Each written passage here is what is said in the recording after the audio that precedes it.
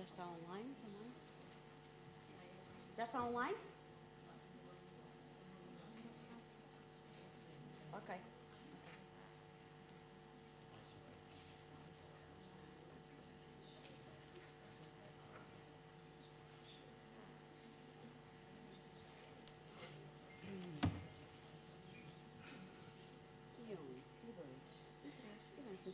Olá, muito bom dia.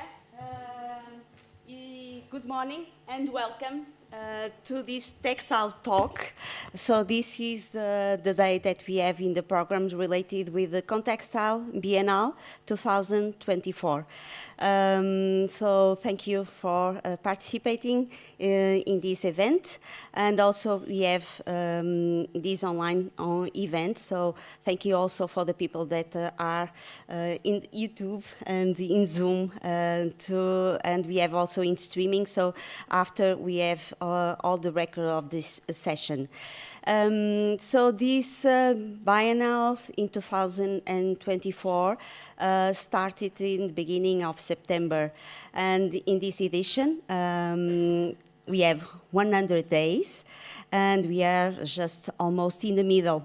41 days, and we had already some events. Last week we had the opening of the residency, the artistic residency involving 9 artists, and we have the exhibition in Convento dos Capuchos, that is the monastery close to the castle of Guimarães. And yesterday we started a workshop, Weave Up a workshop, that is a Creative Europe program with a partnership of France and Lithuania. And we have here the group, group, that are starting to work. And in this workshop we are working textile and cork. So we are mixing and experimenting different kinds of materials. Não, agora em português. Muito obrigada por terem vindo, por estarem aqui presentes. Hoje temos o evento a segunda Textile Talk, porque já tivemos a primeira logo no início da Bienal, que foi em setembro. Estamos aqui a meio daquilo que é um programa de 100 dias, que vai terminar a 15 de dezembro. Estamos no 41º dia. Tivemos na semana passada a inauguração das residências artísticas que decorreram no Convento dos Capuchos e a exposição está agora também patente, de 9 artistas de diferentes países que desenvolveram um trabalho de envolvimento com comunidade. Além disso, ontem começou também um outro evento, um workshop, que está integrado numa parceria com a França e com a Lituânia e que já vai no segundo ano e que neste ano vamos fazer um workshop de 10 dias para a experimentação de materiais, cruzando o têxtil, e que neste caso específico o material que vamos trabalhar é a cortiça na combinação com outros materiais e que vamos ter depois a sessão de apresentação deste sábado a 8. Por isso, nesta Textile Talk, como já é tradição também da Contextile, este segundo evento de conversas, de debate, de reflexão, tem como propósito envolver as instituições de educação e de ensino. Enquanto a primeira foi muito direcionada para a apresentação de trabalhos artísticos, neste caso o propósito é exatamente a questão ligada à educação. Fizemos já na anterior edição sobre o tema Educational Futures, o tema Futuros da Educação, um primeiro momento de encontro, até porque as escolas e as universidades estão diretamente envolvidas com a Contextile desde o primeiro momento, com as exposições das emergências que temos aqui na garagem Avenida Patente e que tivemos este ano a participação e a adesão de várias escolas, desde a Universidade do Minho, da Faculdade de Belas Artes do Porto e de Lisboa, da Universidade da Beira Interior, da ESAD, da Escola Superior de Arte e Design, da Escola Profissional Soares dos Reis e Profissional António Arroio. Por isso, neste evento decidimos lançar um outro tópico, um outro tema também de debate. Now in English. This event is related with the tradition of the Bienal that involves universities and education institutions. So in the first one that we made in the last edition, it was about educational futures, and we have also the link and QR code in the website of that publication that we made in this talk related with educational futures. And so from the first moment we involve universities and schools, professional schools in this event, and we have the exhibition of the results in the gallery of Minho University. So in this second year, we once again have another topic related with education, and so that's one of the purpose also of the Bienal, to develop residency workshops, to work with community, with industries, with craftsmen, and to develop research, and to more and more be involved with the themes of contemporary art and textile art. So in this event, I like to thank the support of the City Hall and also of Guimarães Marca, Guimarães brand that support us in the organization of this event. And now I'm going to present Joana Cunha, that is part of the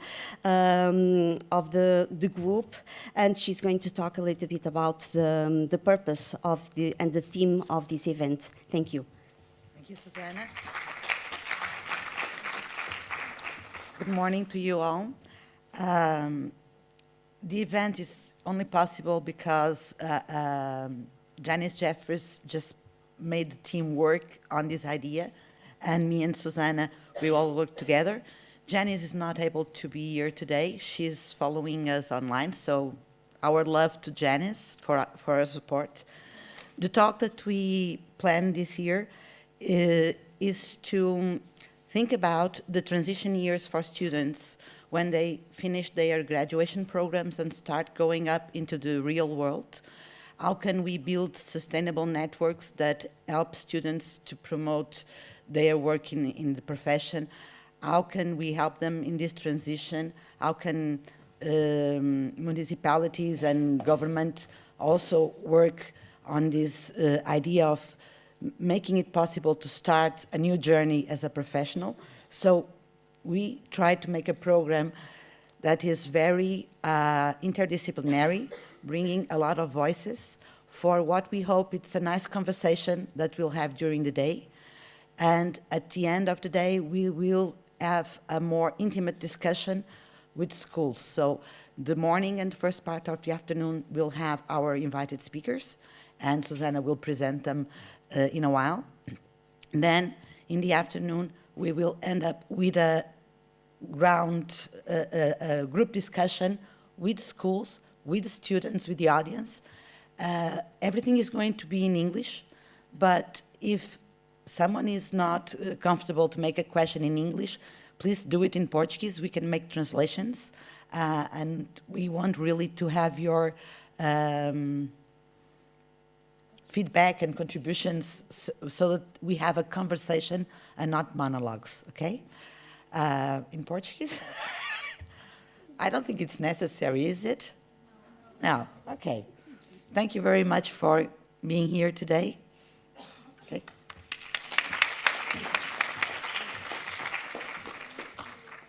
Bem, então o programa e o que é que nós pensamos nesta primeira parte do programa, nós convidamos, por um lado, o vereador engenheiro Paulo Lopes Silva para falar em nome do município sobre estas questões ligadas também àquilo que são os objetivos, grandes objetivos da cidade, e como é que a arte e o ensino estão aqui tão conectados, mas depois convidamos artistas para falarem sobre a sua experiência de transição, de formação para aquilo que foi a sua vida e prática profissional. A seguir ao intervalo, vamos depois ter também a participação de, neste caso, pessoas que estão ligadas a instituições, para falar do outro lado, o que é que as instituições, de que forma é que elas contribuem, promovem, podem ajudar para esse processo de transição e até partilharem aquilo que podem ser diferentes experiências. Da parte da tarde, vamos ter as redes, as ligações e todas as conexões que se podem estabelecer como oportunidades também para o futuro, trazendo a experiência partilhada de alguém que está ligado a projetos ou que esteve ligado a projetos de transição entre a universidade e a vida prática e que também está ligado a projetos de redes interdisciplinares, mas também trazendo exemplos de publicações, de revistas que também têm o seu campo de ação, que são tão importantes neste domínio da divulgação artística e cultural. E depois, no final, vamos então lançar o debate, mas é um debate envolvido, um debate onde vai haver questões, onde vai haver uma efetiva partilha, não vai ser um debate propriamente convencional, por isso temos aqui algum fator surpresa que deixamos para o final e que esperamos que fiquem para esta sessão final. So in English, we have the first presentation of Engineer Paulo Lopes Silva from the City Hall that is going to talk about the aims of the city related with the education and culture. Then we have the sharing experience of two artists that are strongly connected also with us and that we invited to come here and to share their experience. After the break, we are going to have the share experience from the institutions, universities and galleries, museums, how they do it, how they by sharing experience, make that kind of process of transition. And in the afternoon, we are going to the sharing experience is related with networks, so networks involving institutions and networks involving communication process related with, for example, magazines. And at the end, we have the debate that is going to be a different kind of debate. So we have a surprise factor, and we hope that we stay until the end and participate and involve also in these debates. So I'm going to make this a small presentation. First, I invite the Councillor of Guimarães City Council with responsibility for cultural, administrative modernization and quality, intelligent and information systems, customer service, urban resources and tourism, Engenheiro Paulo Lopes Silva, vereador da Câmara Municipal de Guimarães. Convido a vir aqui então ao púlpito para fazer a primeira apresentação. Muito obrigada.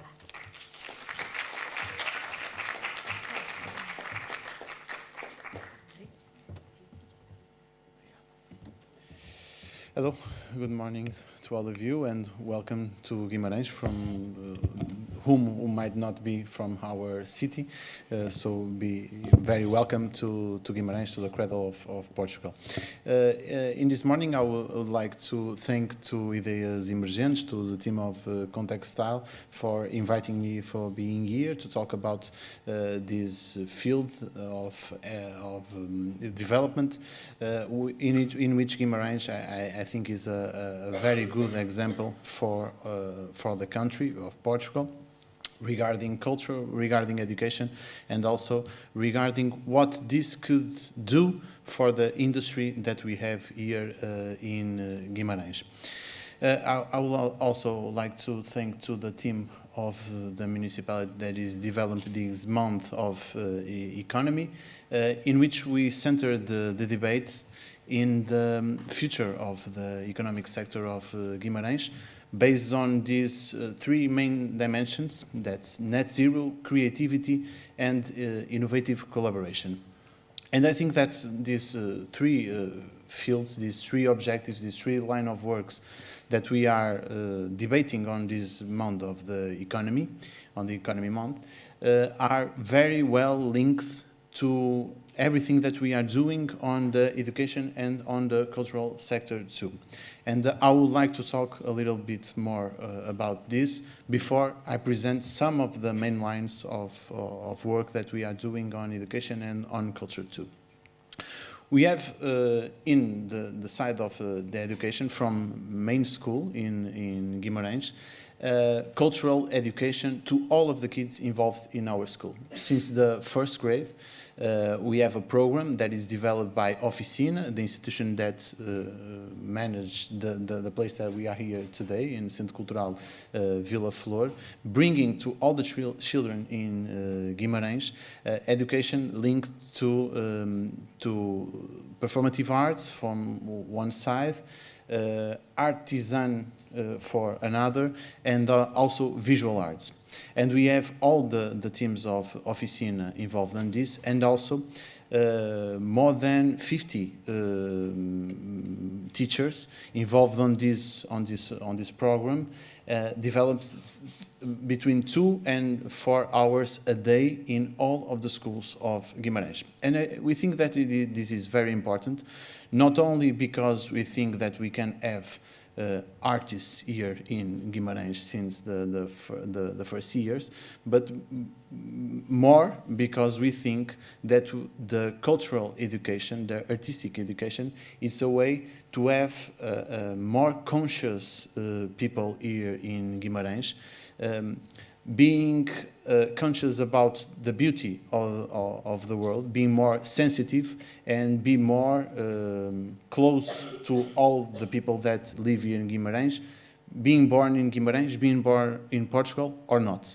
And this is very important to build a better society here in Guimarães, and this is the baseline for everything that we do here. The humanity values are very important for us, and they have to be very central in our idea of developing the country.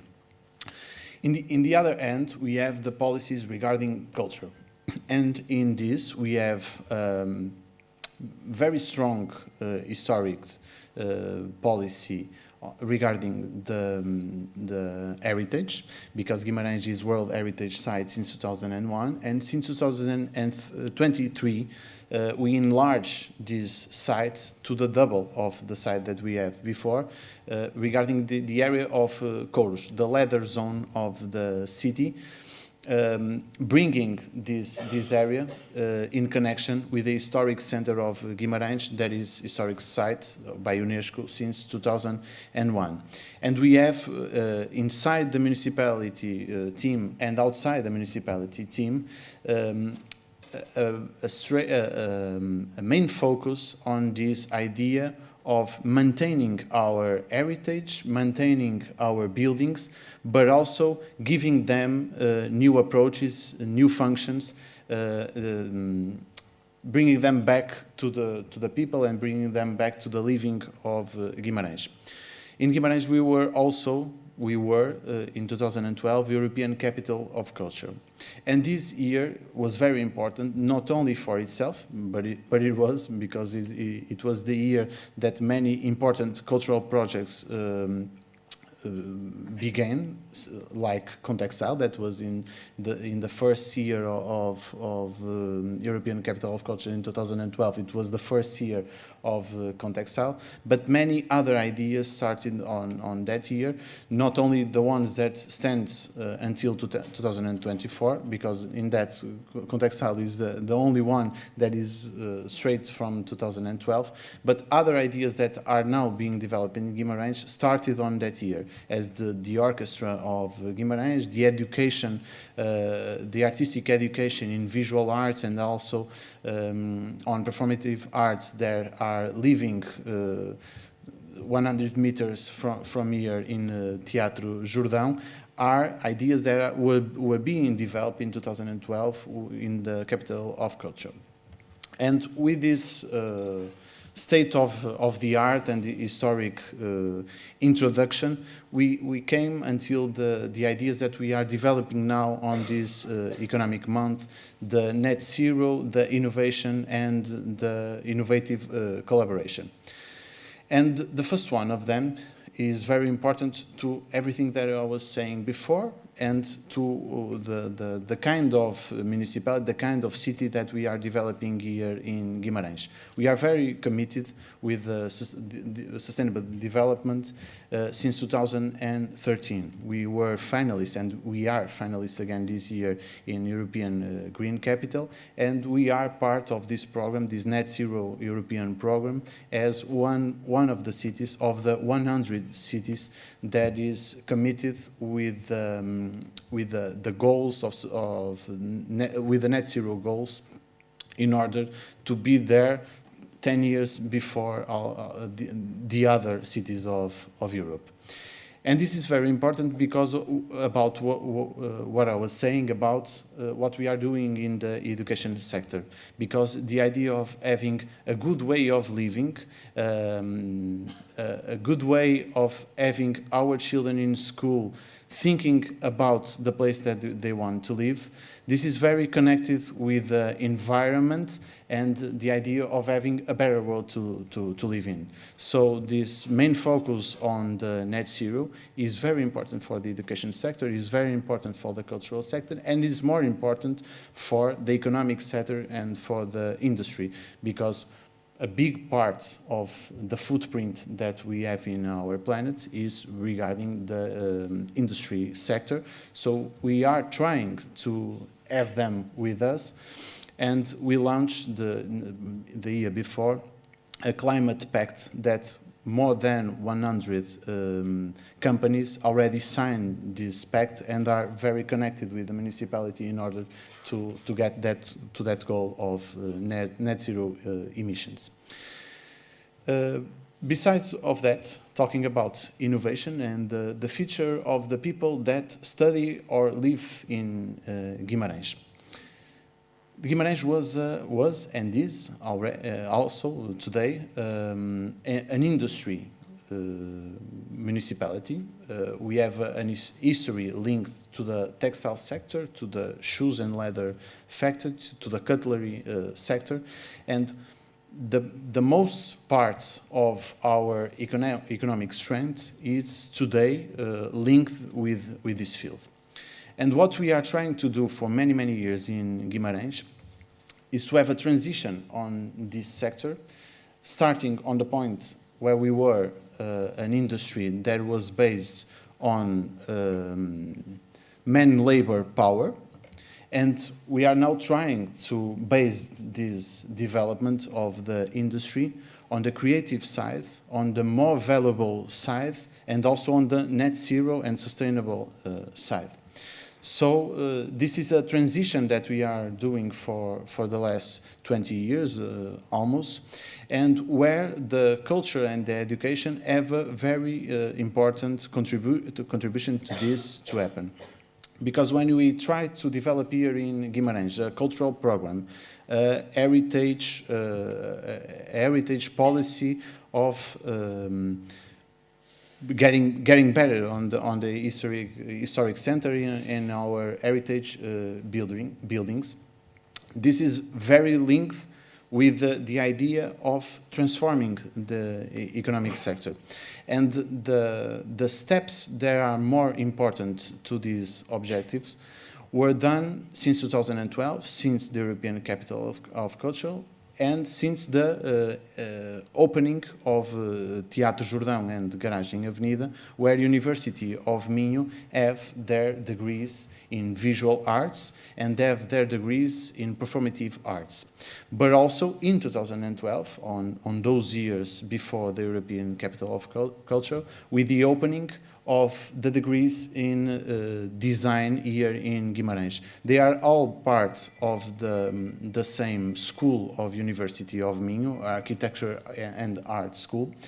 And we think that this is the most valuable contribution that the municipality and the institutions of superior schools do to the economic sector, because we are not only developing the artistic sector and the opportunities to have artists in Guimarães Development Network, and this job could stand for itself, and it is very important for Guimarães too. But the contribution that the designer, designers, the visual artists, the architects can do for our industrial sector is very, very important to have more differentiated products in the industrial sector and to have more value introduced in our products that are being developed here in Guimarães. Because we develop textiles for our homes and we develop textiles for the for clothing for the people. But if you can do it with the brands that are developed here in Guimarães, with the design introduced by our designers, by people that are creative, that are being educated here in Guimarães. If we can add this value to get to the market with the higher value, we are positioning the industries of Guimarães in a different level, and not only on the level that we were competing before, that was the level of the price of the products. We are not, sorry for saying this, not getting anyone out of this sector, but we are not trying to compete with China anymore. And Guimarães is not trying to compete with China anymore. We cannot try to be on a market that stands for the price of the value that we introduce on the products. We cannot be anymore disputing the same place with the people that are not paying the same wages to the people that works on the factories, and they are not introducing the same value that we are introducing in the pieces that we develop here in Guimarães. And I think this is one of the main ideas that is more important. I don't know for how many times I have been talking now, but I would like to have another idea to this introduction. That is connected with the third part of our economic month, that is regarding the innovative collaboration. And this is exactly what we are trying to do for the past few years, because we were doing, I think, I was not here before, so I could say this without being bad saying this. We were doing a great job on the cultural sector here in Guimarães. We were, and the companies and the industry was doing a great job here in the industrial side. The people from University of Minho, Polytechnic Institute of Cabo and AV, and the other institution of education were doing a great job in Guimarães too. But what we are doing for the past few years is having them joining and working together in order to get to the places that we wanted to be faster. Because if the industries are working for themselves, working with their own teams and not connected to the municipality, not connected to the university institutions, not connected with the creative sector side, with the designers, the architects, the people from visual arts, the people from engineering, from the part of the materials of University of Minho too. We are getting there, but we are getting there slowly. So this innovative collaboration approach is the way that we think that we can be there faster and stronger.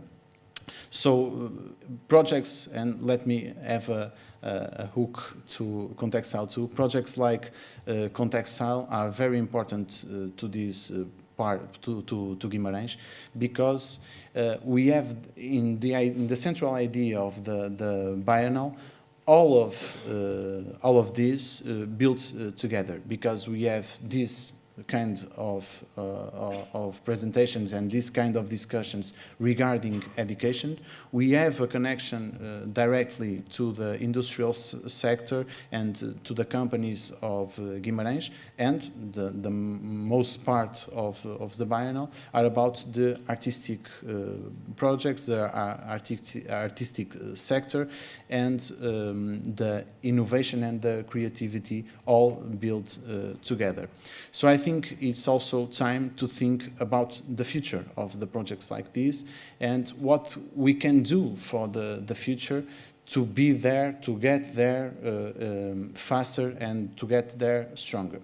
And I think that with all the projects that we've been talking about from the previous years, I think there are two very central projects that we can and we should develop for the next years. One of them is a project called, in Portuguese I'll get there, in English is Digital Transformation Academy by the municipality of Guimarães, built on Fábrica do Alto in Pevidém.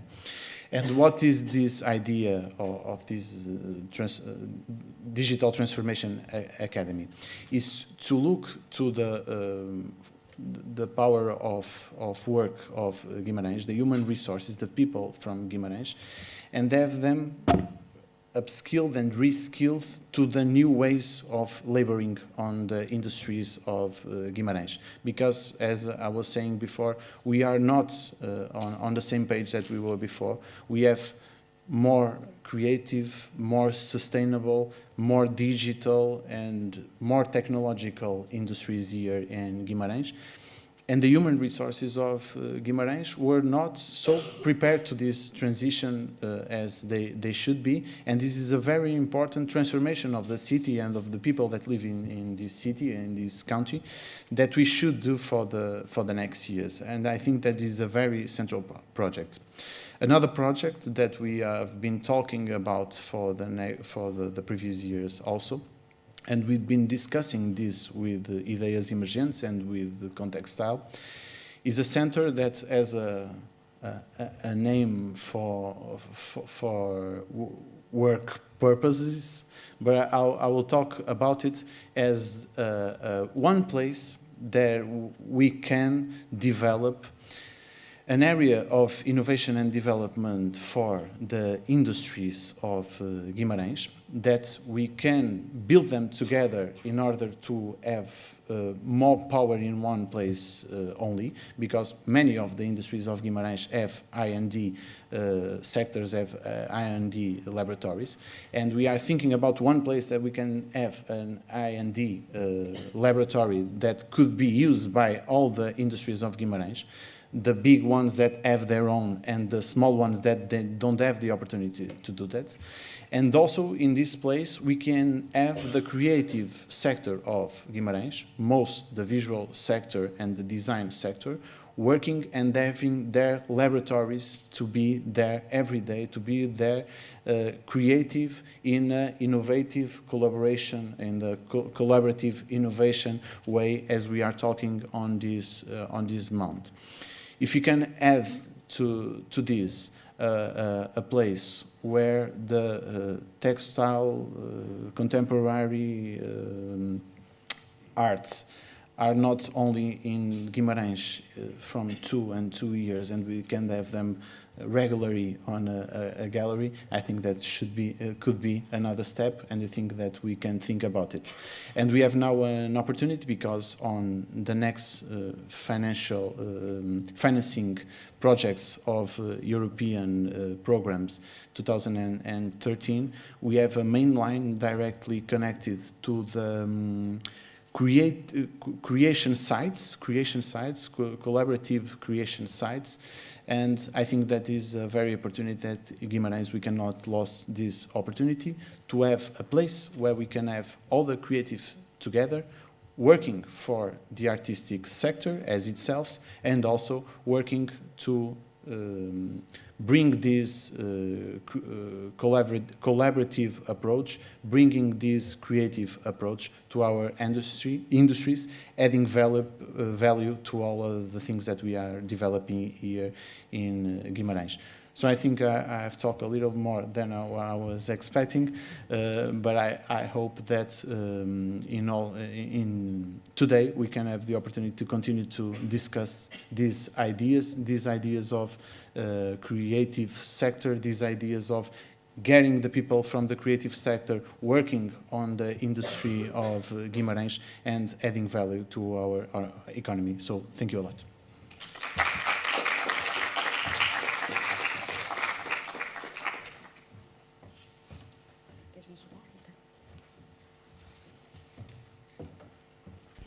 eu preparo aqui.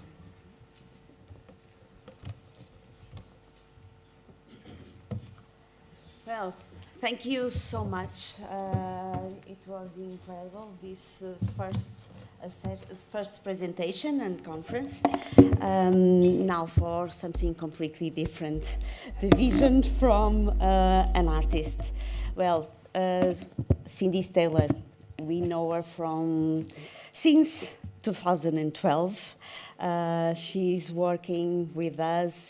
She's going to make also a workshop this year. She was a member of the jury of the selection of the international exhibition. And so we invite her. She's coming from the States, but we invite her because we know, and from the last years, we get to be more in contact. And so we thought it was a really interesting opportunity for to share her experience. So Cindy Styler, multidisciplinary artist and alternative process photographer. Her work explores concepts of memory, space, and desire through a range of materials and techniques, including found objects, textiles, photography, embroidery, and crochet. Styler's work is inspired by her travels, where she can immerse herself in a new community, listening to the stories told by the residents to learn the personality and history of each new place. This practice has taken her across the United States, Canada, Europe, Middle West also, and where she presents exhibitions and runs workshops for students of all ages, and also making residencies in different parts of the world. Her work has been published in books and magazines in USA, Australia, Europe, and Asia. So, Cindy, a small technical problem, but let me see, just some more seconds.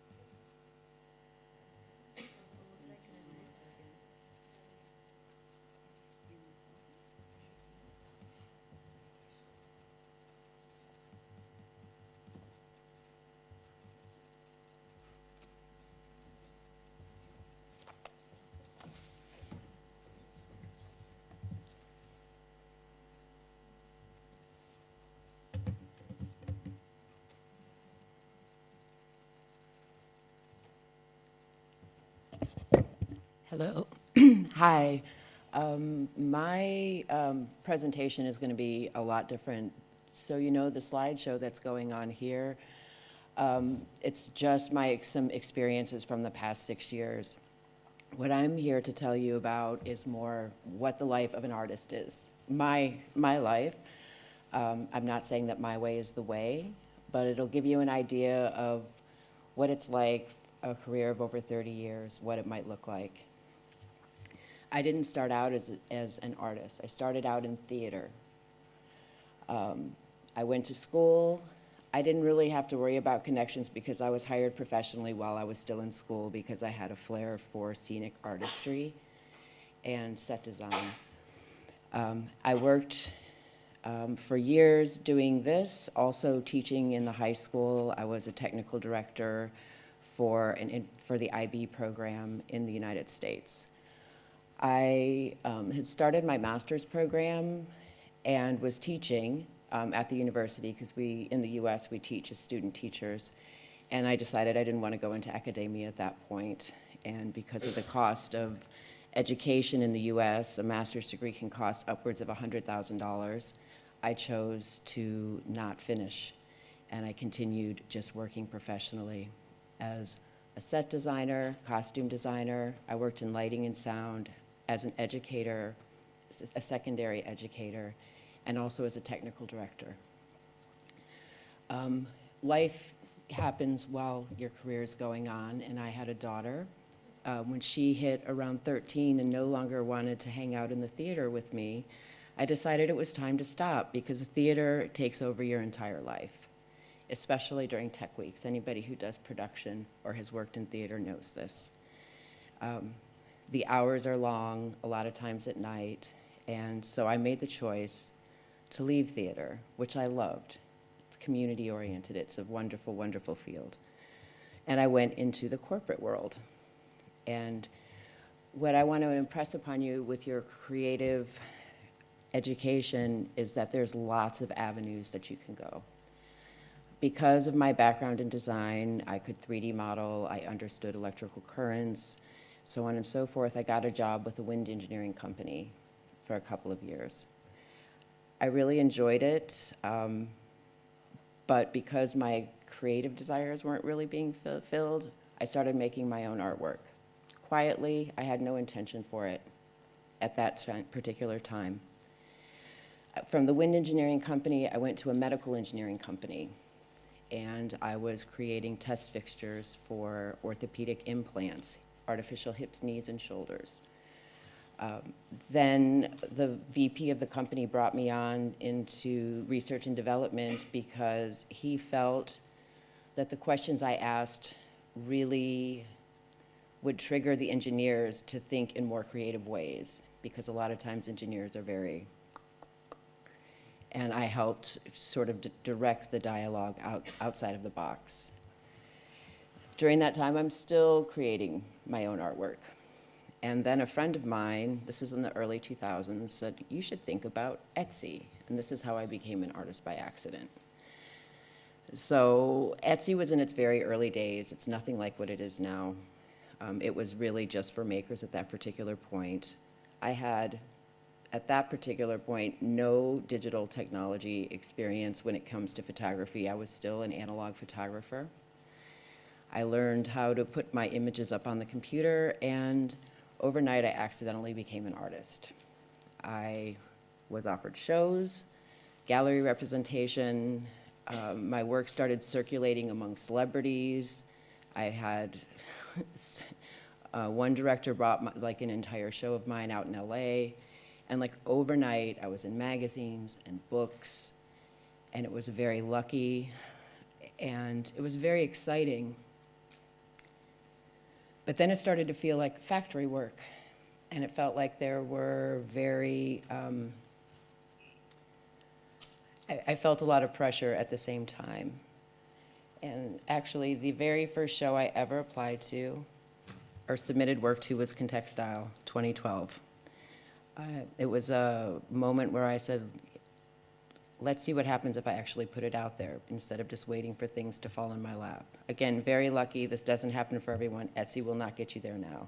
It was a strange, strange thing. And so I started working with Contextile. I came the very first year as part of the international exhibition. And I was happy with my career at that point still, but it did start to feel like factory work, because galleries would approach me, but they wanted the same work I'd always been doing, and the joy was leaving. So I kind of made a break from the gallery world and decided to really go into community engagement, and that's when I started traveling. And I based my practice around working in community in all sorts of places, from tiny little villages in Newfoundland, all over America, the Middle East, Europe, and I started working in a very different way, and it became very much more meaningful, and yeah, it's a wonderful way to work. You'll see some of, this was when I was an accidental journalist. Basically what I'm trying to say is, or what I would try to express to you, is to just to be open to opportunities. when when I decided not to go back for my master's and I started in the art world, I actually thought about going back to school to get my master's in art. But again, living in the US, $100,000, is it worth it? Maybe not. So my approach was studying with masters. I would go and I would approach people, experts in their field, people whose work I respected. There's a photo in here somewhere of the man who, John Coffer, who I went and stayed with on his farm with no electricity. He is the kind of the godfather of modern tintype. I work a lot in alternative process photography. I'm sorry, I got off, I got off my thing. But, so my practice is, I do all sorts of things. I'm a guest lecturer at universities, resident lecturer at universities. I teach in tiny villages, sometimes to 4 people in the tiniest of villages. And every single one of those jobs is important as the other. I don't view one as being more important than the other. Because what I've learned through my travels, especially working in community engagement and a lot of times with at-risk communities, is that art has the power to transform. And there's not one path, if I could get anything across to you, there's not one path. It's not just about galleries, it's not just about museums. What I found is through the network that I have, the slideshow is really off too. I'm not sure what's going on, but only parts of the photos half the photos are showing.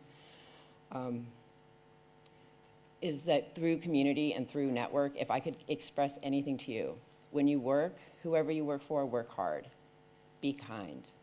Don't let your ego get in the way. Have every job be, whether it's a small job, a small community show, or whether it's at a museum, take it with the same sort of seriousness and work ethic, and keep up with your connections. Because between working with community, doing residencies, doing shows, teaching at universities, I have a network that extends all over the world. Like, I no longer submit to anything, you know. I'm sorry, these photos make no sense. I'm sorry, for some reason they're only half the photo.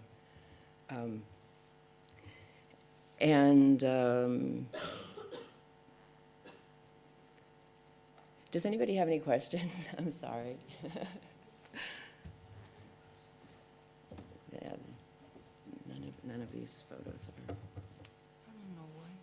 are showing.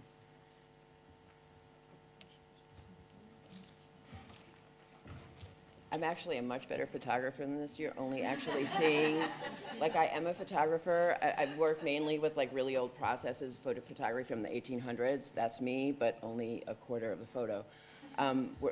Technical difficulties. But these images that you're seeing here are just some of the places that I've gone to in the last 6 years, and some of my artwork. And yeah, again, quarter of the photo. But does anybody have any questions? Yes. So, Cindy, can you talk a little bit? Was the shift? You came from theater, then you did some teaching, then I will. we're I seeing feel much photography. better over here without the light in my eyes. So, but we're seeing photography. Oh, people are online, yeah. But you can use the mic and just move. So, where does photography come from?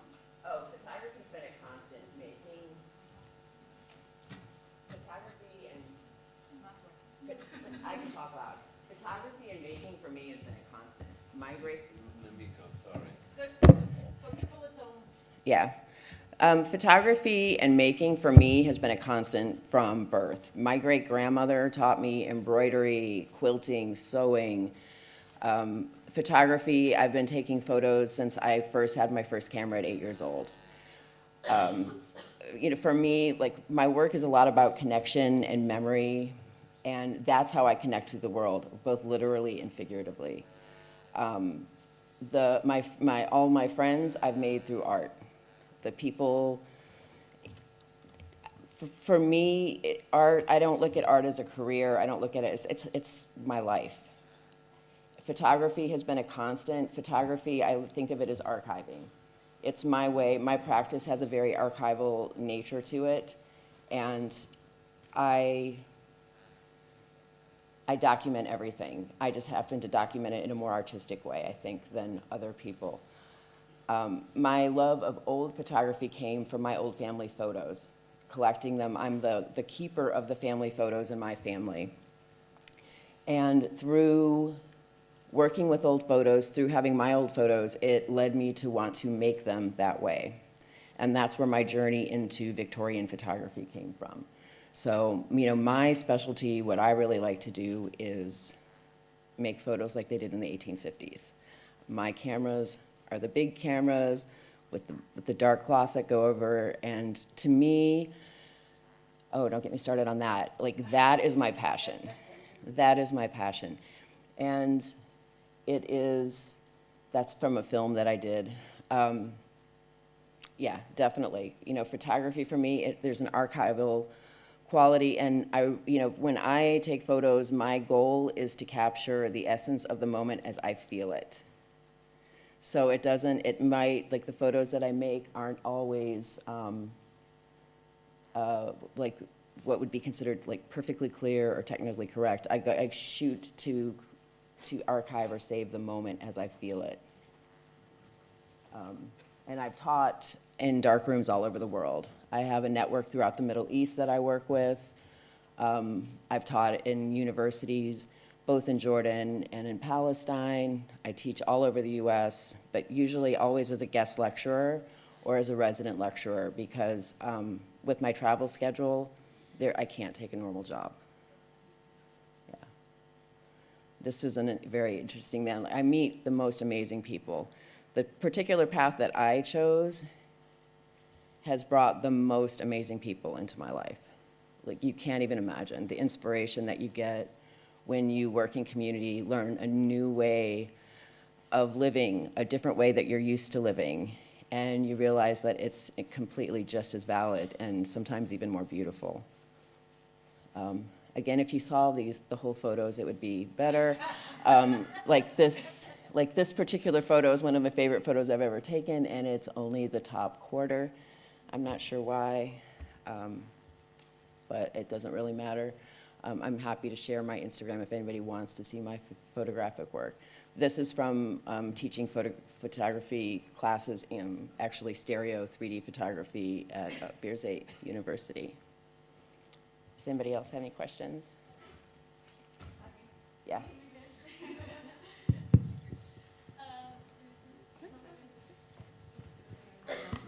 Okay, funciona. Hi, first of all. You mentioned that you learn all about sewing and everything with your family, I think.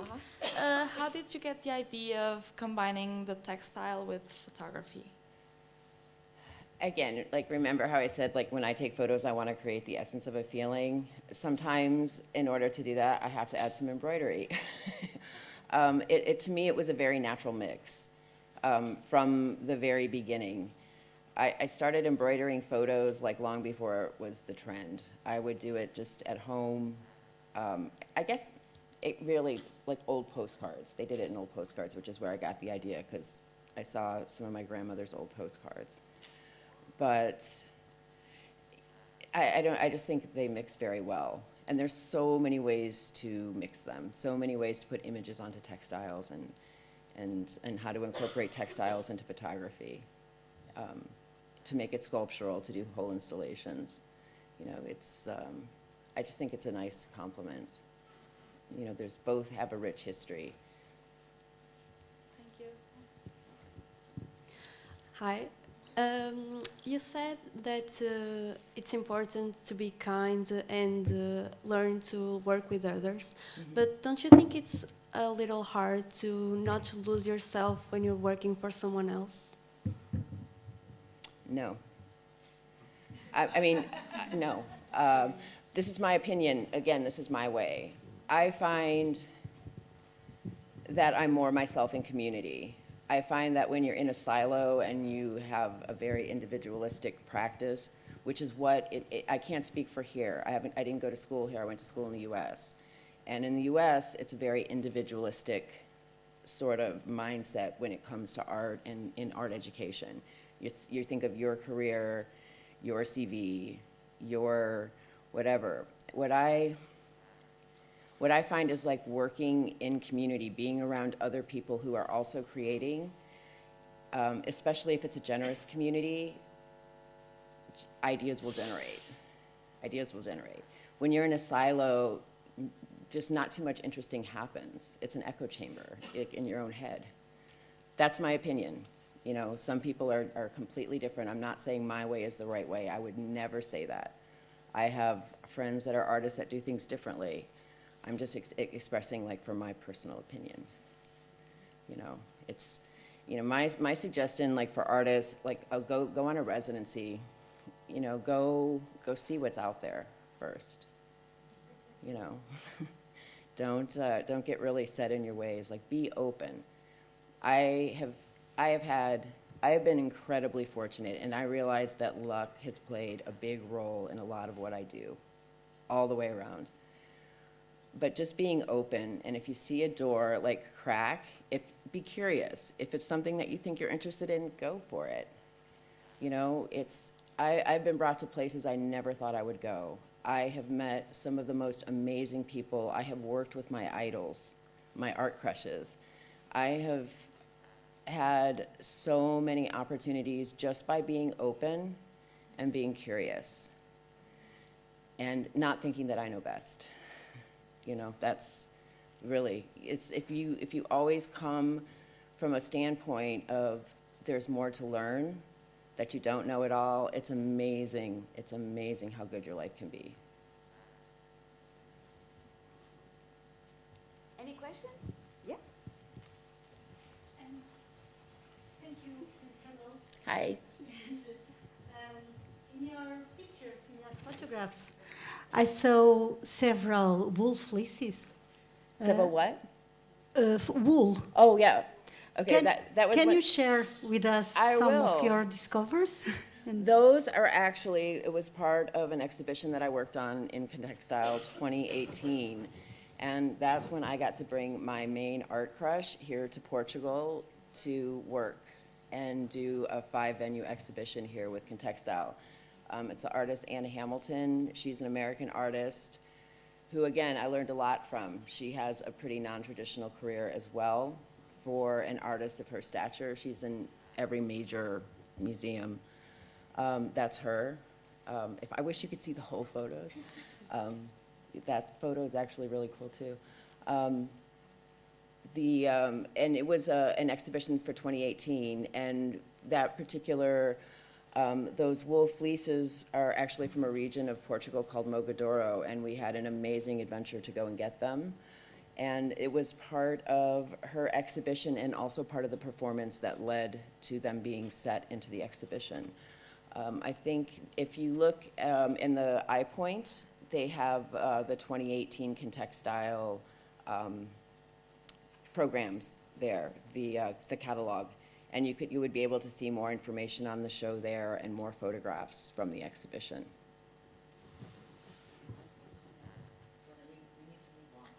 Okay. Okay, thank you so much, Cindy.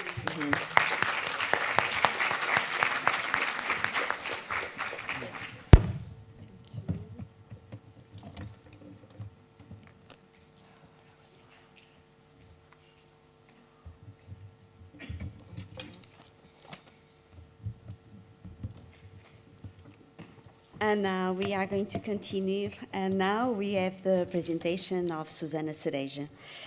She began his career in architecture, but demonstrated his passion for art from early age. She studied in Lisbon and Germany, immersing herself in ancient techniques and artistic production by finding her home in the tapestry of Arraiolos. She worked as an architect for 5 years in the studio of the artist Joana Vasconcelos, But her passion for art continued to grow, consolidated her presence in this universe with exhibitions in London, Lisbon, Algarve, Agda, Tallinn, and Crunch. In 2022, Susanna did an artistic residency in Estonia, and it was in 2023 that she stood out as a guest artist at the Crunch International Textile Biennale in Slovenia. In addition to her regular work, Susanna develops artistic projects in community, contributing and impacting in a local scale. So, Susanna, thank you.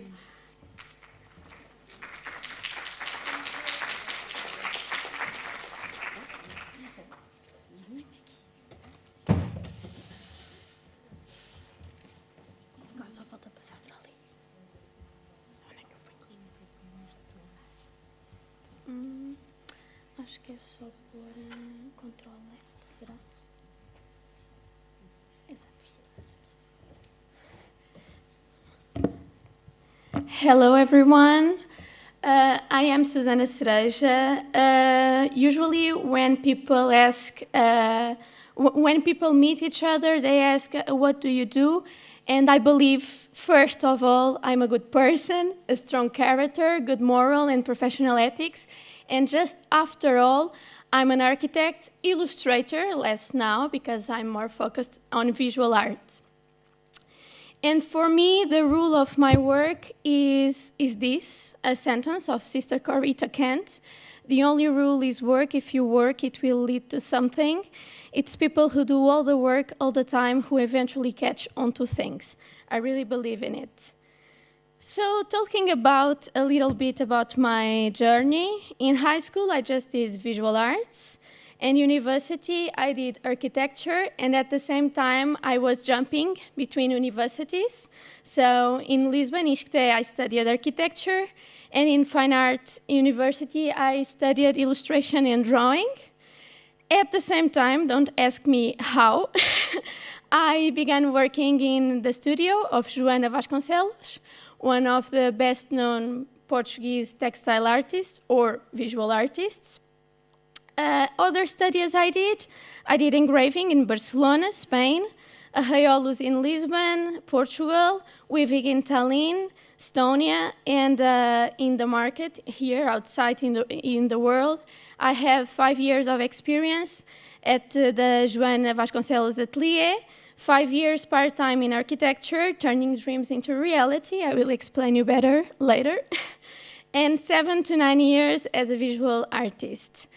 And I want to say to you that I call me a visual artist and non-textile artist because my main focus is in arraiolo tapestry, a technique from 16th century, is a textile technique. It was born in Alentejo, south of Portugal, in arraiolos, because here in Portugal it's pretty common. The name of the technique is the name of the place that was born.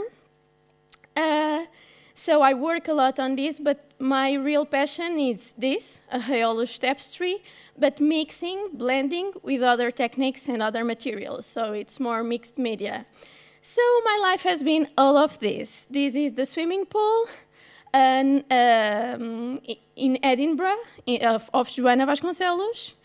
And this is the studio of Joana, so my life has been all of this. This is like a jewelry, so I also design a kind of jewelry, lamps. So my life has been in several fields, a ceiling shelf, and this is in my studio with my team. So I have the honor to work with my father and my sister. They really support me. And I give workshops in my studio, very intimate and mentoring, and I do lots of artistic residence. This one was this year in Manteigas, Serra da Estrela, and the idea was to work with leftovers of the factories.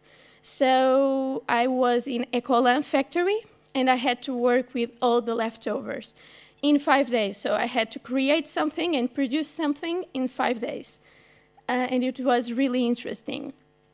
And this photo is from BN. Probably some of you already know BN. It's from Slovenia, the Textile Biennial. and I will explain you later. So I can say to you that my skills and abilities are several. So I have, my basis is drawing and painting. In child, I was always obsessed by drawing and painting is my basis. Then engraving, then tapestry, and then technology, because with my degree, I know lots of softwares, and it helps me a lot in the development of my ideas.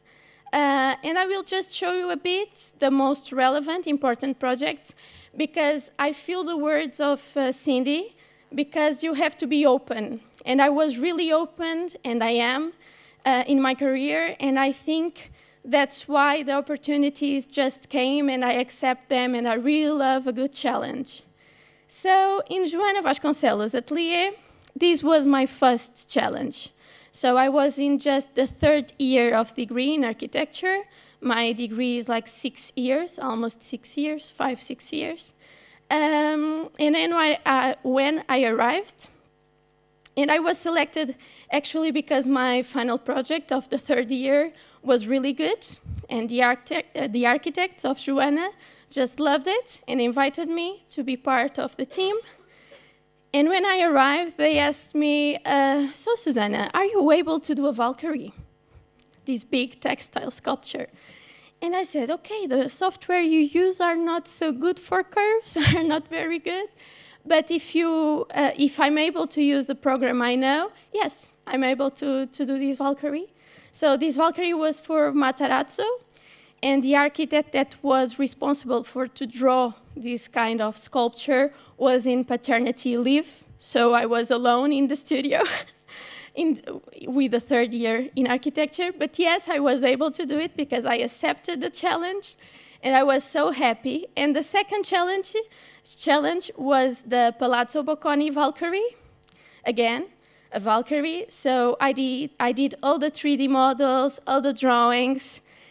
And it's really special because nowadays people tell me, Susanna, you have pieces of 3 meters long, but you can put them in a box of 50 centimeters by 50 centimeters. How are you able to disassemble your pieces in something so small?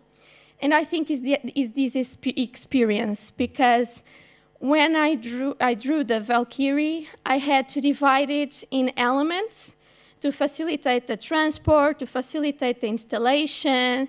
Some ideas put on the table was, this element fits on the door, something like this, because it's so big and we have to think in all of it. So it's really good to have this experience while you're studying, actually. And this, for me, was the bigger one, the bigger challenge. It was the first permanent artwork of Joana, and it's a swimming pool. And it has 11,500 different tiles. And I did, with the architect that was working with me in this project, 500 technical drawings for this pool, because we had to do all the drawings for the factory. We worked with Viúva Lamego factory of tiles, the Portuguese one.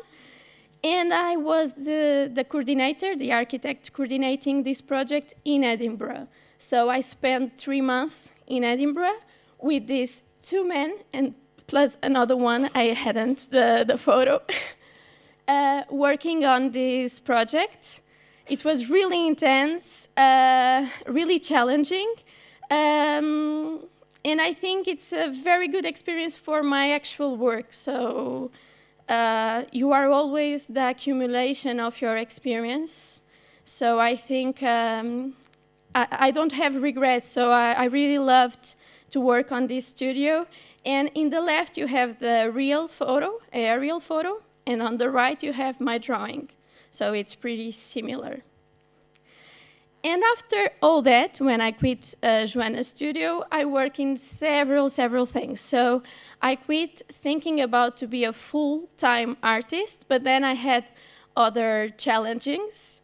People wanted to work with me in other things, so I designed lamps, sofa.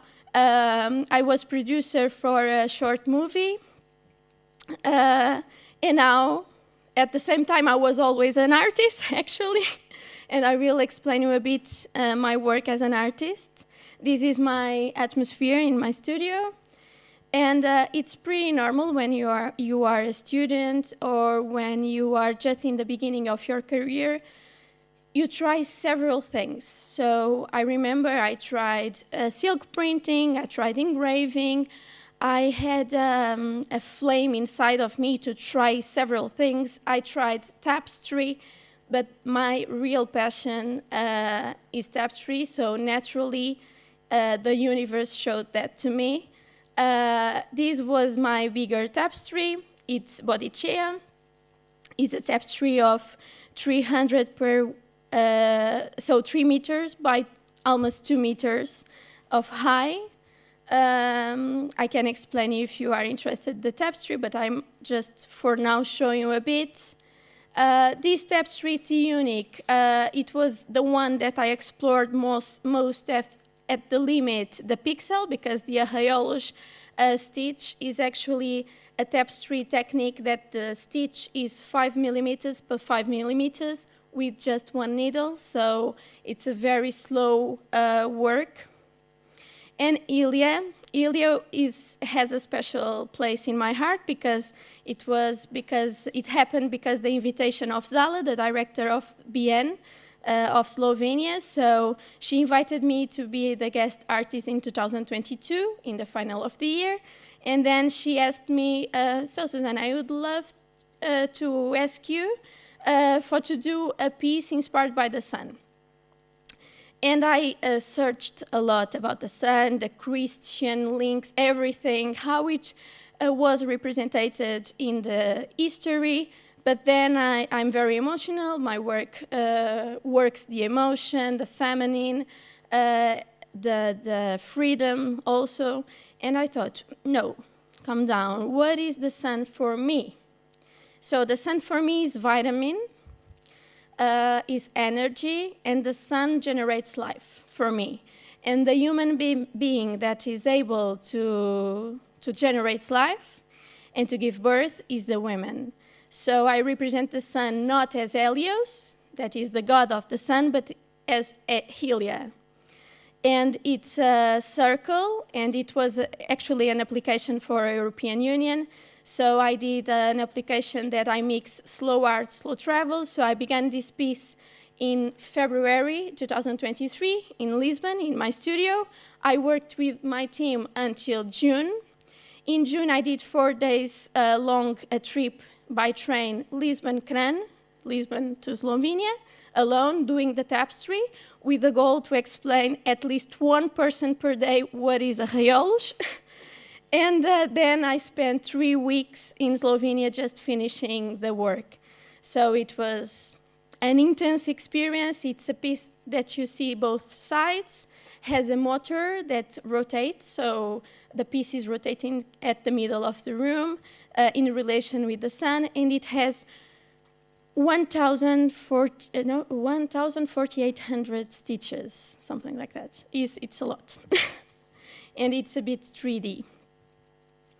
And just because I want to show you this mixture, this blending of materials, I have vitral. I finished in 2024. And I mixed arraiolos with a kind of mirror and with lights. And there is an interaction with the public. So the public is invited to take a selfie and to see what is written on the piece. And for me, as for Cindy, it's really important to do artistic residence to see what is out there. And my first artistic residence was in Tallinn, in Estonia, in 2022. And I learned weaving and tapestry there. It was 31 days learning these techniques. And actually the sentence, the word that is in the tapestry is the way that Estonian people wrote arraiolos, the technique I work. And I found it so interesting, the way you spell, the way you write, that I decided to put it on my work. But I do lots of different kinds of artistic residence, some in solo, so just me working with leftovers, with like the sun, the Helia, but I really like the artistic residence in community.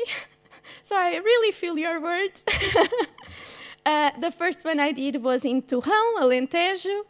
Actually, I was trying to do this kind of project in Mafra, where I live, but it's being a bit difficult. So I was invited by Convento da Terra in Torrão to do it, and I was planted in Torrão as a seed. So I had no community to work. I was just planted, and I had 30 days to work with the community. So I really studied the territory. So I went to coffee, I went to restaurants. I was just walking by the street and present myself like, hi, I am Suzanne, you know, I'm here, I'm an artist working, I would like to meet you. Do you want to do a tapestry with me? I would love that. I was like presenting me to all people like this. And Convento da Terra was a little like, this is difficult because people don't like to be in this kind of project. But okay, I did this project with 17 people, so I think it was very well succeeded. And for me, it's, I don't know, I change everything to be with this community because I don't have words. It's like a change of love, they teach you a lot, and you teach to them because it's different generations being together. And this smile, you know, on the left, that's amazing. I won this day with this lady. And we did this piece on the right. It's really related with the people I met. And this one I just finished a few days ago.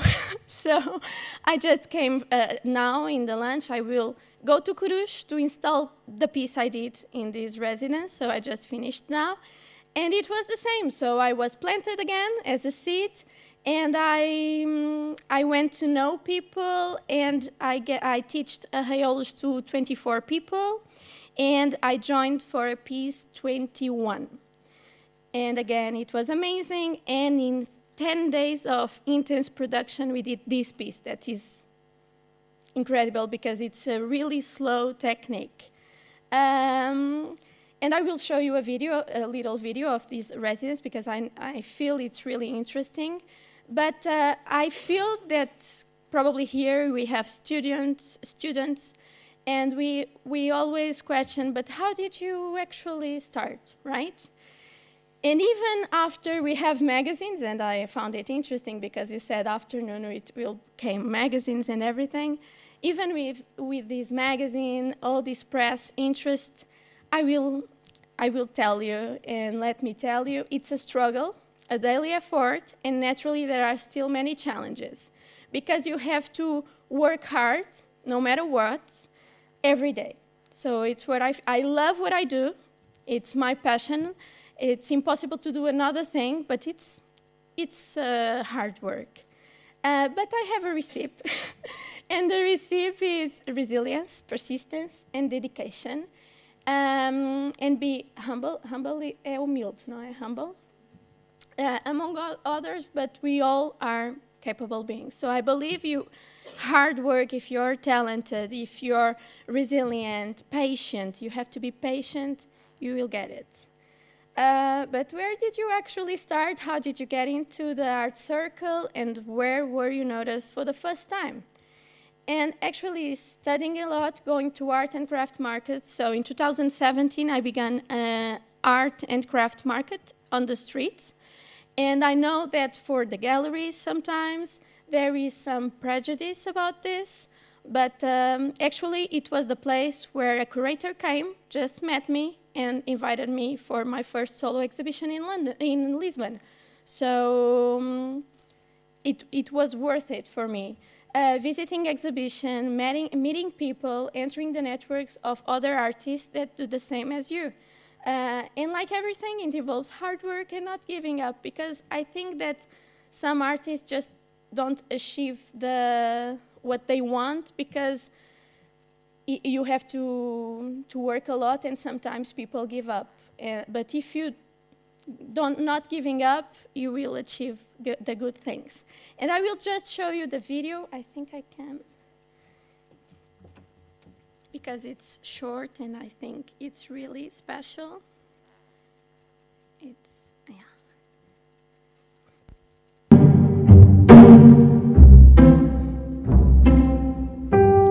Esta parte da angariação de pessoas é sempre um pouco chata, malta. Já estou instalada, já conheci para aí 2 senhoras ontem que talvez alinhei. Here I have met like 2 people. Eu vou ter pelo menos um senhor. One guy. Acho que 7 pessoas já tenho confirmadas. E consegui 8 senhoras da ARRIF. 8 other ladies. Que ainda pertencem à freguesia. Portanto, elas vêm fazer todos os dias 10 minutos de carro para vir para aqui, onde vamos trabalhar. E, portanto, 8. Mas pronto, hoje o que é que eu ainda vou fazer ao final do dia? Elas vão ser mais rapelheiras, porque eu... I asked help for my team, of my team. Bonnie.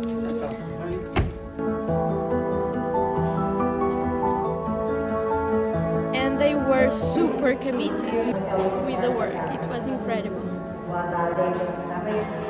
No contexto da freguesia da Branca, em Cruz, desenvolvi uma residência artística co-criativa que resultou numa peça de tapeçaria em Ponto de Arraiolos.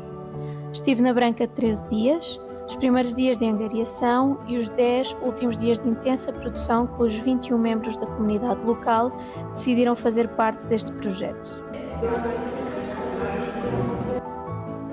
Um trabalho inspirado pelas tonalidades verdes, rosas e beges dos campos de Urs e pela Ribeira de Lavre, que liga simbolicamente e territorialmente Cruz e Arraiolos. Utilizei técnicas como água, sabão e tinta da China para criar o desenho que desenvolvi posteriormente na tapeçaria, incorporando os canudos, utensílios tradicionais da ceifa que protegiam os dedos durante o árduo trabalho. A peça reflete a forma do território e as palavras partilhadas durante todo o processo, celebrando a tradição e reforçando os laços comunitários através da arte. O nome da peça são as coordenadas do local onde passámos os 10 dias a partilhar o trabalho, histórias e aventuras. Desejamos tanta coisa, não é? E já está. Graças a Deus. Olha, o meu é ama. Ama, exato. Está naquele lugar no meu mundo. Você já pode ter. E fry um tipo assim. This is just delicious. Já tirou a minha, Susana.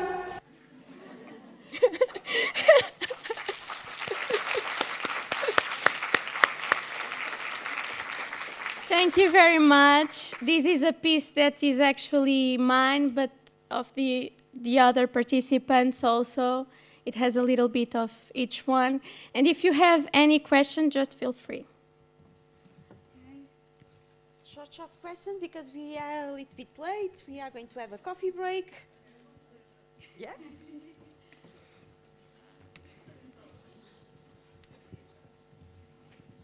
Okay. Hi. Okay. Hi.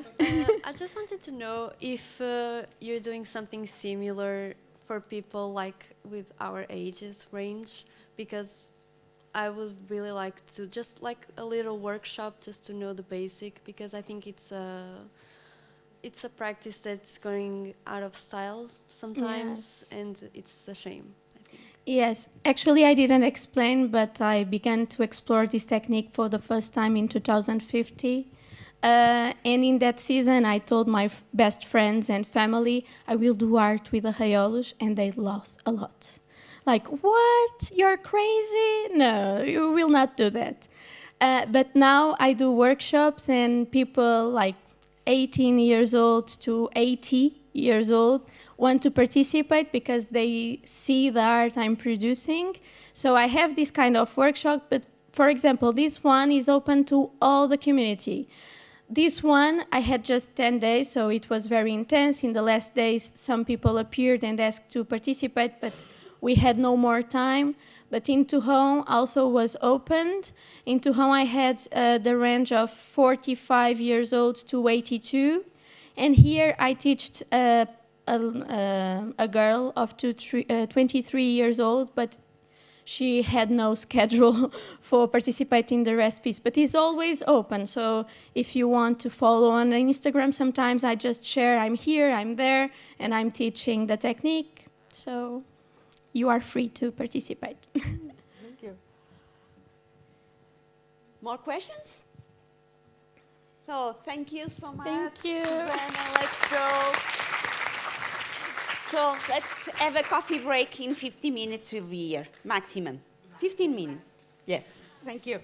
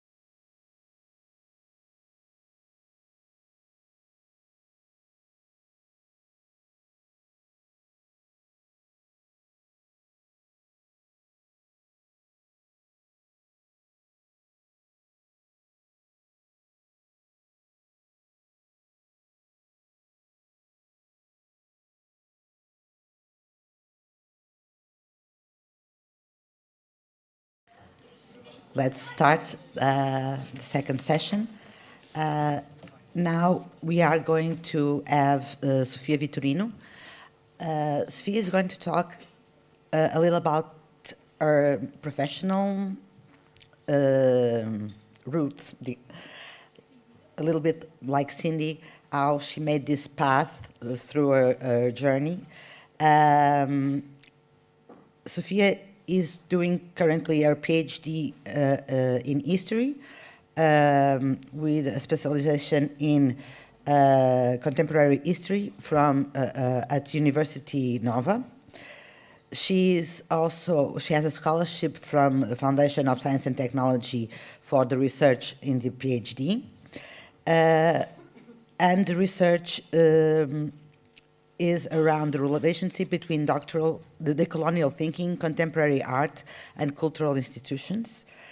She held the position of Director of Education and Public Programs at Whitechapel Gallery in London in 2021, and previously, between 2022 to 2011, she was Coordinator of Education Services at Serralves Foundation. So with us, we welcome Sofia Vitorino.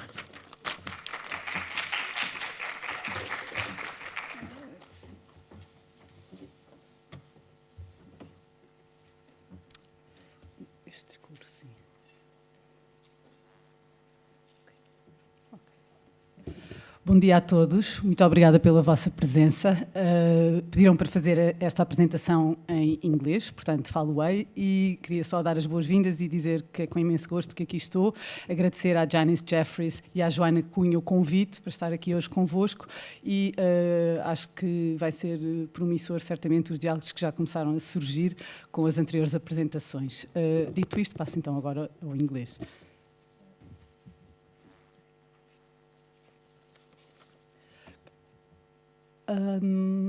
Thank you very much for the invitation. I'm delighted to be here today.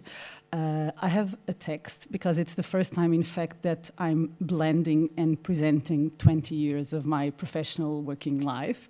So it's an experiment. I haven't done this before. Janice Jeffries, if you're seeing me somewhere on Zoom, thank you so much. It's been really inspiring as well to come across your work while I was working in London. And Joana, thank you for all the support, and Rita to the organization of the event here today.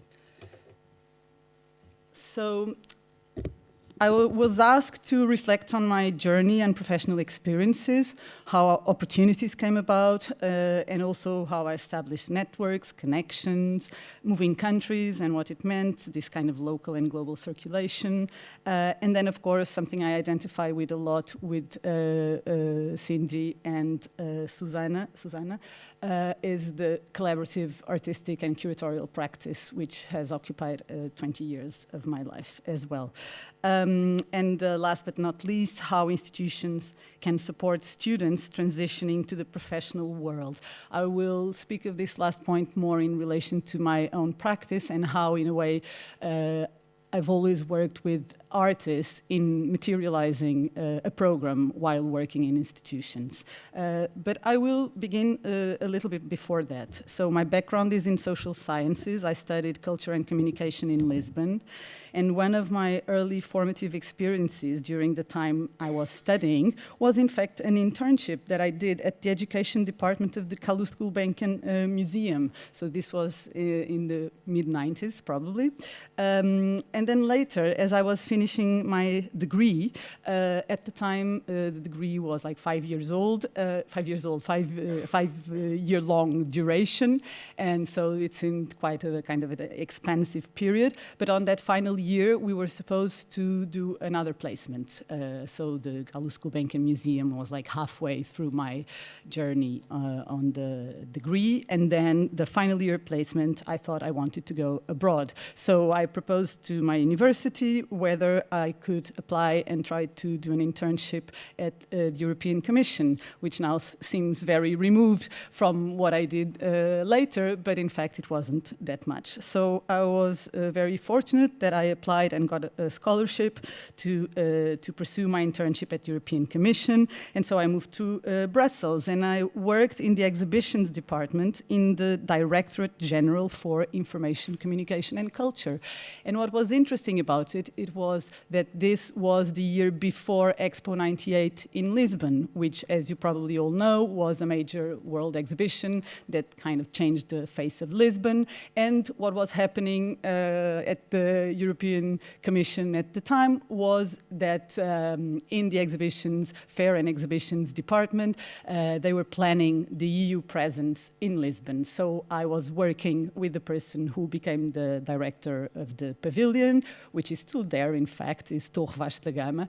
And so I began, and as a Portuguese person, I think it was quite useful for me, but for him as well, because I could liaise with a lot of things, including language, and I guess it was a fascinating experience in terms of how do you bring together all the policies, all that the EU wants to represent into an exhibition format. So we had to work with designers, we had to work with different people developing contents for that show, which might look a bit corporate to my eyes right now, but at the time was an incredible experience, and also having a much in-depth look at what this big machine of the EU, what it was like from the inside, and how, in light of how the world developed subsequently, how positive and how, like, the incredible energy that I think at the time,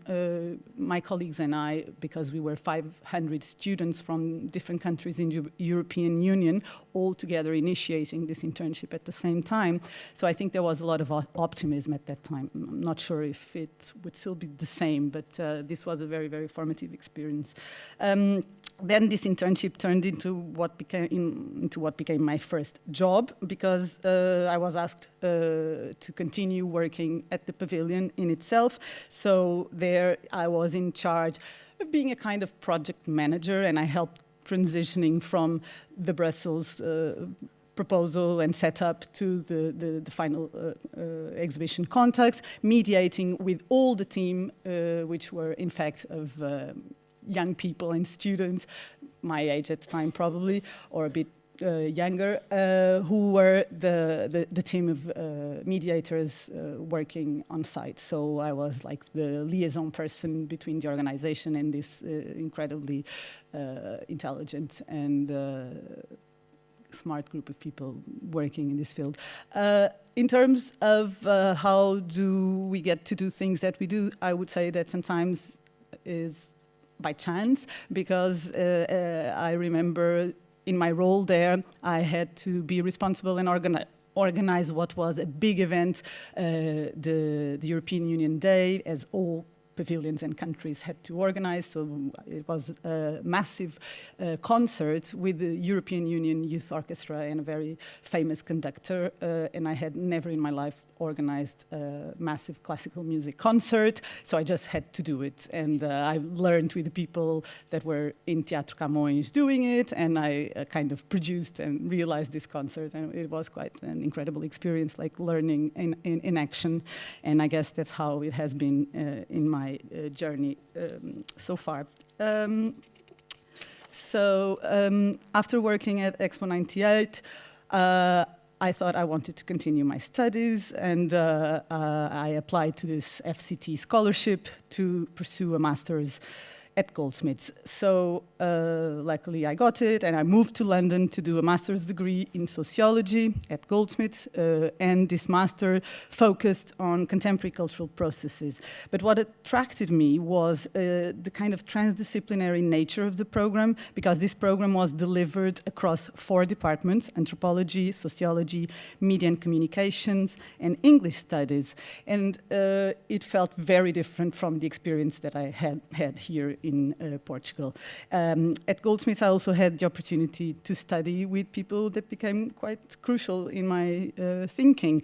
I was very fortunate to study with Paul Gilroy and Angela McRobbie, who both had worked closely with Stuart Hall, a founding figure of British cultural studies. So I learned a lot about many things, but also I think what was most, I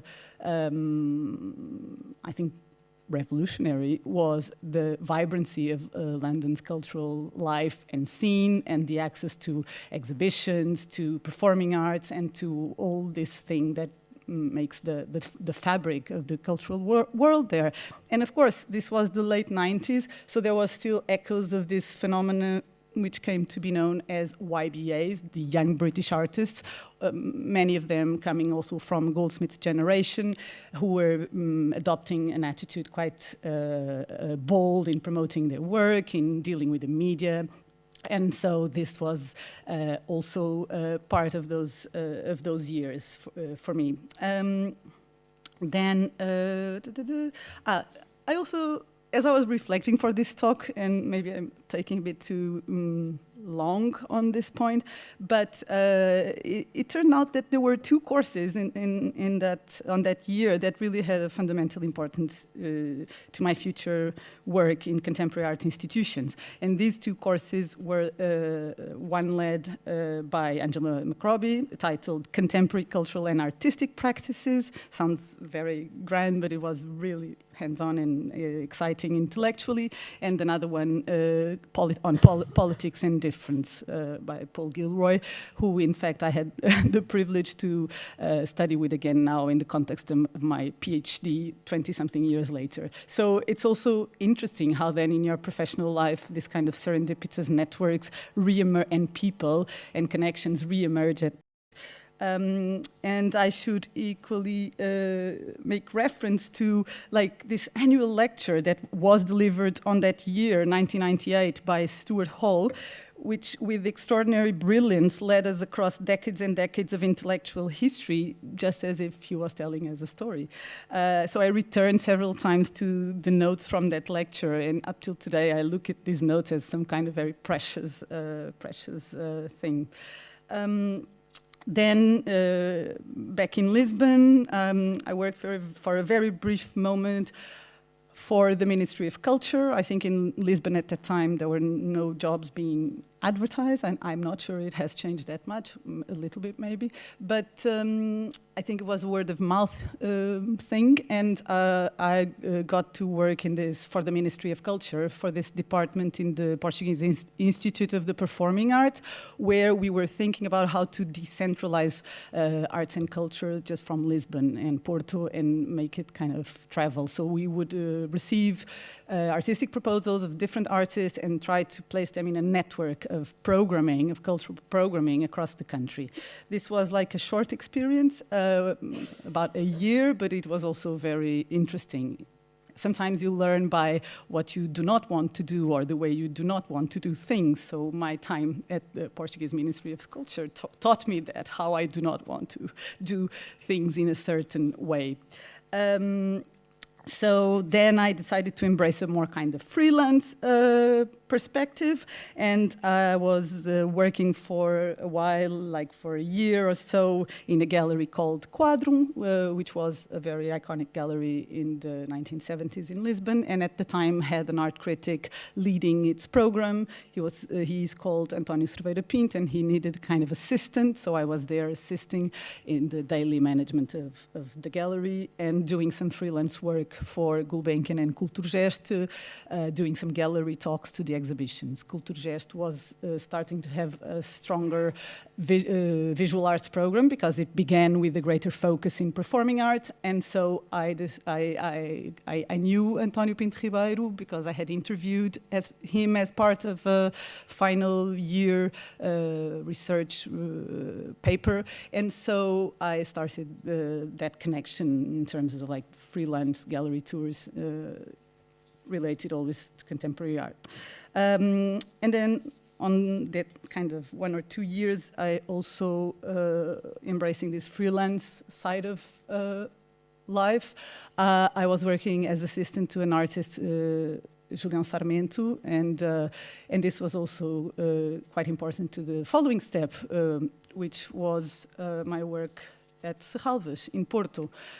So for 9 years, after this moment, I moved to Porto, and I started in 2002 working at Serralves Museum of Contemporary Art, heading together with my great friend and former colleague, Elizabeth Alves, the education department, and also mentored by an incredibly inspiring figure called Elvira Leite. Some of you might have heard of her work. She's an incredible artist, educator, and she was a teacher as well in public schools. And so this was the beginning of a really new stage for me. So there we had a team, and this is where I think people that are training, as you probably are right now, in different artistic and creative fields, might be curious about, was that in Serralves there was a team of freelance artists, architects, art historians, who were most of them were all still training at university. Some had already finished, but they were really the core group that enabled us to create a team that led the activities with different publics, from young school children to higher education and all sorts of community engagement projects, etc. So I know this has changed a lot recently, and I think probably the setup today there is quite different. But at the time, there was like an incredibly team spirit, and I feel we were all like doing and learning together, mentored by this incredible figure, Elvira Leite, who was really key in terms of supporting all the connections with local communities, with local schools and teachers, and making sure, because I guess that was the key question at the time, that the museum could be relevant or could be useful to the local context and beyond, of course, its international ambitions and reach. So yes, this collaboration with a group of mediators, gallery team who worked with us on the program. At the time, the programming strands were very clearly defined, and they blended architecture and ecology. So these were the three key focus. And there was really a desire to create bridges across fields and to be relevant, as I said, to the local communities. And so the program kind of grew organically, and as we experimented together. I think if I had to ask myself what changed in the 9 years of work that I spent there, was that gradually there was a recognition from the local context that, yeah, maybe this museum that we were a bit skeptical about at the beginning when it emerged, maybe it's for us, it's interesting. And there was a kind of reciprocity and a much more dynamic and co-creative spirit, rather than just the idea of this big institution, monolithic institution, inviting others to come. That shifted. I think that shifted completely, and it was much more reciprocal and much more relational.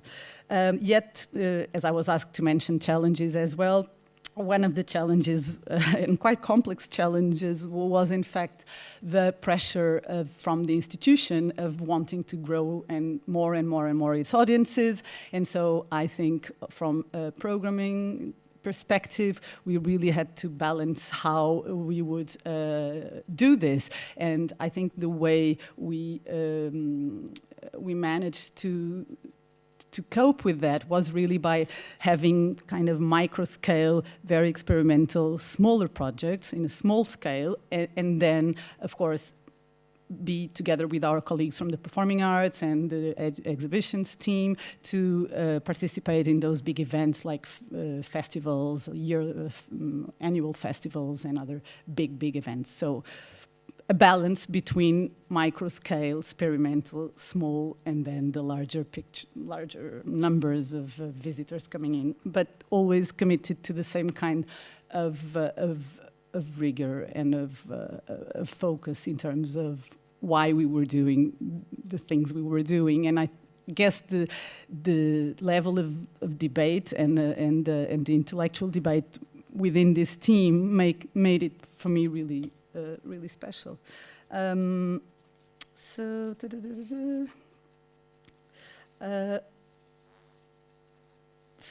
In the context of these larger projects, so for those of you,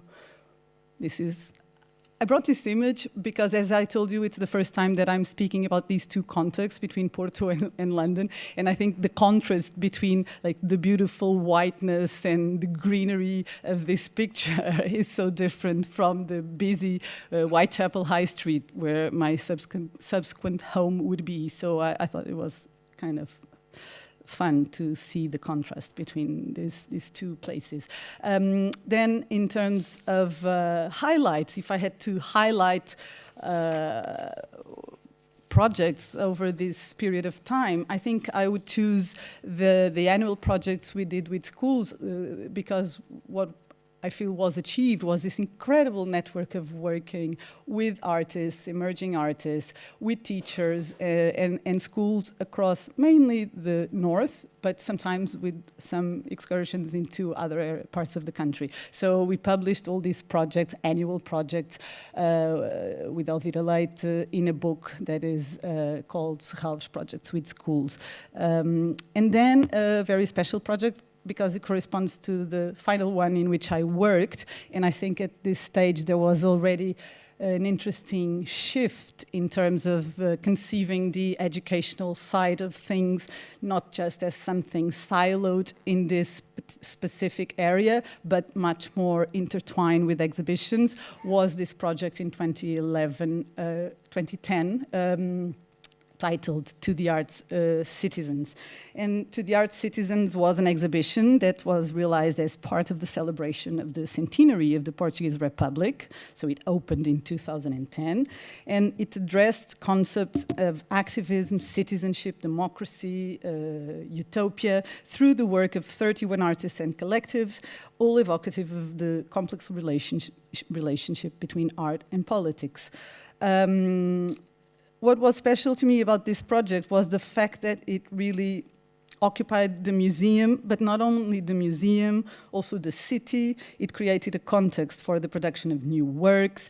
It proposed concrete actions. It challenged certain hierarchies. It created many performative moments and collaborations. And basically it became a kind of a platform for not only thought, but also concrete action that crossed different ways of doing and disciplines. And we worked with many collections. This was also maybe the first time that the education team there was very much, and I mentioned this because later in London this will be significant to me. It was a time in which both departments, education and exhibition, really worked together, and that a lot of the projects that were being presented in the main exhibition space were by artists that wanted to work with people and not just intervene in the exhibition space. So here we have Stodelat, a Russian collective who organized a seminar called 48 Hours Living Politically.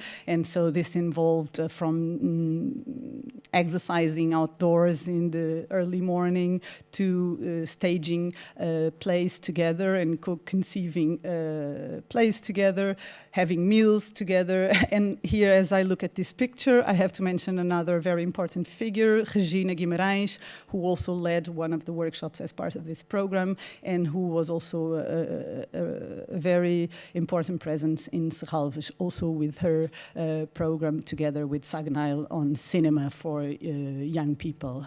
So I should also acknowledge her. Other people like Carolina Caicedo, who was thinking about immigration and an intervention as well. I think Gisela, who works here, she might have been part of that project with Carolina Caicedo at the time. And so she worked with 9 people that had migrated to Porto. Then there were people like Bureau d'Etudes that were critiquing in a way, the exploitative nature of beehives and wanted to design a new format of a beehive that would be less exploitative and extractive of bees. And with that also also organizing different performative workshops that would draw attention to this theme and also to the legislation around the possibility of having bees in cities. Then we had other projects in neighboring schools, like, for example, Escola Básica da Pasteleira, which is still quite problematic and deprived neighborhood near Serralves.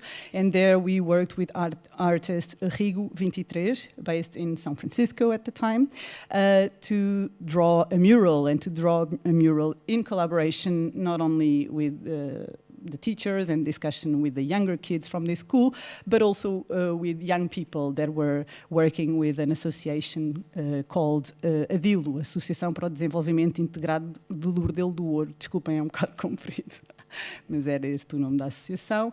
And here, with the younger kids, they made different drawings together, and then they decided upon what image they wanted to show, and this was the final work. And then the group of young people from Adilo also organized in the school a kind of a mural making workshop and graffiti kind of workshop. So this was a very, very nice collaboration. And now, how am I doing with time? I have to, okay, I will accelerate. So I guess at the time we were asking a lot of questions. How can the social materialize within the museum space? And what challenges participatory artistic practices pose to the institution? And so I like to mention this project to the art citizens because it encapsulates a lot of the questions that were also being discussed as I moved to London, to Whitechapel Gallery. Here it doesn't look as busy as it was, Whitechapel High Street, but in fact it's quite a special context in East London. And so for 10 years, from 2011 to 2021, I was Director of Education and Public Programs there, where I led a program of artist residencies, commissions, community projects, public programs, including performance and film. And so all the program was really closely developed with artists, with local organizations. And one of the interesting aspects in terms of this idea of transition, helping students to transition from their studies to professional life. We had a very, very strong youth forum or group of young people who would meet regularly in the gallery and participate for free and led and developed projects for themselves, programming-wise, but also taking part in projects with artists and presenting them in the gallery. And I think for many, and now because it's been such a long time, we have echoes of so many young people that were part of this group and that are now developing brilliant work in many institutions. So this was a very key experience that I think would be great if in this context there could be more options such as this one. And this was something that grew significantly for those 10 years. But so I was always thinking about this idea how art institutions commit to social change, and now speaking from a distance and at a context in which I feel I am deinstitutionalizing myself, I think it has been interesting to reflect on how sometimes we become trapped in this kind of hierarchies and structures of the institution and of this big machine, and what alternatives there might be. I'll just share some images with you that were important. I think when asked by Janice and Joanna, the impact of moving countries, for example, I think one of the big challenges is really that one needs to feel situated in this new context. So, of course, when I arrived in 2011, the events that were unfolding that summer informed my initial engagement with the gallery and the program.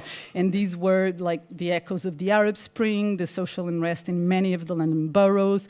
The Occupy movement was settled in St. Paul's, next to St. Paul's Cathedral and Finsbury Park, and there was all this buzz about the Olympics and the changing demographics of the area, as well as the shifting landscape of funding for the arts in the UK, and all the discussions happening in cultural institutions on precariousness in material labor and the privatization of education.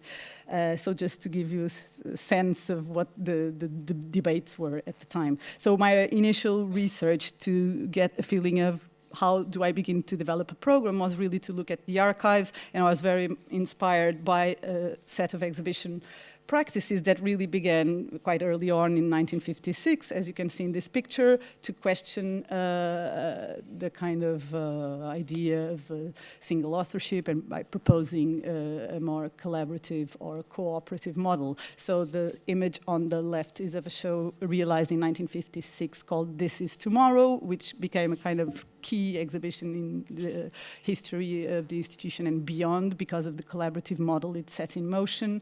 The other image is of an artist I love, Elio Oiticica, who in fact has worked with textiles himself as well.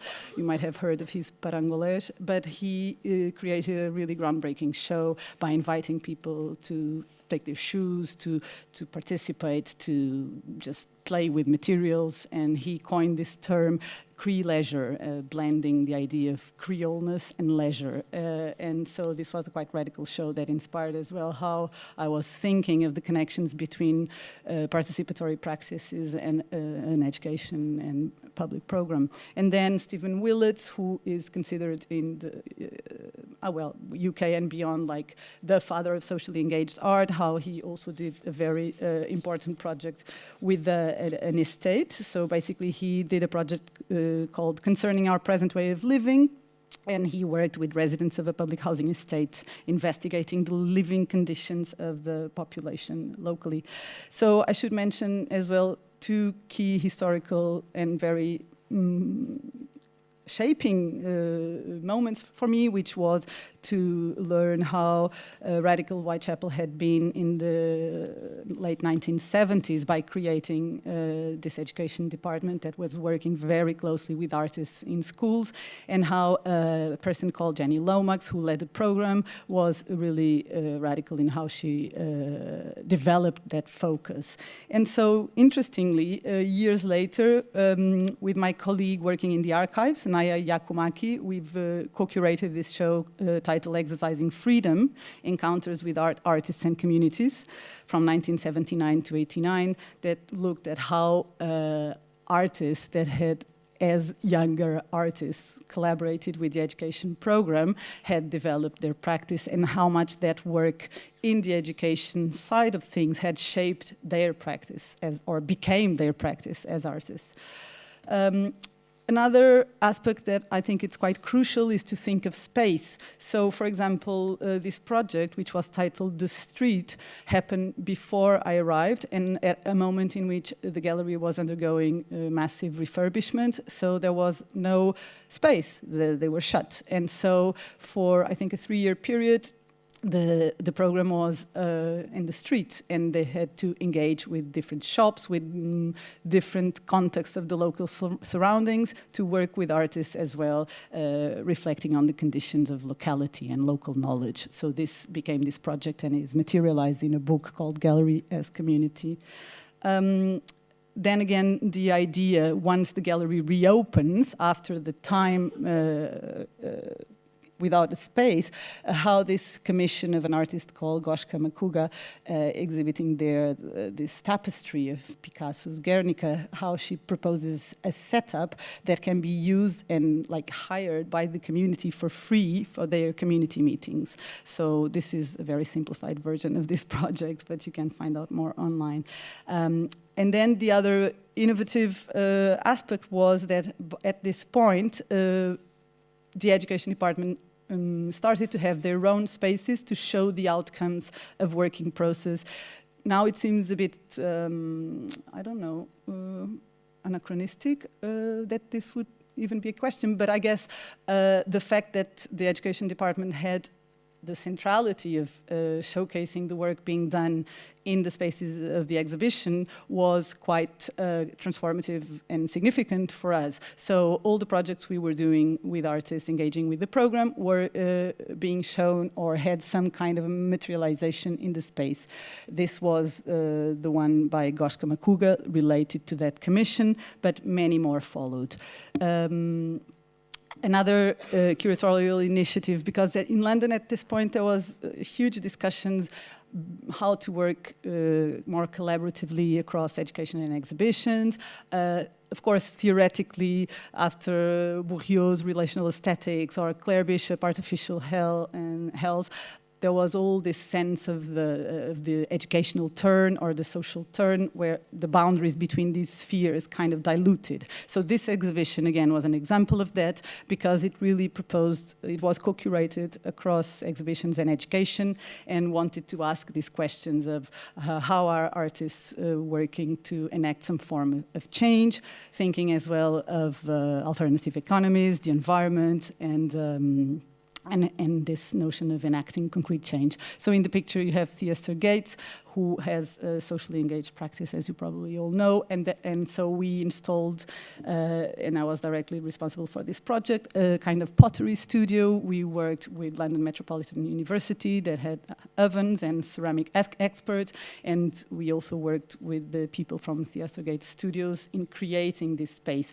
But the thing about this space was not about the public is going to make a pot. No, it was about hiring master potters and apprentice potters to be exchanging their skills.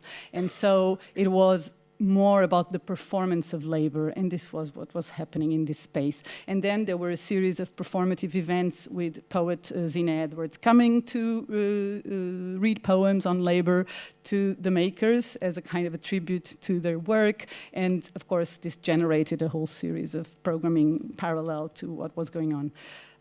I will bring to a closure this, just some more images of this same exhibition, which was called The Spirit of Utopia. And here, going back to the artistic projects that developed over time, this is a performance with a group of students by artist Peter Liversidge that involved writing, that involved song making and an exhibition in the space. And then other projects such as the one we did with 2 local schools and an artist, Rivan Neuenschwander, which was titled The Name of Fear. Subsequently, or quite often, these projects developed into much bigger projects elsewhere, which was the case. Later in Rio de Janeiro, Rivan did a huge project related as well to The Name of Fear, but with many more schools and a beautiful book. And again, this was always drawing on working processes with different kids in this instance to make these beautiful capes that were the result of a collaboration between Rivan and a costume designer as well.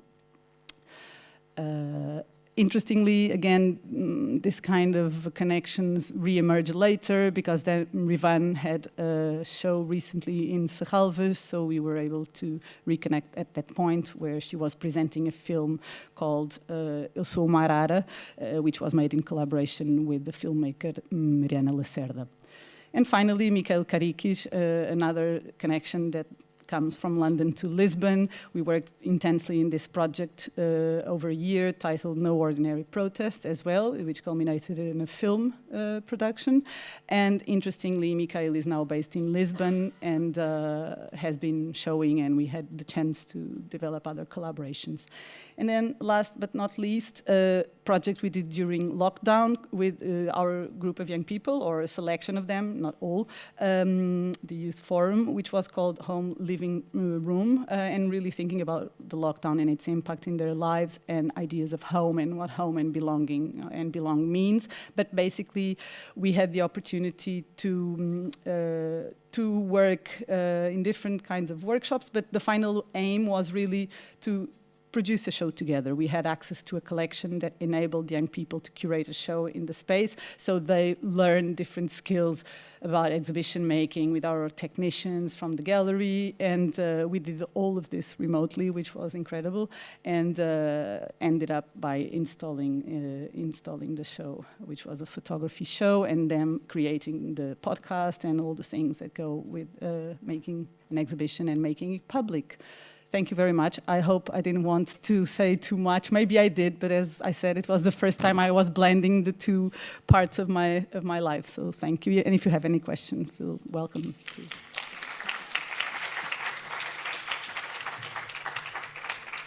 Yeah, if you don't mind, We will listen to Roberto because he is in Italy with Claro, 1 claro. hour, and then we'll come back to the questions. Okay, thank you. Rita, can someone else put me Roberto online? I don't know how it works. We will have now Roberto Liberti. Can make the connection. Can you make the online connection, please? If he's still on, I think Roberto is still online with us. Roberto is a designer and professor at the University of Campania's Luigi Vanvitelli in the Department of Architectural and Industrial Design, specializing in fashion design in Naples, Italy. His academic work focused on the intersection between design and education, contributing to the training of new professionals in the field. Roberto is now going to talk to us about something that's rather new. It's artificial intelligence as a new tool for a new design culture. Thank you, Roberto.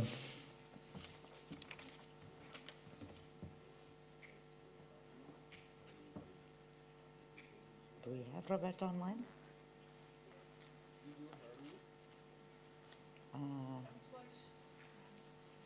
We cannot hear him. I don't know if it's here that I have to do something. Roberto, we are not listening to you here.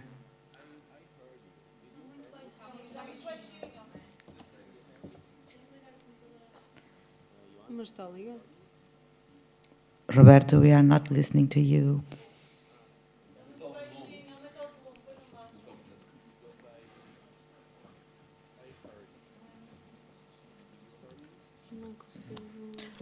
Roberto, he is not listening to us?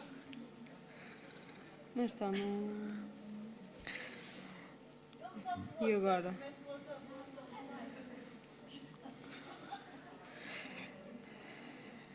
I'm trying to contact him by WhatsApp because we are not listening, Roberto. Roberto, we are not listening.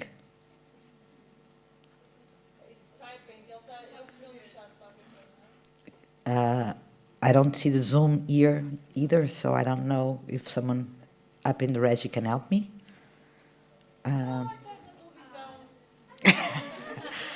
We are not listening.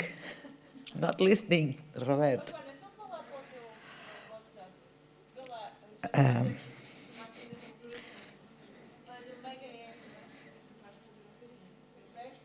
I don't know.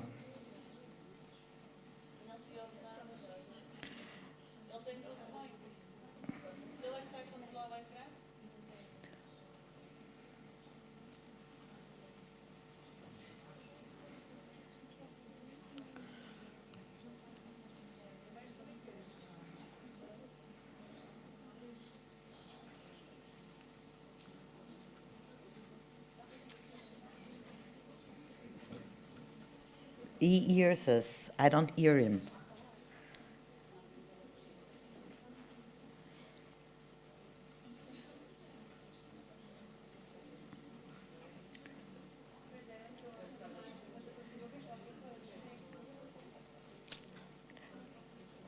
Na Regi, acham possível eu fazer a ligação para o WhatsApp e pô-lo aqui o WhatsApp a falar?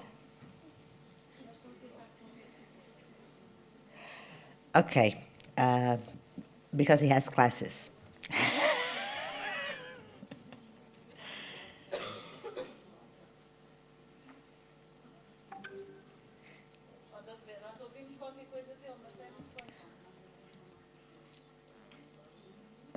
Sorry.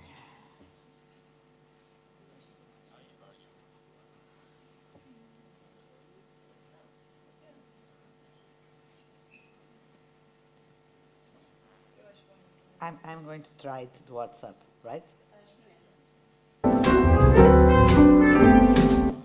So, hello? Yeah, we cannot hear you. Do you think you can talk and maybe we can listen to you by the microphone here and I put my phone? Okay, let's try. Okay, you're on. It's your turn. Oh. I don't know, mas bringing out the voz. Do you hear me? Now? Now do you hear me? Yes.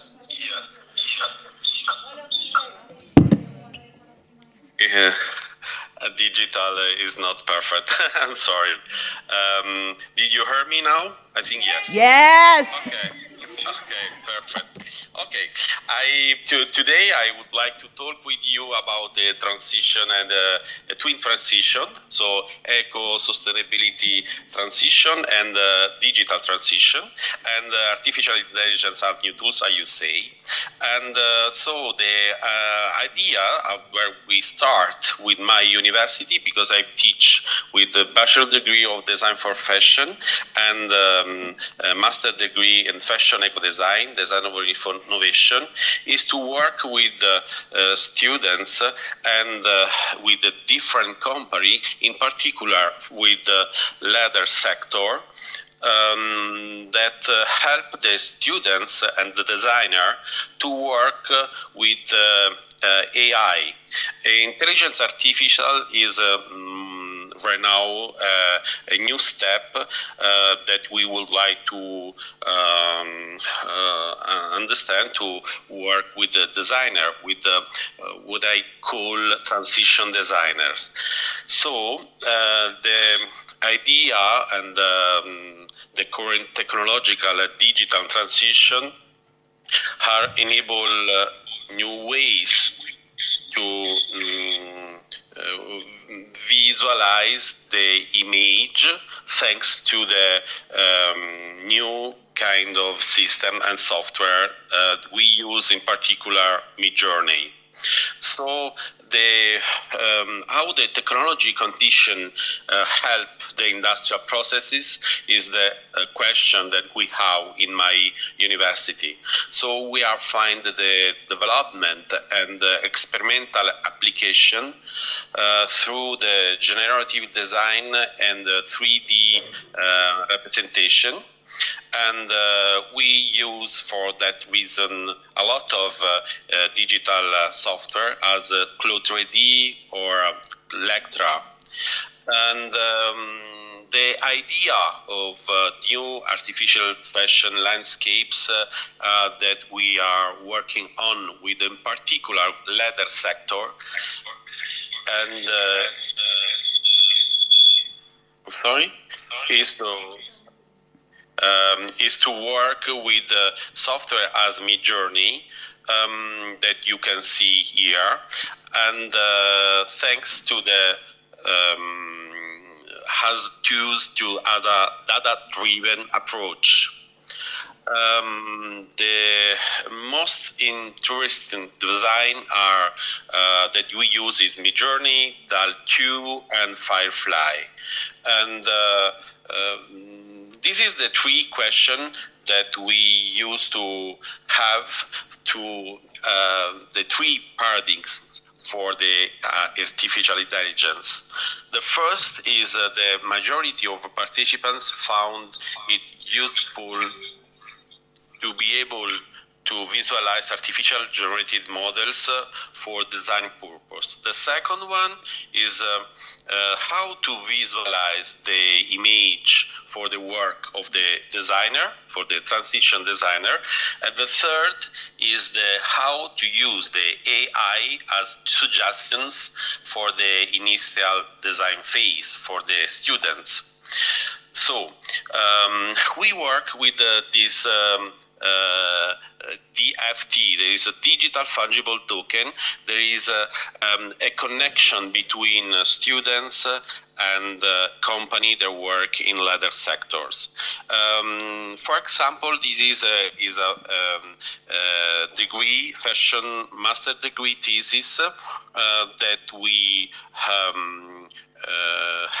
have here as example to create a capsule collection with in leather sectors. Here you can see a digital image in virtual with Midjourney, and this is a new project that we have also worked with a lot of different company, and not only for create image but also to create movies. I would like to show you a very short present collection with a company named Keaton. They work in men's tailoring sector, and this is a short movie that we are creating for the second year of a master degree course. I show you.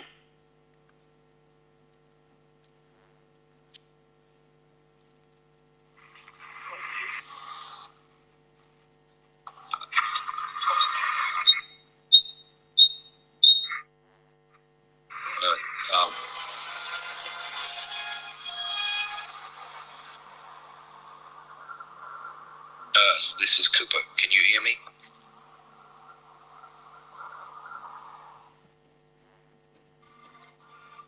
Still lost. Lost. What do you mean?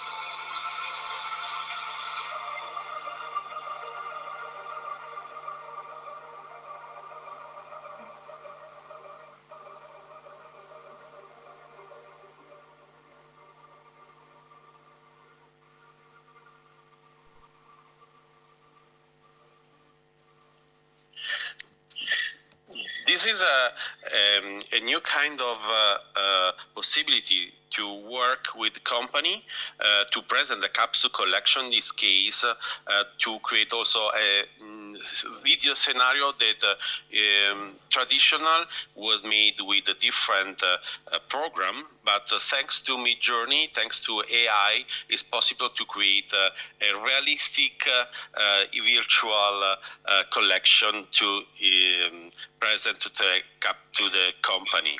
So in particular for the leather hybridization, for the leather sector, we use the AI. You can see the prompt in the part of this presentation.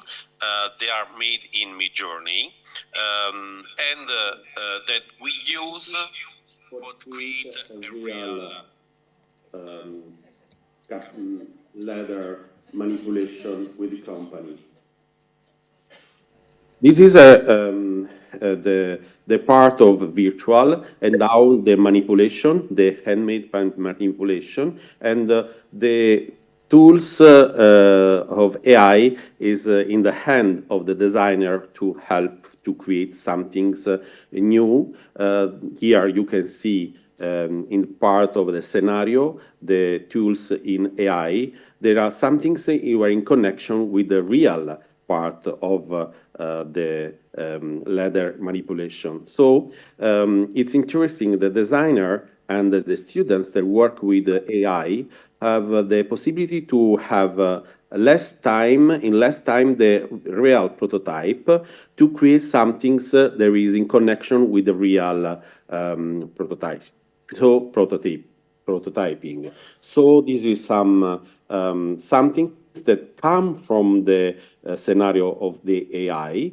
You can see on the right the AI imaging, and on the left the real prototyping. So thanks to these tools, we are more fast, because right now the fast in fashion is the secret to have the success in the international globalization world. And the students participated was in a competition that participated to Milano, to the last Milano Fashion Week a few years ago.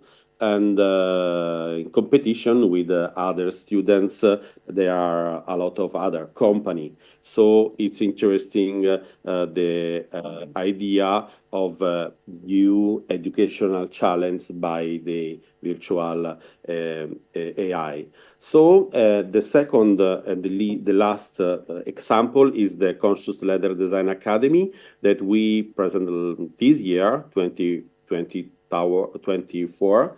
There is in connection with a consortium named Linea Pelle. There are 1,200 company in leather sector with like 70,000 people that work, and is very important for the Made in Italy sectors.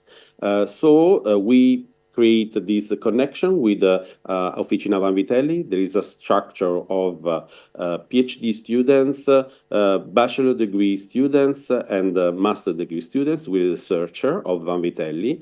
And we create with this special program of 6 weeks, 3 weeks on-site lectures, and 3 weeks on workshop in the company. And was interesting because there was very fast because we have 10 students, and for 6 weeks we would like to prepare 10 different briefs with 10 different company to create 10 different projects.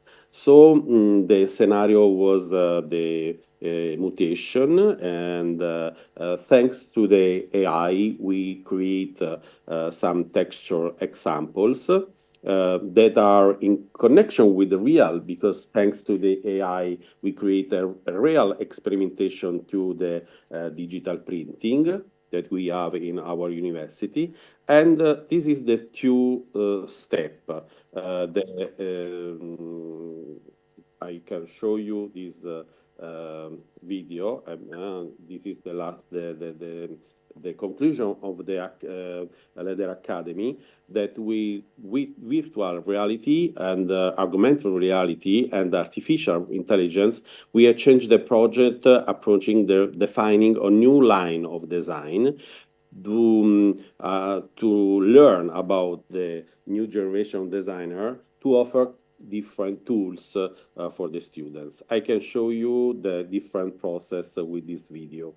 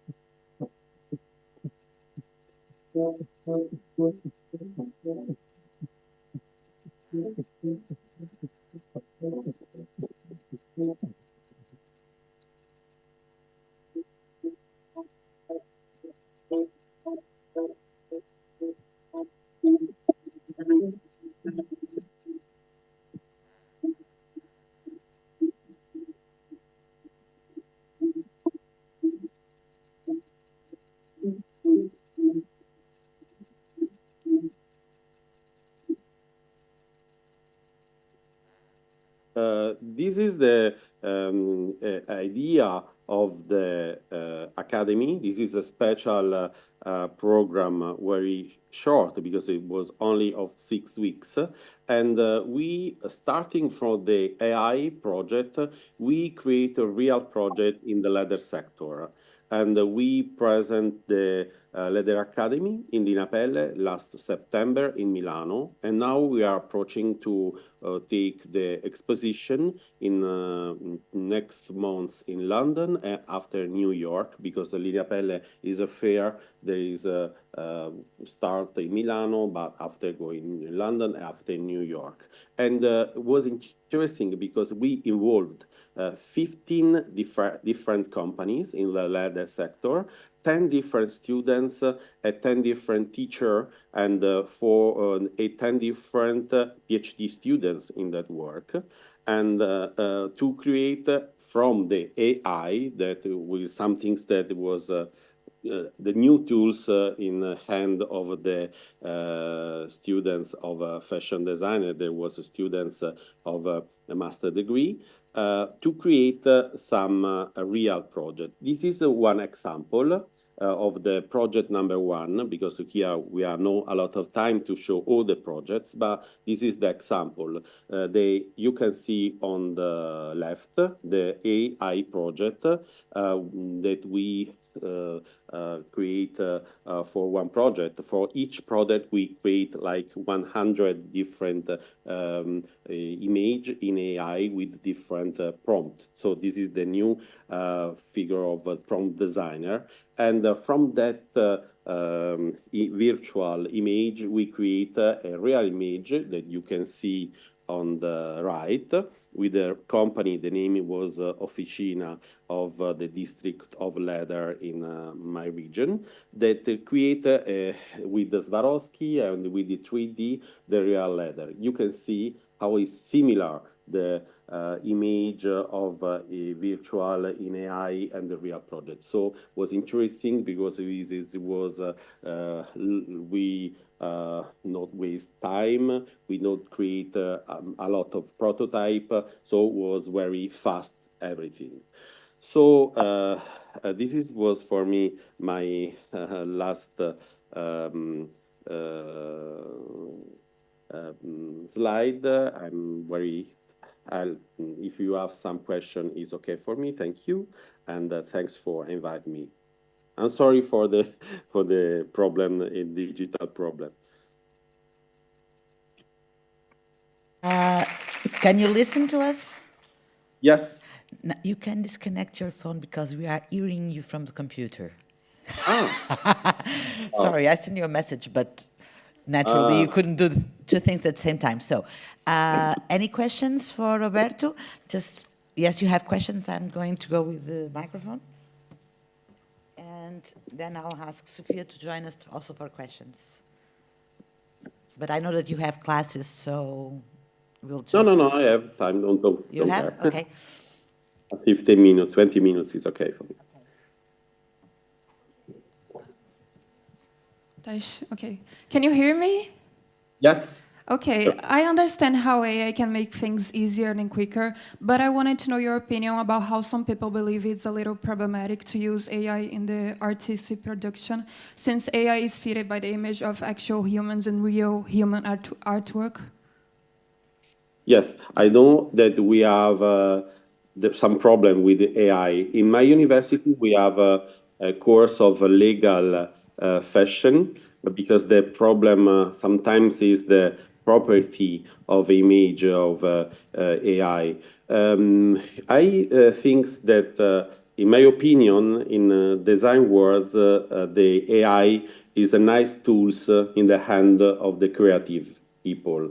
And it's not possible that the AI create a substitution of the creative, but is a nice solution to help in the part of the scenario, in the part of the video scenario, in the part of the prompt to help the prototyping. If you see in this case, we have a lot of virtual prototyping that help the real company to create some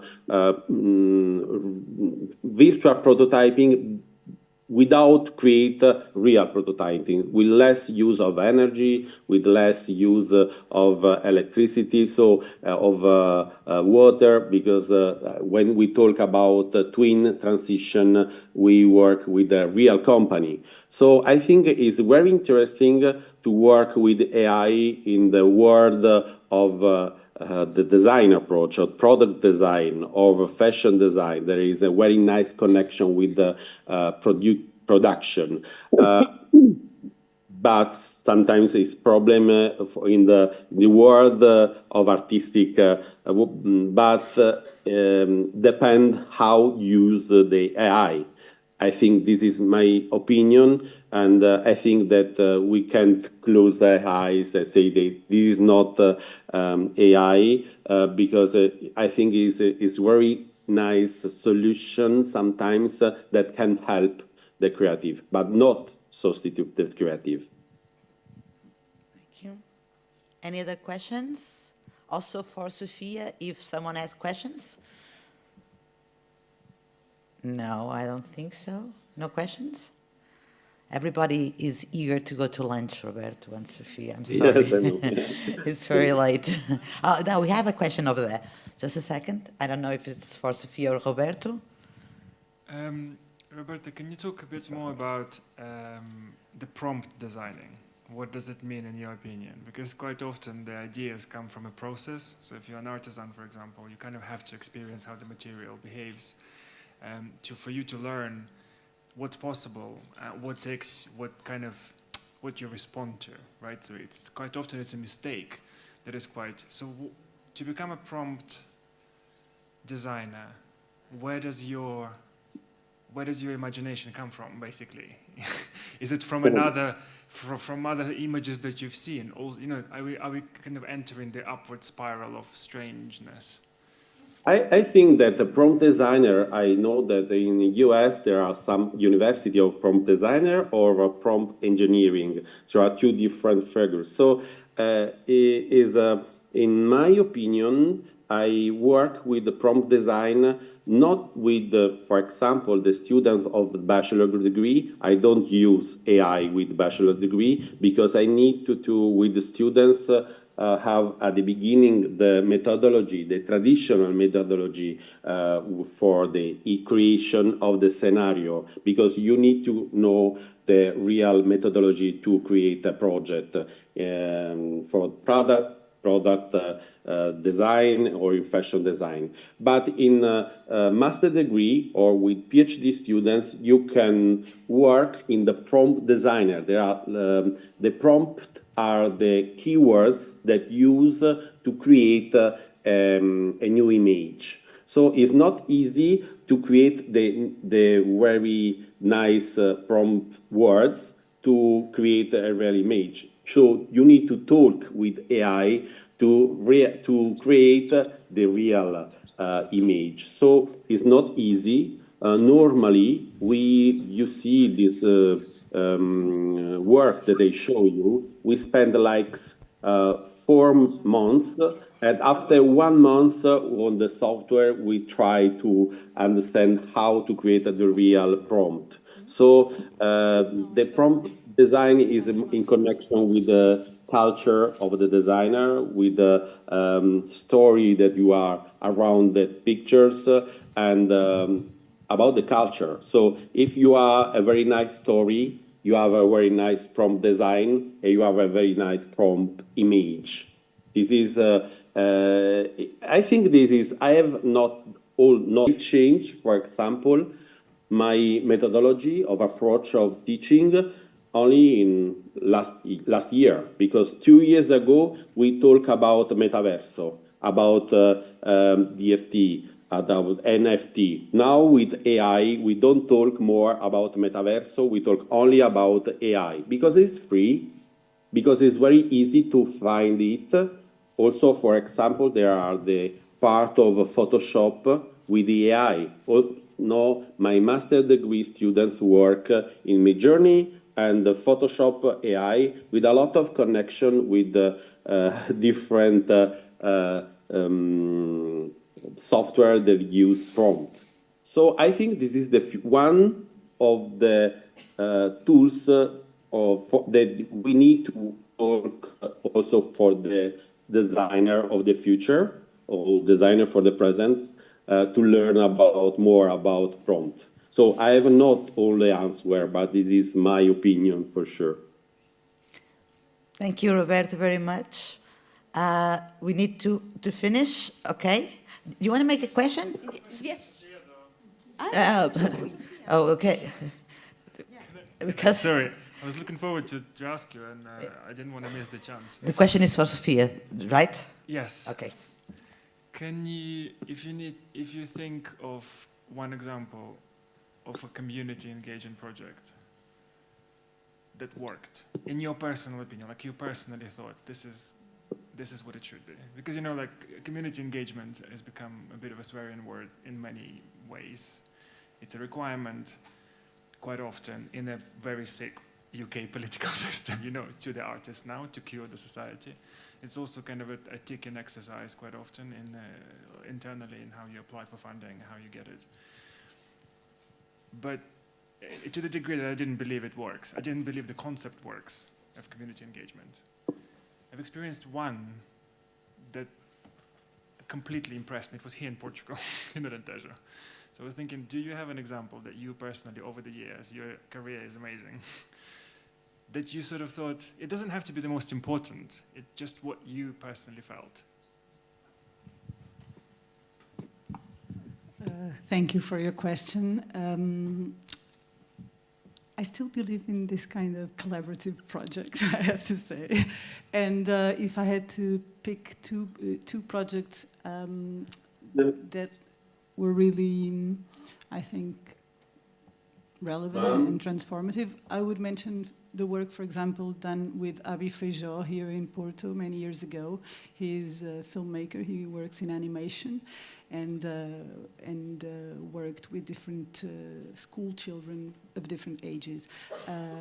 But having said this, and I guess the projects, I'm being biased, but the projects that I've shared of Rivan Neuenschwander and Mikhail Karikis, maybe because these are two projects in which I became very close friends with the artists. I don't know if the measure of success can be also assessed by the quality of the relationships that last, but I do think that the people we collaborated with locally in those projects, I think it stayed with them too, even if we are no longer in touch. So these were my highlights, but I would like to say that quite often is the projects that we feel that did not work that bring the most relevant lessons, I think. And for example, working with organizations that are not art organizations, when you work with a community center that has a very different set of priorities from your own, I think for me the learning curve was much more when there were like miscommunications, when it was hugely challenging to understand why is this not working, from where are we coming from into this. I think those were the most significant learning curves, I would say, the ones that were really a struggle. And then, of course, when you have the ones that are great, you're like, whew. But yeah, thank you. Thank you to you all. We need to finish for now. Thank you for our speakers. Thanks. Susanna has an announcement. Thank you, Roberto, very much for being with us, okay? Thank you to you. Thank you, Roberto, also. Thank you to you all. So we are going to make the lunch break, and at 2 we'll meet here once again. Yeah? It's going to be a very quick. Yes, yes. Thank you. Thank you.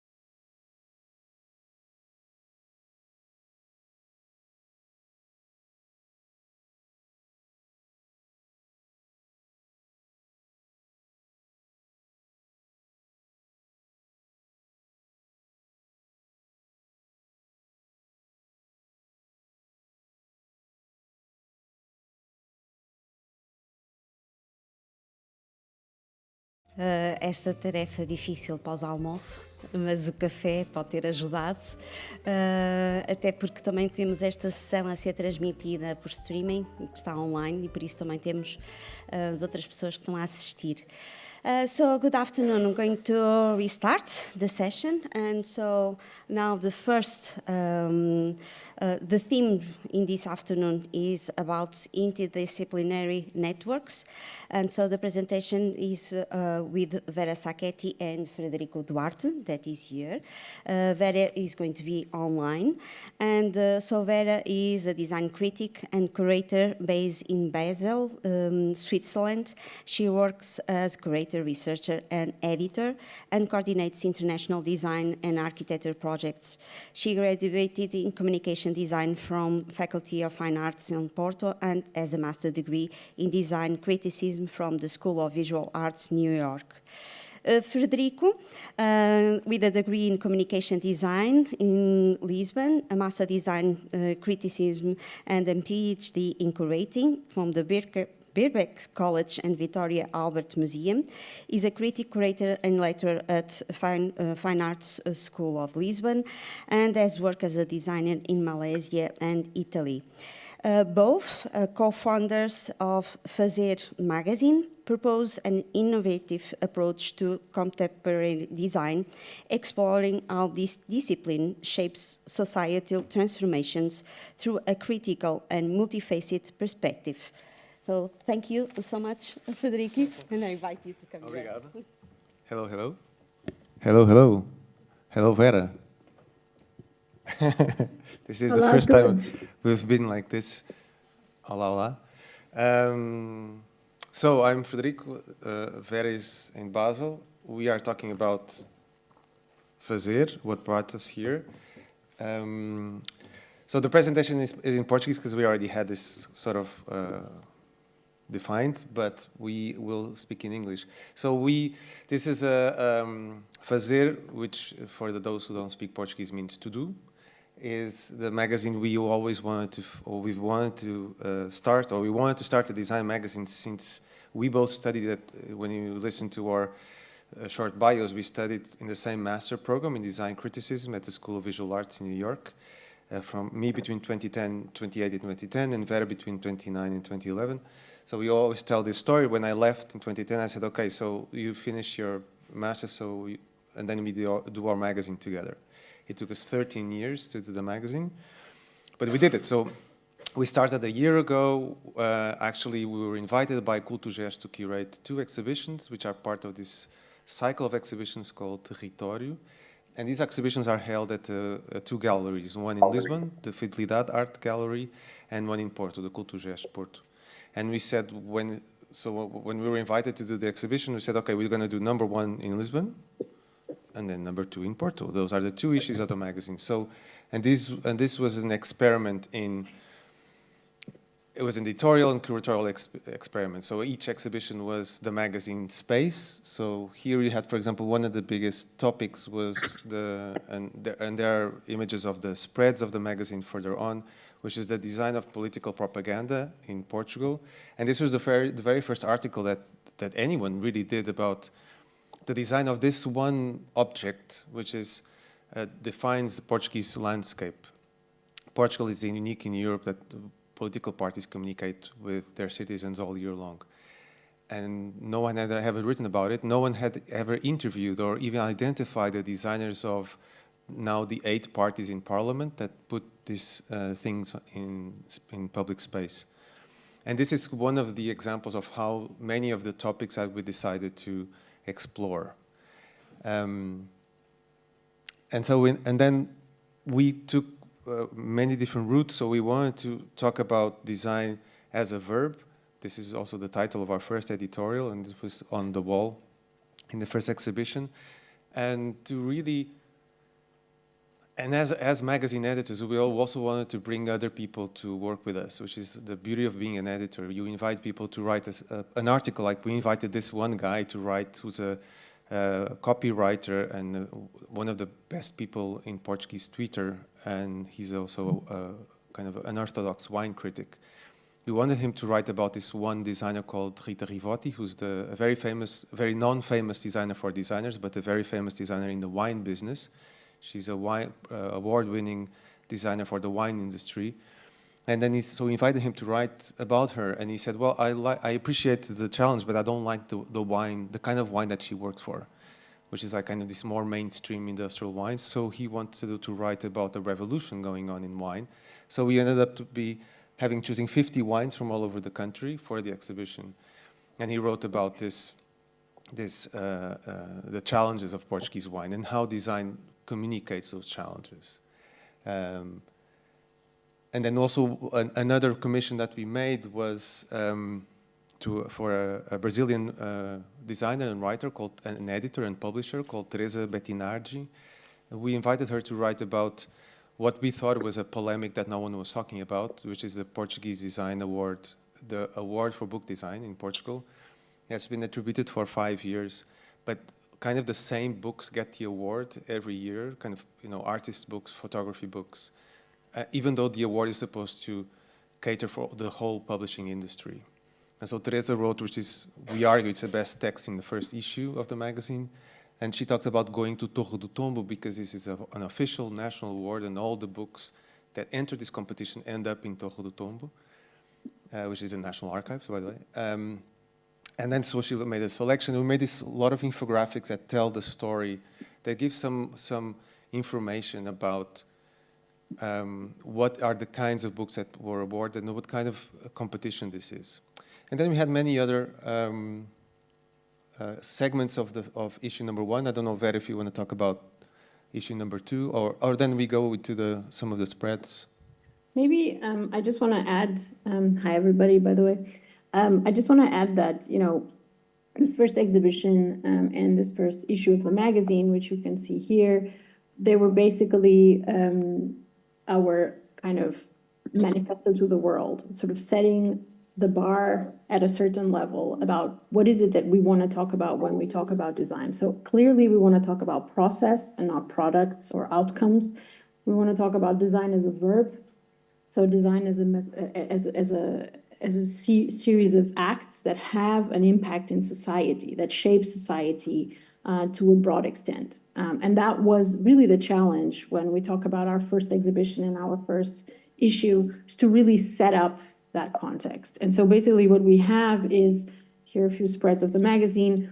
We have this kind of idea of how, as Federico was saying in the beginning, we started this idea of making a magazine, but of course when thinking about making a magazine in the 21st century, we really need to start thinking about publishing in a different way, right? So we set ourselves to make an institution, to create an institution, and not just a magazine. A magazine is one of the outputs of this institution. The exhibitions are one of the outputs of this institution.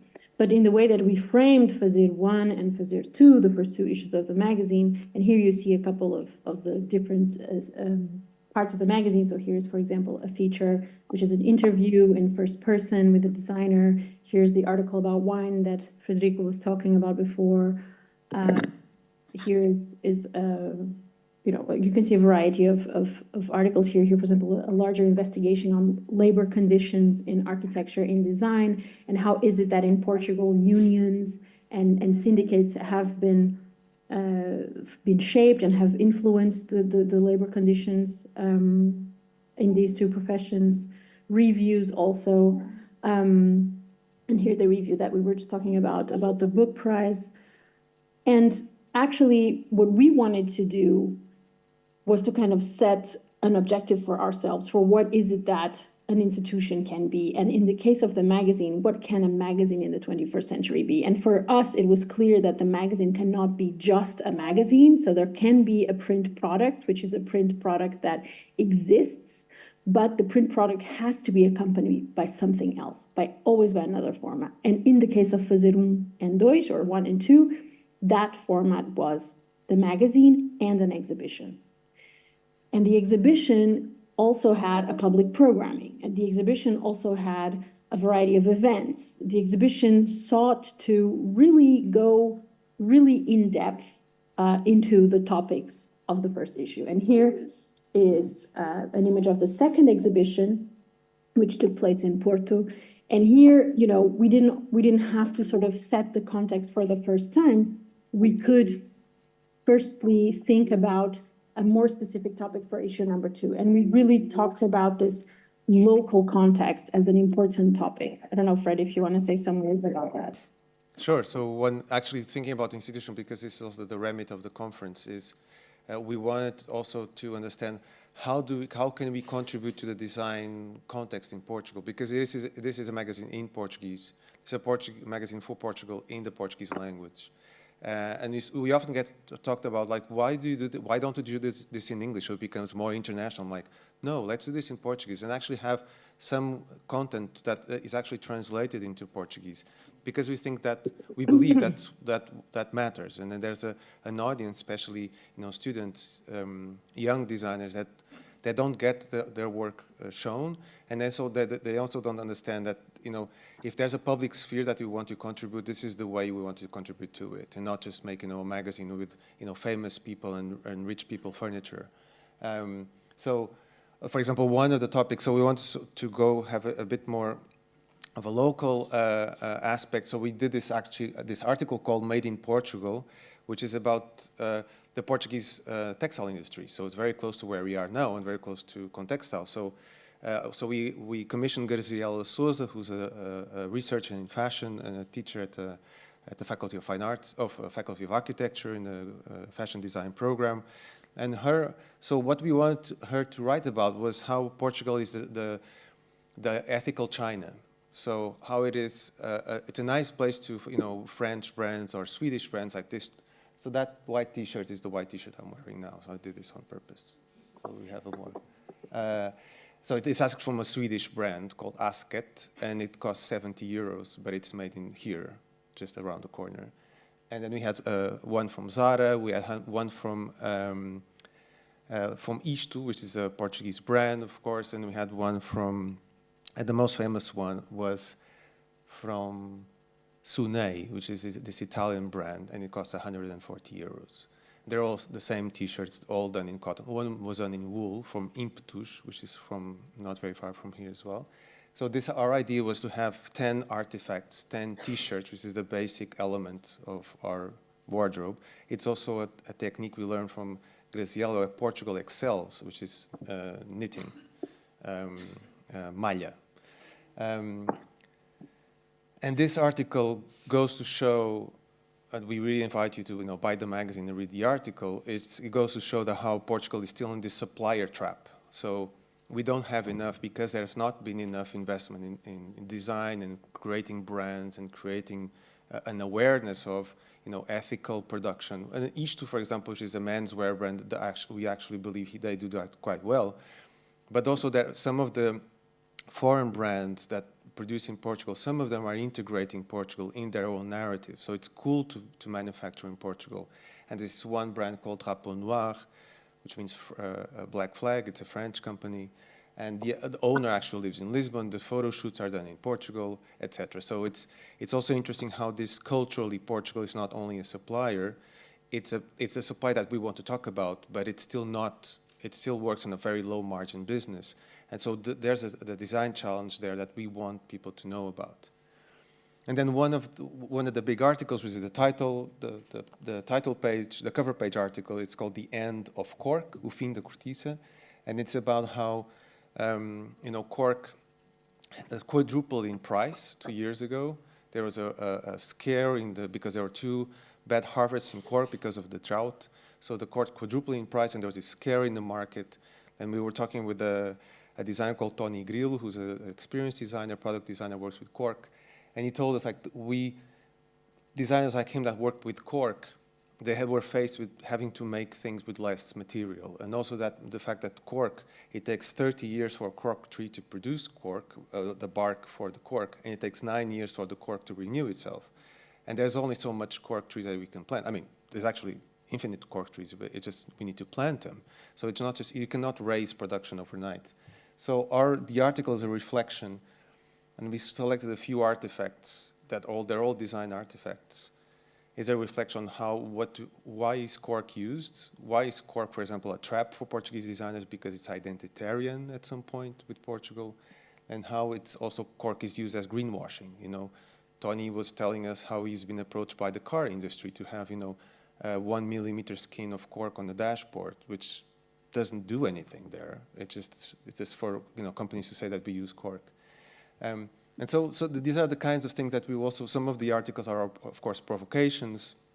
And for example, this, maybe Vera can talk about this. This is one of the reviews that we had. This is a review that was basically focusing on, so I just want to say, Fred talked about two different articles, the cork article and the article that talked about made in Portugal, but here's some other views of the exhibition that also had, you know, an article about the image of our cities and who decides how we communicate about them.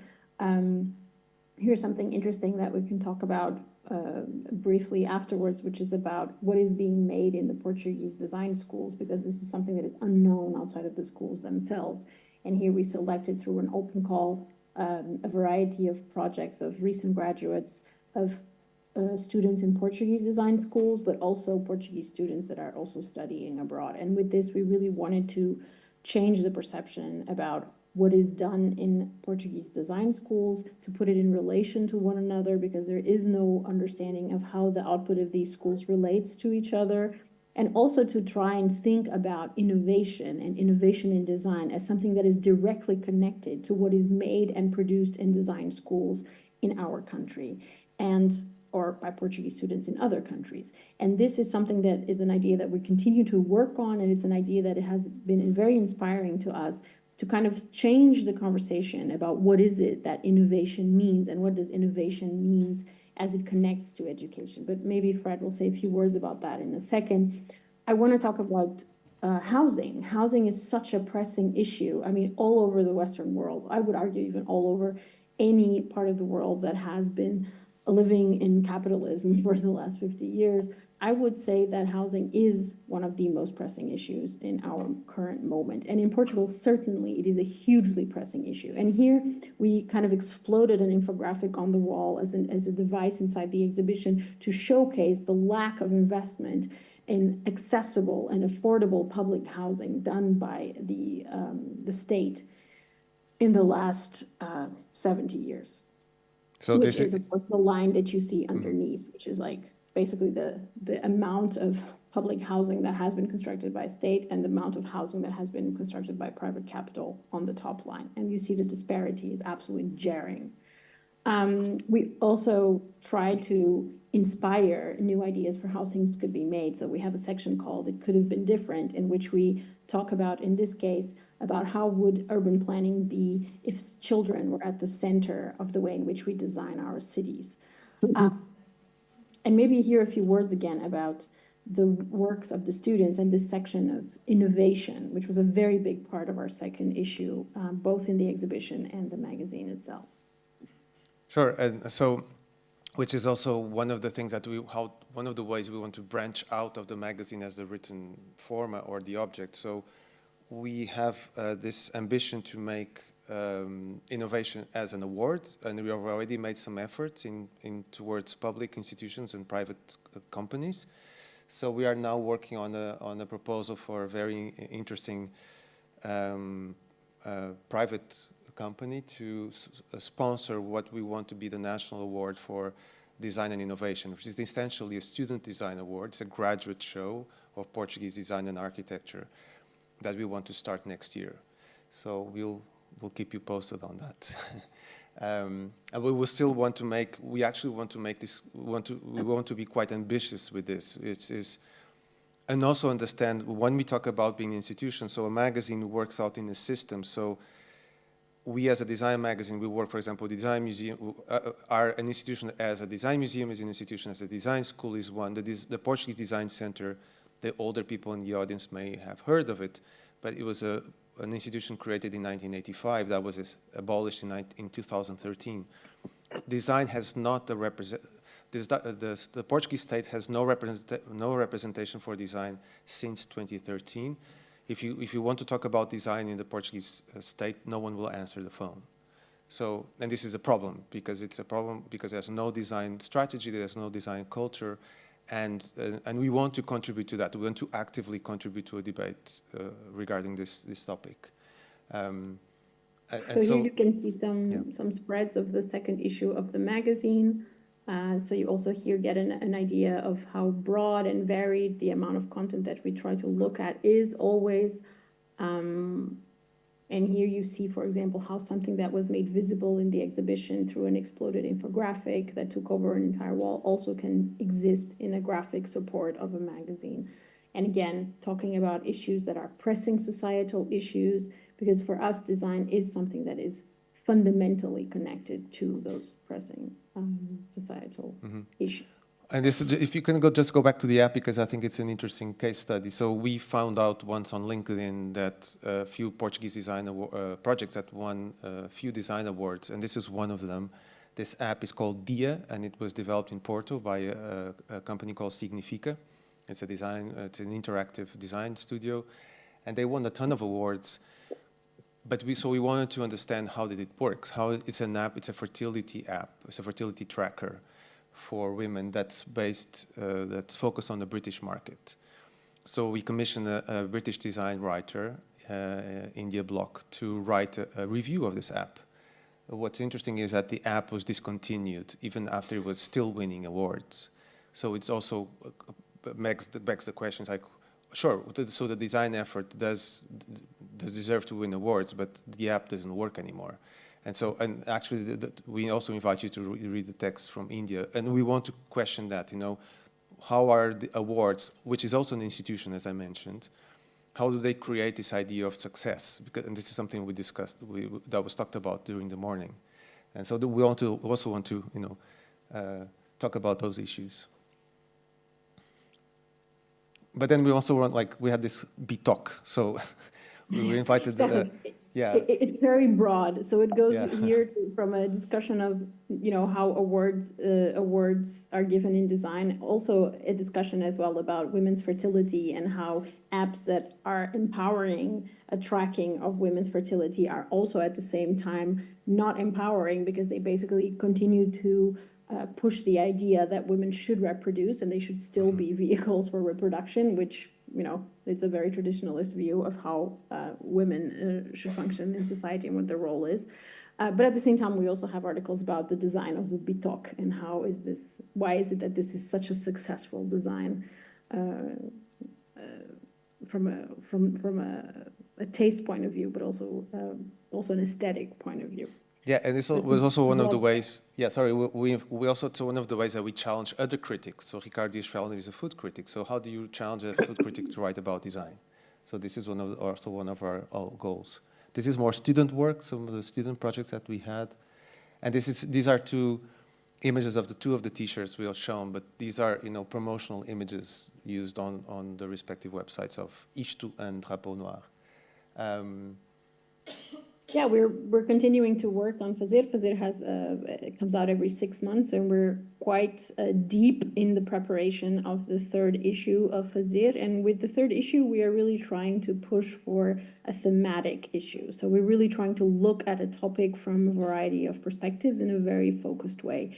And the topic that we are going to be focusing on is the design of coloniality and the design of strategies of resistance to the project of coloniality, and so it's a project that has been taking up a lot of our time in the last few months, and it's a very interesting and sort of fruitful field of investigation. Of course, we need to also anchor it in, and we do so in the magazine. We anchor it in two main examples, which are the two big features of the issue, where we look at two different monuments. So we look at a monument that is the one you see here in the picture in the render, which is a monument that is to be built in Lisbon, a memorial to the victims of slavery. And this is a monument that won a competition to be built, but has not been built since many years now. And at the same time, a monument in Porto, which is a monument that is a monument to the colonial effort. And so basically two starkly different visions of what should be commemorated and why, are kind of the anchor points of our entire issue. Yeah, and in this case, we invited two designers, Nuno Coelho, to write about this memorial, the one in Lisbon, and Barbara Neves Alves, who has done work, both academic work and work in terms of performance and some more visual art work regarding the memorial to the colonial effort, which by the way, was built in 1934 for the colonial exhibition in Porto, in the Palácio de Cristal. It was demolished in the 40s and was built in 1984, so during the Portuguese democracy in Foz, in Praça do Império. So all this whole anachronistic, even use of public space, which is something that it's also designed, and it's part of the way we design our cities, and we design public space, and we design what we think to be meaningful and of public space and public discourse. But also this article is grounded on these two main debate points. We actually got funding from the DG Arts, from the fund for the celebration of the 50 years of the 25th of April Revolution, for this issue. But we actually have examples from all over the world, from Singapore to Brazil, from Ukraine to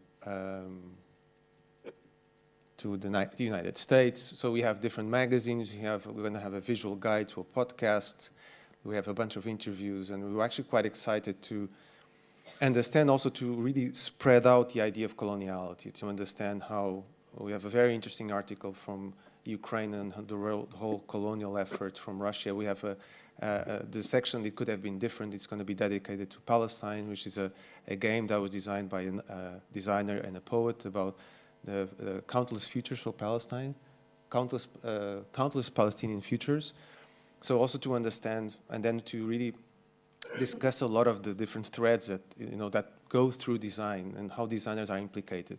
Because again, Fazer is a magazine about design. It's not just a magazine about things that are designed. We actually make the effort, and the piece on Portuguese propaganda was for us was very important to actually go after the names, because those objects were being shown before, have been shown, not necessarily the 3x8 billboards, but they have been shown as political or as artifacts, as sociological, anthropological artifacts, and not as design objects. And this is a huge part of our effort.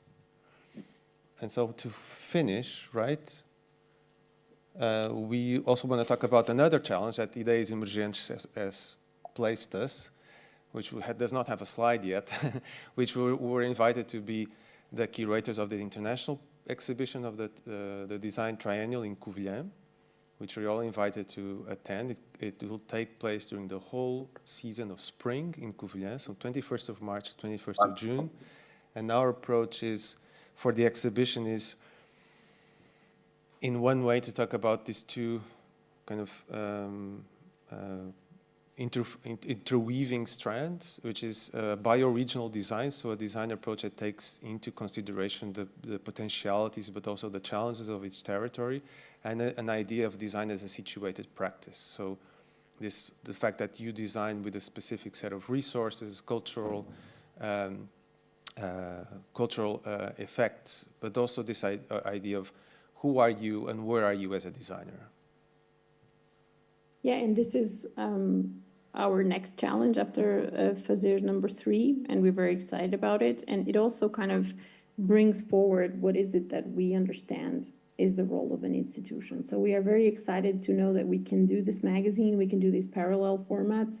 So Fazer number 3 and number 4 will both have a format that comes associated with the print magazine, but we are also excited, as Frederico was saying, to branch out and to try and propose new ideas and new visions for what design, not the field of design can be, but what the conversation and the discourse around this field can be in Portuguese and in Portugal. And for us, that has been an extremely nourishing and enriching challenge that we have been facing for now a year and a half, and we're looking forward to the long life of Fazer and all its many different manifestations and projects.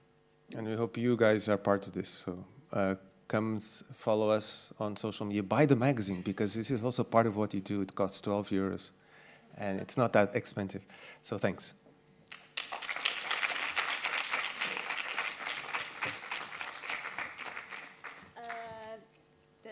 anyone have questions? We have open I'm going to space. circulate the magazine around. Yes, good idea. Yes. So for now, we don't have a place in Guimarães yet. Maybe you can recommend one. You can order online. I have some magazines with me. I can sell you directly. But in Guimarães, we're still waiting. In Porto, we already have a few places. In Lisbon as well. If you go to our website, you have a list of points of sale. But really, if you know a place in Guimarães, let us know because we can send. More questions? Maybe at the end of the debate. Sure. Thank you so much, Frederico. Nice, and thank you, Vera. So we continue, and now we have going to have the presentation of Fátima Assan Simão, specializing in the development, strategy, and sustainability of the cultural and creative industries. She has a degree in economics and a master's degree in cultural policy and management in the City University of London since 2001. In 2020, she completed a doctoral thesis entitled Copyrighted and Author's Right on the relationship between copyright and the artistic world. She's a lecturer and researcher in cultural and media economics in Lisbon, coordinator of the Creative Commons Portuguese chapter, and she has been activist in the open cultural movement since 2013. And she's responsible for the creation, management, and business development of the Creative Center of Science Technology Park of the University of Porto, known as UPTEC, between 2009 and 2021. Thank you so much, Fátima.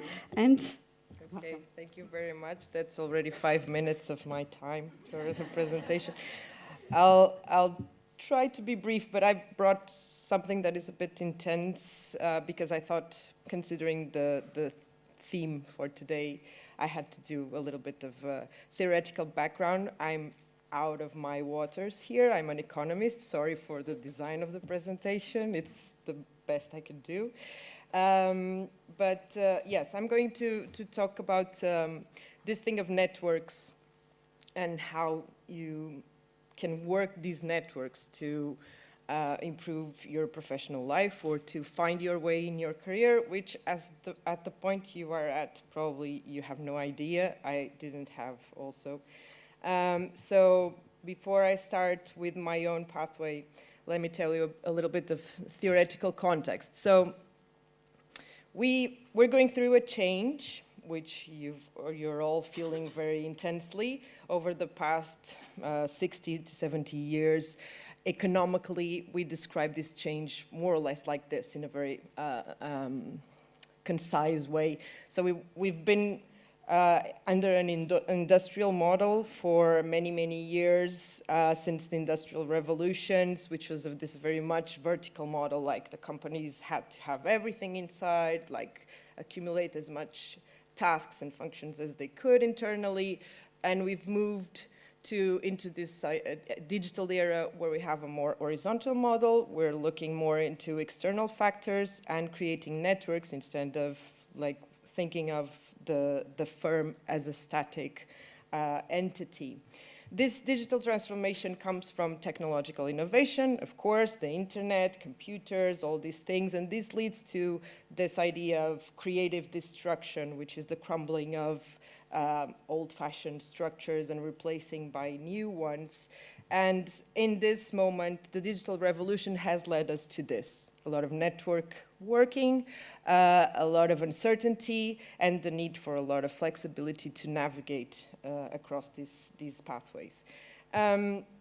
Some characteristics of this area is the growing importance of the creative industries and very much what you're working, like things like design, communication, artistic work. These things started to be much more valued in this knowledge economy, so to speak. Also, the diversity and flexibility of current communication systems and this expansion of horizontal networks, this is where we're at.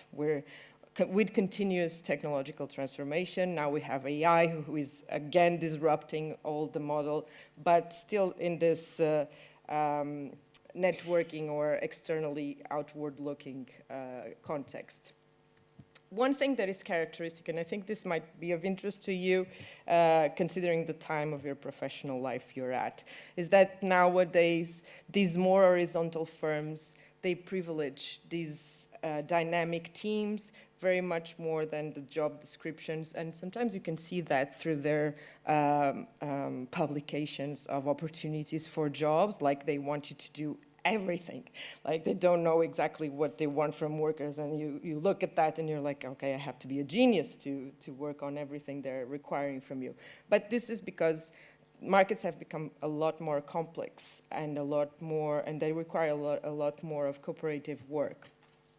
There's a lot of paradoxes here, and on one hand you see a lot of creation of new projects, new ventures, new startups, but on the other hand, the installed powers, the companies, the big companies that are already there, they don't want to lose their market share, so they keep doing mergers and they keep buying each other, and they keep hiring these new projects and bringing them inside of their own structures to keep that power. So this is kind of a contradiction, but it keeps happening. Another thing is, okay, you want a lot of flexibility in organizations and in people's jobs, but there's a lot of pressure towards competition and the control of investors. And last but not least, there's a lot of fuss about more engaging creative work. You mix work with your own life and with your lifestyle, but there's a lot, it's much more demanding, much more uncertain, and the jobs are much more dispersed, so it's quite confusing because you're supposed to be doing what you like, but then again, it's really hard to fit in and fit to the requirements of what is required from you. Okay, about networks in this context, and I think this is an important thing because that's what we're doing here. We're networking. We're meeting new people. We're understanding what's out there in the market and where we can enter it. So these networks, they grant access to a wider diversity of sources of information and skills, of those usually available to companies that don't develop these connections. In turn, those same connections increase the level of innovation inside companies themselves. So this is something that structures, and I'm talking about companies, but also public institutions and whatever sort of context, even an event like this, that's what they're doing. They're externalizing, but they're also bringing in those skills to improve their own possibilities of innovation and of development. On the other hand, you also have this idea that institutions, the ones that we know, and we're talking about the state, universities, museums, even Contextile, these are things that are built from networks. These are people that come together and they start sharing their values, and they kind of, after some time, these things become recognized by society, and that's how they are built. And that's when we recognize them, all of us as an institution. That's how they are formed. And we are participating in that all the time. Being here, you are contributing to what Contextile is. It wouldn't be the same thing if you were not participating at this point. One thing that is also important to bear in mind is that these networks, they are vehicles for the flow of information, knowledge, resources, and reputation. But networks are much more than mere conduits. They do not just pass things. Networks do the transformational work. So this is where you share your skills. This is where you meet your people. This is how you do transformative work. And for example, when you leave this event and you think, okay, it could be interesting if they added this particular topic, or I would like to do an internship there because I think they need better design. I'm kidding. But that's how you contribute to transform these institutions and to participate and be part of this process of economic and social and cultural development. Okay, I'm not going to go too deep into this, but the idea is that these institutions, they're also part of our identity. So we are participating in them, but they are also participating in us. Being here makes me part of this group and not something else. I could be in a conference about paper production. I'm not. I'm here in the creative industries, textile, fashion, art, contemporary art. So it's very much part of my identity to be here as well. So we're building and being built by this continuous exchange. One last address about networks that I think is really critical also is that these networks, they always also contribute, they can contribute for more diversity, but they might very much also contribute for social inequality.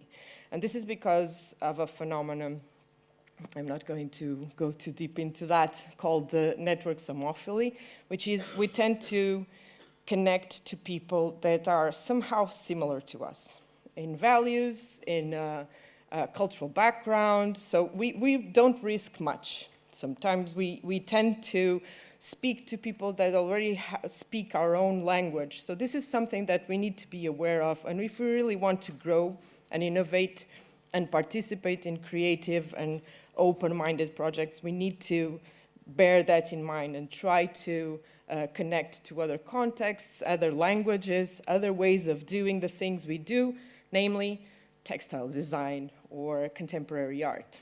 So in the end, in economics, we bring it all down to capital and labor. It's a very basic science.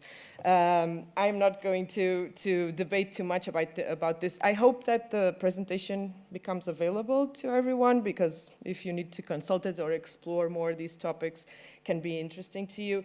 But in a nutshell, what I wanted to bring from this author, Pierre Bourdieu, it's a very old paper, but it's still very up to date, is that when we talk about capital and having like the possibility to invest in our pathways or in our jobs or in our creations, it's not just about economic capital. You have a lot of cultural capital, which is all the knowledge you have, and you have a lot of social capital, which is all the connections and all the networks that you've already developed, that comes from your family, your friends, your colleagues in the university, with who probably you will at some point, not with all of them, but with some you will be working with, you will be working for, you will be hiring, you don't know.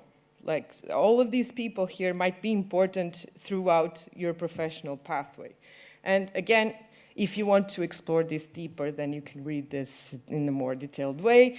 But I would like now just to explain you how all this transformation and all these networks translate to the cultural and creative sector.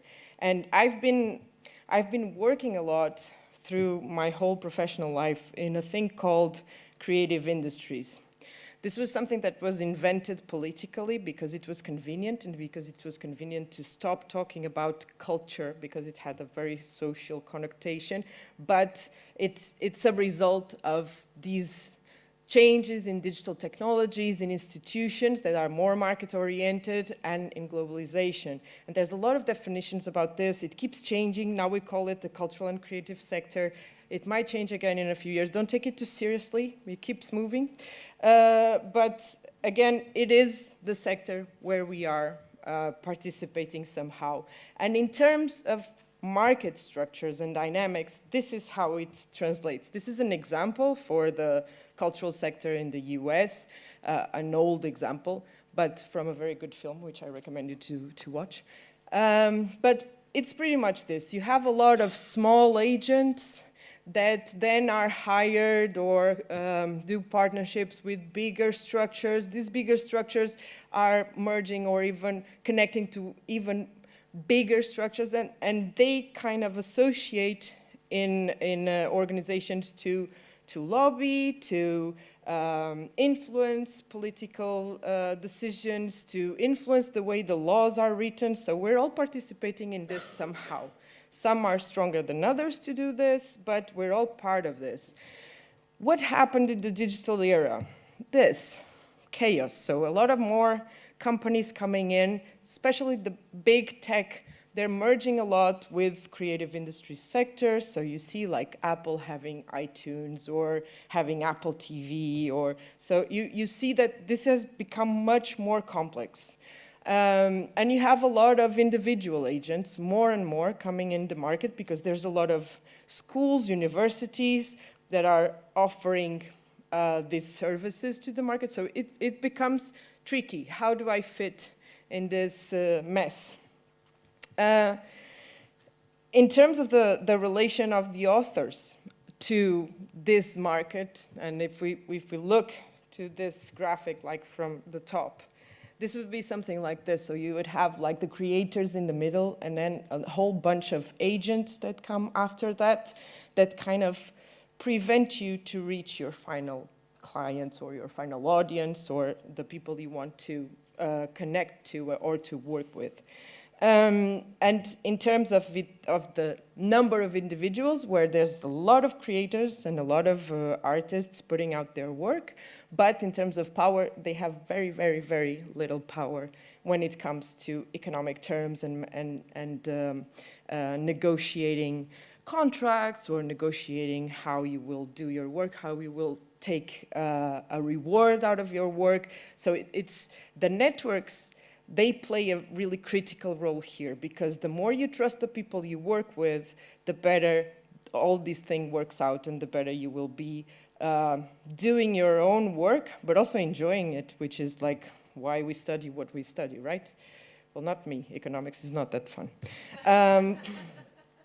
In a nutshell, what you really need today is one thing, which is a very tricky term, is to be flexible, because you never know what's going to come next. So you have to be open to work with different projects, different structures, especially in the beginning, because you're still trying to figure out what you want to do, the people you get along with. But this goes on throughout your whole professional life, and also your reputation. I think it's like, this is the critical thing. Everything you do and everybody you connect with is contributing to your reputation, which is the way everybody else sees you and recognizes and trusts your work or not.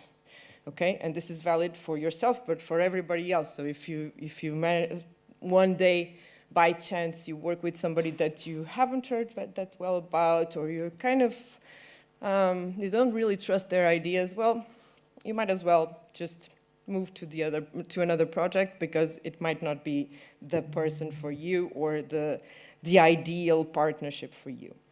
So, this is a bit about the introduction I wanted to bring you. I'm now going to dive a little bit about my own pathway, which is a long pathway.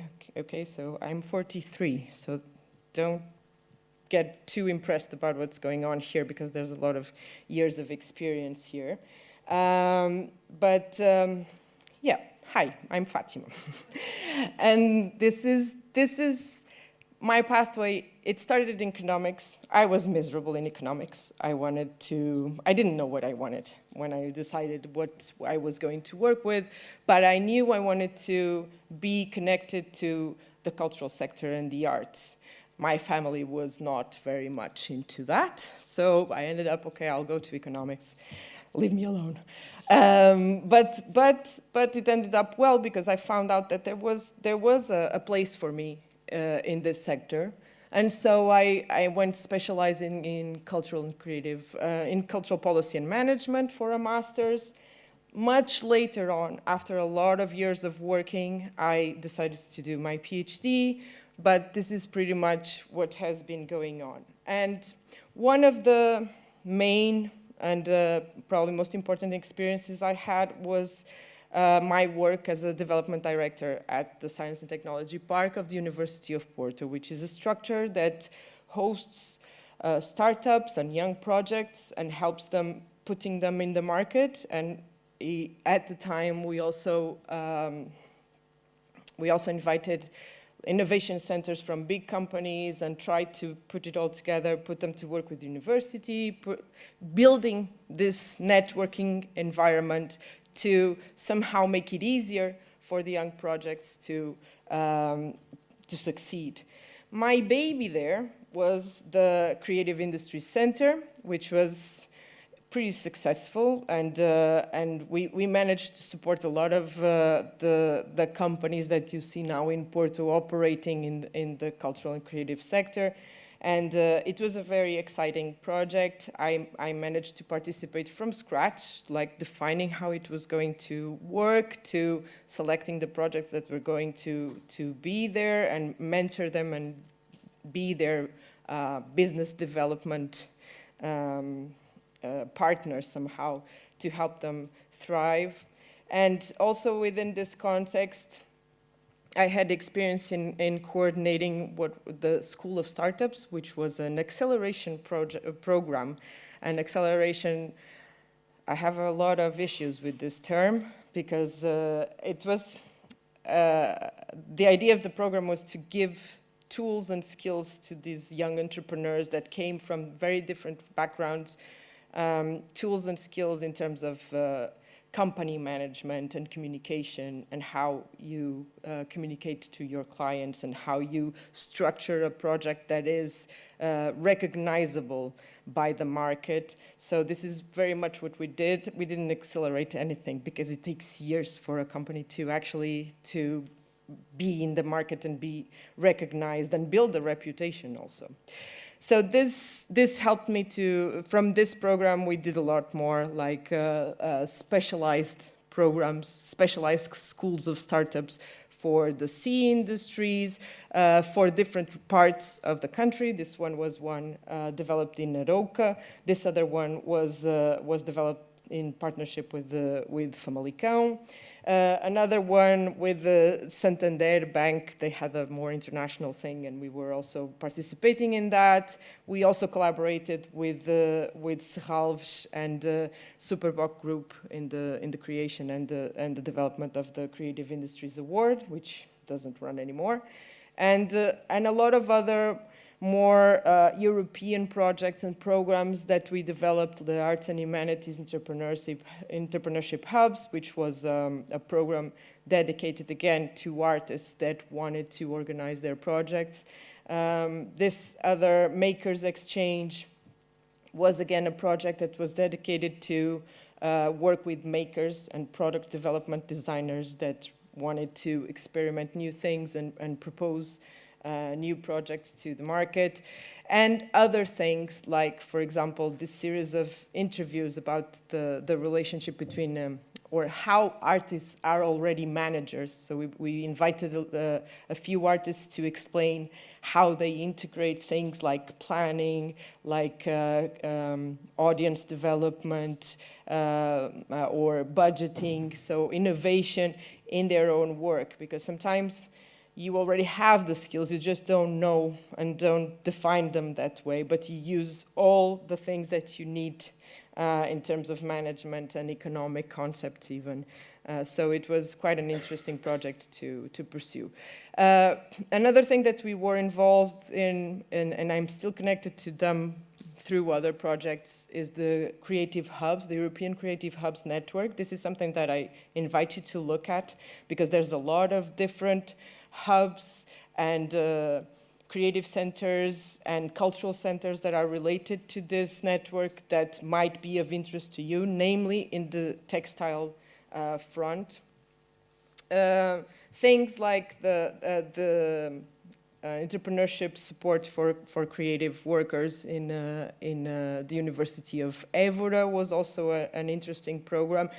This one was, well, I started working with it while still at UPTech, but all good things come to an end. And in 2021, I left the project in a very messy way, and also due to some health issues.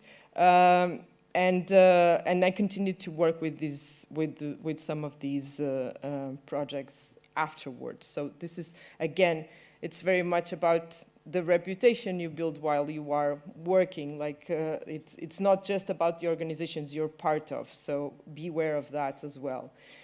One side project that was very, very dear to me and kind of saved my life, because I was really puzzled by this idea of the intellectual property that we keep talking a lot, and now with AI, it became again an issue. I'm not so much into the discussion anymore because it blows my mind. But I got involved with Creative Commons, which is the open licenses movement across the world, and I'm the national coordinator still. If some of you are interested in knowing more, please let me know. And within this context, I had the opportunity to develop some specific projects, such as the Toolkit for Business, which was a project to help artists and creators understand how these licenses can be strategically interesting for them and for their own projects to promote themselves, especially in an early stage of their professional lives. Copy Wrong, which was a very fun performance to do, also about this topic. In the end, we could not do anything artistically if we want to respect authors' rights legislation, at least here in Portugal, but in any part of the world. It's very specific to the context, but it's really limiting, so artists are always somehow subverting the laws so they can do their art. And this other one, which again, this one I would recommend you to look at, which has a lot to do with the creative work and how the economics of creative work happens and how intellectual property somehow influences that or can be used as an instrument in your favor and depending on your own objectives and not the ones in the market. So I'm still connected to Creative Commons, and I'm still working with them. Now we're much more inclined to do work that relates to the recognition of native cultures and how you work around copyright laws with communities that don't even consider property at all. So you can imagine it's an endless topic to discuss. Forever, I will die, and it will continue to be discussed, I think. And more recently, because of the networks I did before at UPTech, I became a partner of one of the startups I was mentoring there, which is MUT, the Movement Lab. It's a dance and movement training platform based in Azores, and we're now developing a series of artistic residencies and working with local communities to develop our projects. And also Dinamo 10, which is a co-work in Viana do Castelo, with who I used to collaborate, and we became very good friends, and we're now working together and developing a series of projects in line of what Dinamo already did, but now with a more international approach, namely this one project that is starting to be built in Viana do Castelo, which is Viana Starts. It's a center for science, technology, and the arts. So there will be a lot of things happening there. If you are curious, please start showing up and look around for the news, because it's something that we're pretty excited about.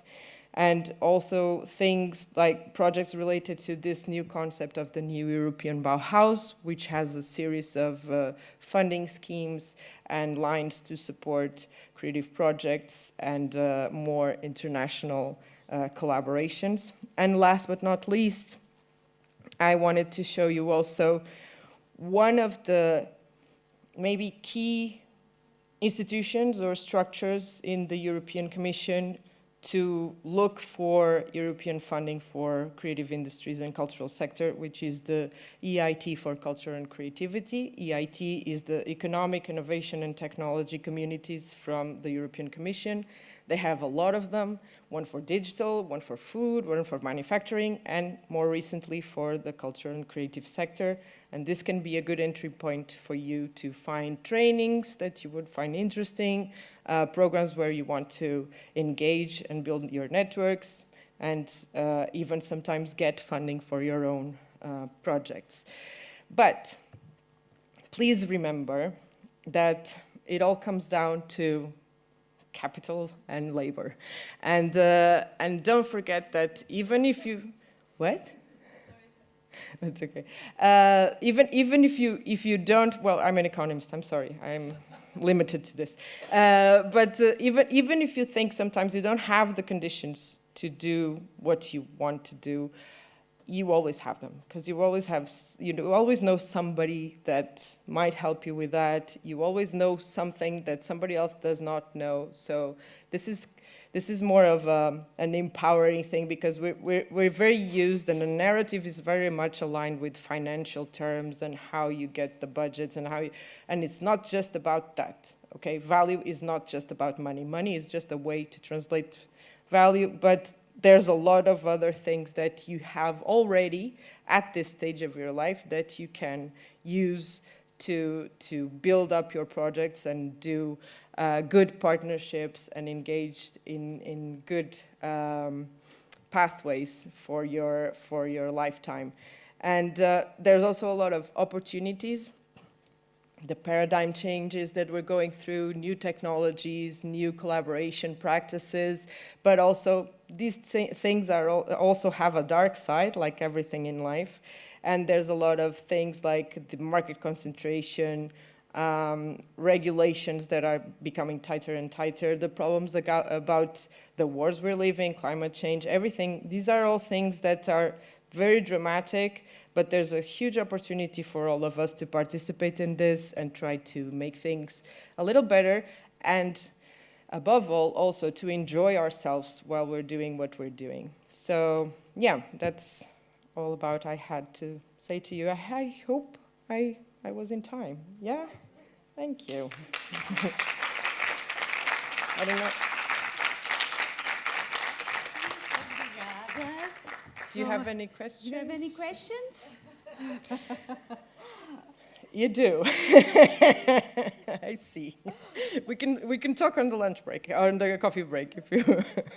If not, I will invite to have a coffee break and to prepare the final debate, the surprise factor that I mentioned in the morning. So we are going to prepare it now. So let's have a coffee, and then we continue in 50 minutes. Thank you. Okay. Thank you. Thank you. Foi,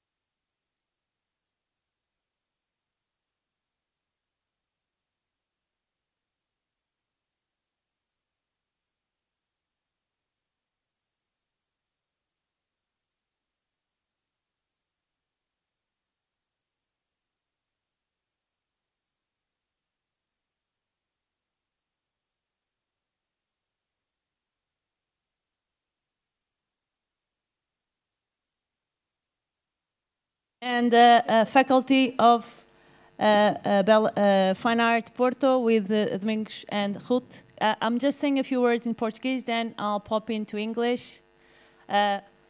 Boa tarde a todos, meu nome é Natasha, eu vou ajudar agora durante este período final da sessão do Textile Talks, Hookup, este ano. E vou basicamente ajudar a que as pessoas se sintam o mais confortavelmente possível, que possamos coordenar os colegas que temos online das Belas Artes do Porto com a Janice Jeffries, que está em Inglaterra também a acompanhar, é uma das organizadoras e membros da Comissão Científica, que organizou isto com a Joana Cunha, com a Susana Milão. E vou tentar falar em inglês, mas se alguém tiver dificuldade com o inglês, nós podemos ajudar com a tradução, não é obrigatório falar bem em inglês. Os ingleses falam bem inglês e não são todos, mas falam muito mal português, daí que creio que todos faremos o esforço de sermos generosos e comunicaremos em inglês, mas estejam totalmente à vontade para falar na língua em que se sintam mais confortáveis. So I'll be doing the moderation in the afternoon.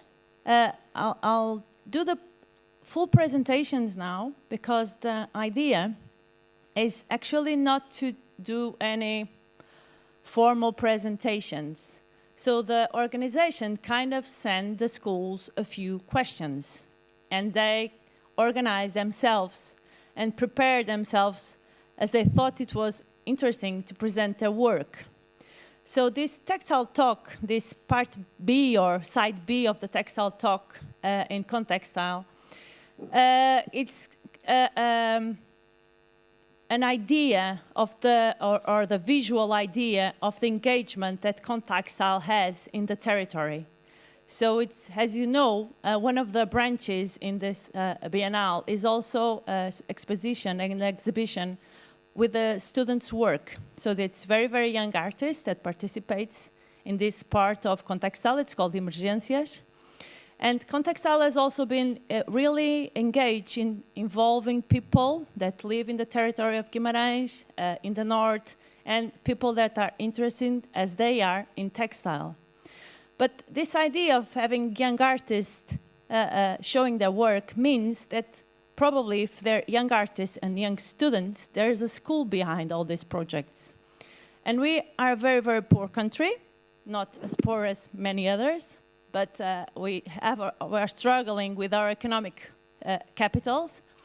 But we have very good schools, actually. And the idea of these talks, like 2 years ago, was let's put schools talking together. So let's learn from each other. Let's see what we are doing in our own schools and how can we improve as a group, as a community, how can we work together? So Contextile kind of invited us to do community work. You know, we need to engage with ourselves as a community. We need to build this idea of community teaching and learning and questioning and developing textiles.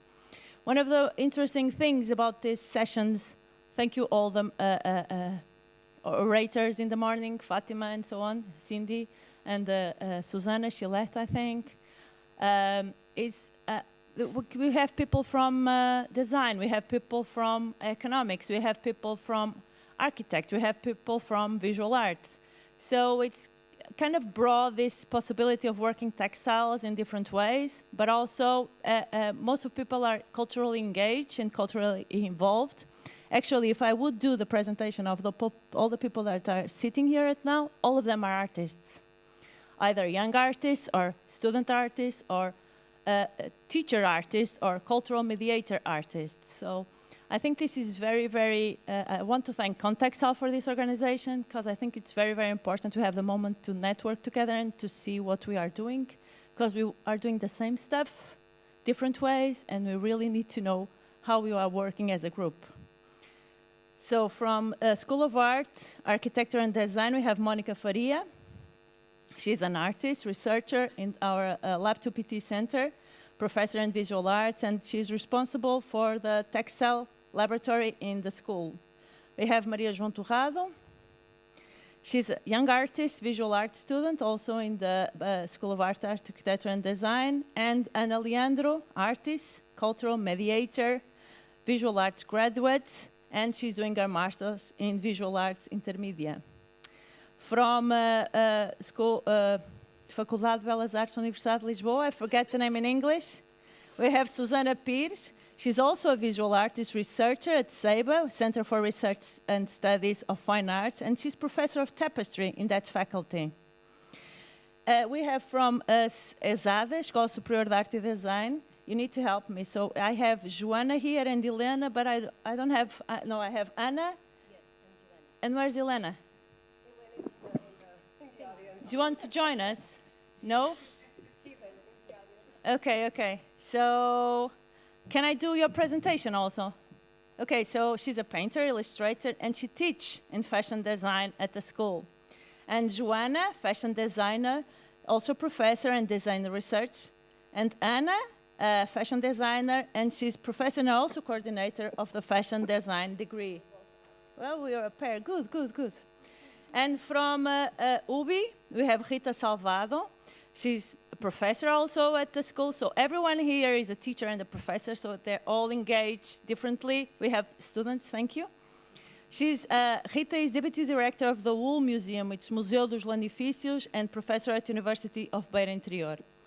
And online, we have from Faculdade de Belas Artes, Universidade do Porto, Domingos Loureiro. He's a painter. Welcome, Domingos. Domingos was sick. He's doing a huge effort to be here. I want to thank you for coming, Domingos. He's a professor at Faculty of Fine Art and director of the Plastic Art degree there, an integrated researcher at I2ADS. And Ruth Rosas, thank you for coming, Ruth. She's a sculptor, professor also in the Fine Art department. And she created an amazing subject and developed a curriculum for constructed textile. So thank you for all coming. So I want just to finish, because I should not talk anymore. So the idea was to organize like 2 huge subjects for discussion. So the first one, which I'll start now, maybe if you guys want to intervene, was this idea of how to live and work after school. And the second one, while you think, was how can we build interdisciplinary network? Because we have economics and design and architects and visual arts and so on and so on.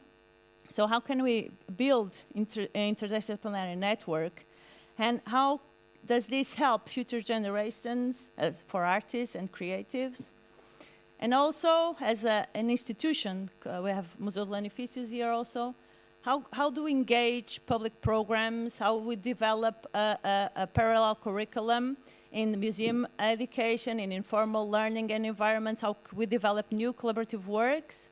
And in this, I also want to invite people, there were speakers in the morning, to join and answer if they want to. So the idea is to throw you the questions, but anyone can answer at any time. The idea is to talk.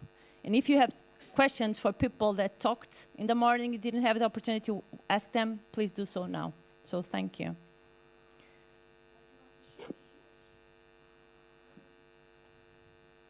Speaker, please. Sim.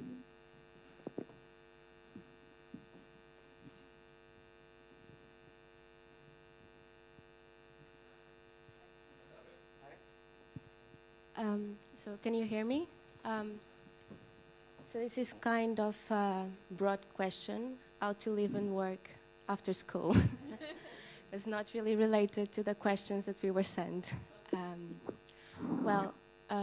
It's hard, as in the end Susanna said, and I think that you need to be open to the opportunities that come to you. But at the same time, I feel that you also need to be open to the opportunities that you had while you were in school. During my bachelor, I had the opportunity to do some professional workshops that provided me with skills that were actually crucial for the work that I've been developing after I got out of school. For example, I went to work information in the International Art Biennial of Cerveira. That helped. It was my first step into cultural mediation and I had a formation in curating and production of exhibitions. It was actually the first step into the working world and the cultural economy, not as an artist, but as the other side of the cultural economy. And I think it helped me start working in the cultural economy, because when you're a graduate student, even though you have exhibitions during your bachelor and you do workshops, it's really hard once you finish to know how it really works in a, let's say, professional institution. Because when you are in university, you have always a backup teacher that can help you. And I think it's important to take on all those opportunities that you have to learn once you go into the working force, let's say, how you can, well, start working.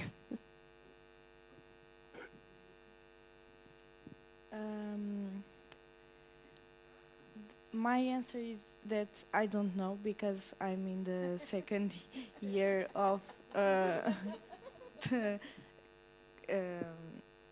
course.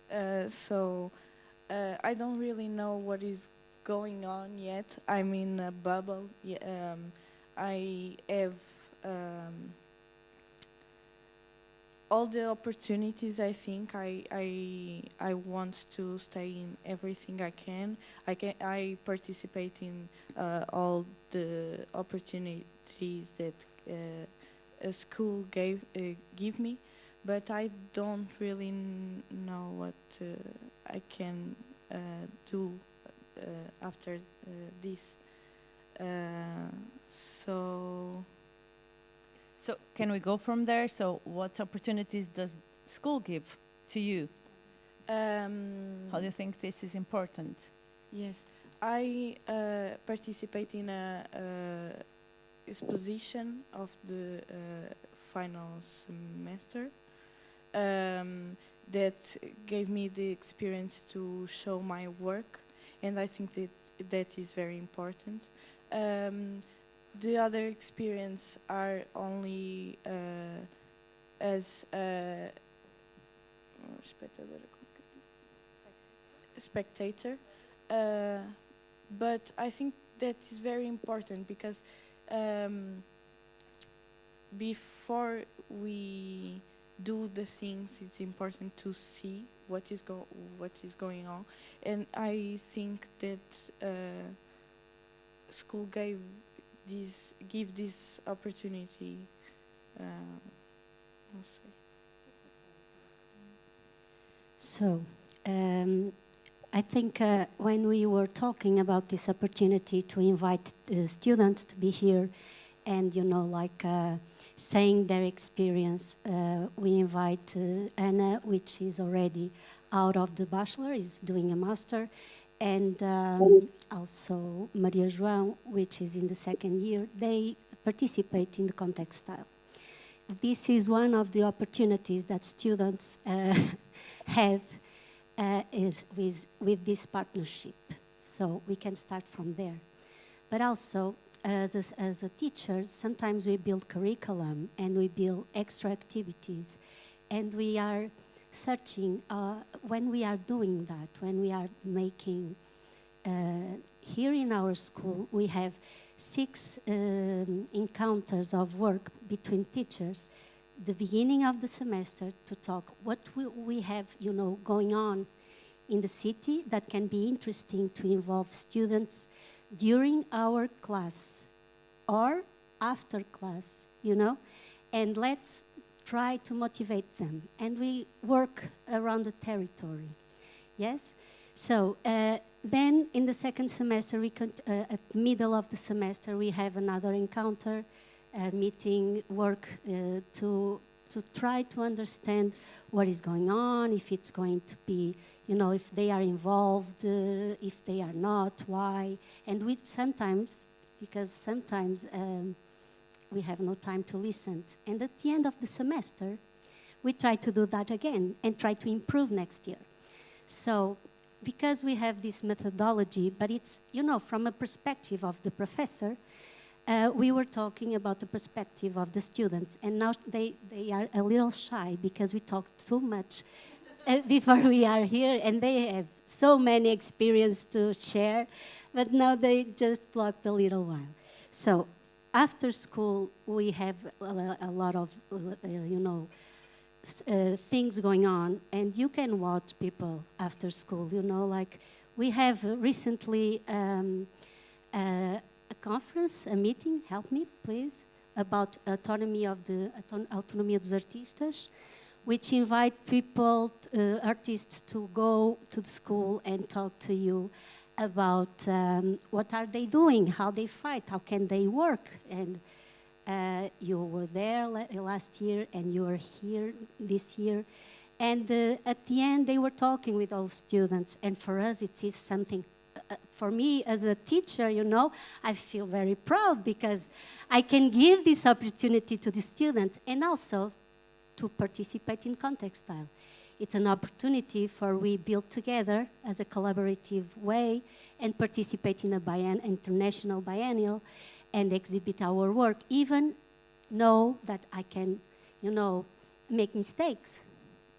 And because school, it's a privileged place, like you said, Maria João, I feel in a bubble because I feel protective. And school, it's the best place for me, my perspective, to try and to make mistakes and to try again.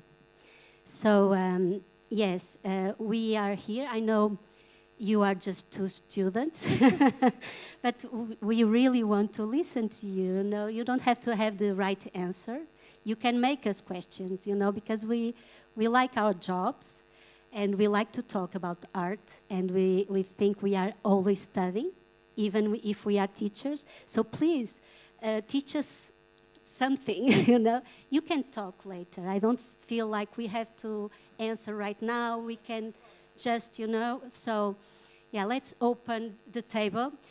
Maybe it was too much for you to begin. At the middle, you will feel motivated to answer, so please, in that point, just interrupt us and let's keep talking, okay? Thank you. So now I'm going to, I don't know, pass the word to Susana.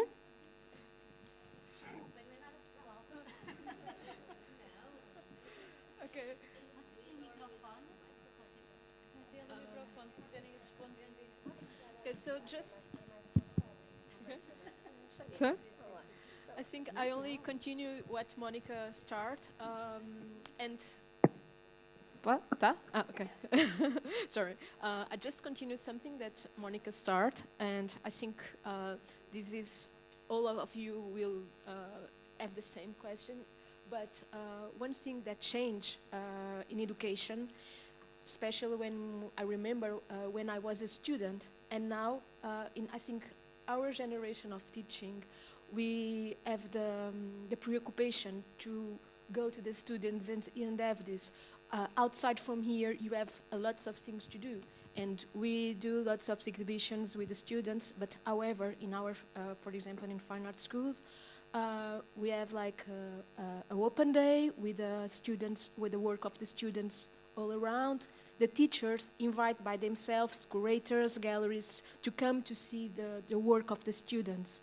And we have this, it's not on the plane that we have to do this, but I think start to be something natural because we are teaching, but we have people, we have artists, we have in front of us people that in 1 or 2 years will be like us.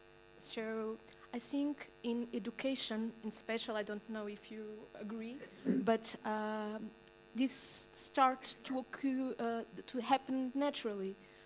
The preoccupation to put the students in galleries, in residencies, in awards, primes, and the teachers have the time and the worry to accompany the students with that. And I think it's all the universities almost do this, but it's not something that happened like 20 years ago. Like 20 years ago, we go to the school and we do our works and go home. Yeah, but I can I'm sorry, I don't want to talk too much, but I can tell when I was a student, Ruth Rosas was my teacher, and she made the same thing with me, okay? So I was student once, and I learned from my teachers too, that I can, you know, like be an artist, and I can try, and I can make mistakes. And I learned also with Natasha, and now we are colleagues working because she's older than me. Shh. And I learned a lot with her because she was older than me, and now we are colleagues. Oh my God, how this happened? You know, so it's amazing that, you know, we are trying to provide the same to our students because we are from that generation. Thanks for saying that I'm not older than you. What are you doing? Peter, have you done anything? I said, would you like to come back in and talk to me for a minute? Peter, Peter. Janice, we're listening to you. You're welcome to participate, maybe, if you want to. we are not Peter. Yeah. You guys And want I'm to say younger something? than Monica. Okay, Rita, not Peter.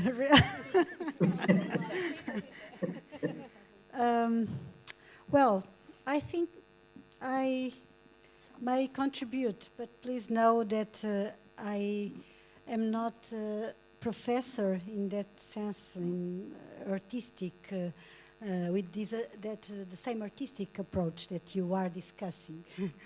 But indeed, I think we have at UBI an interesting experience, because indeed it's historically related to economics, and it was the knowledge that the industrial school 150 years ago, and after the high school, the Instituto Politécnico, so 50 years ago, it was through knowledge, technical knowledge, that we create a network, indeed, okay?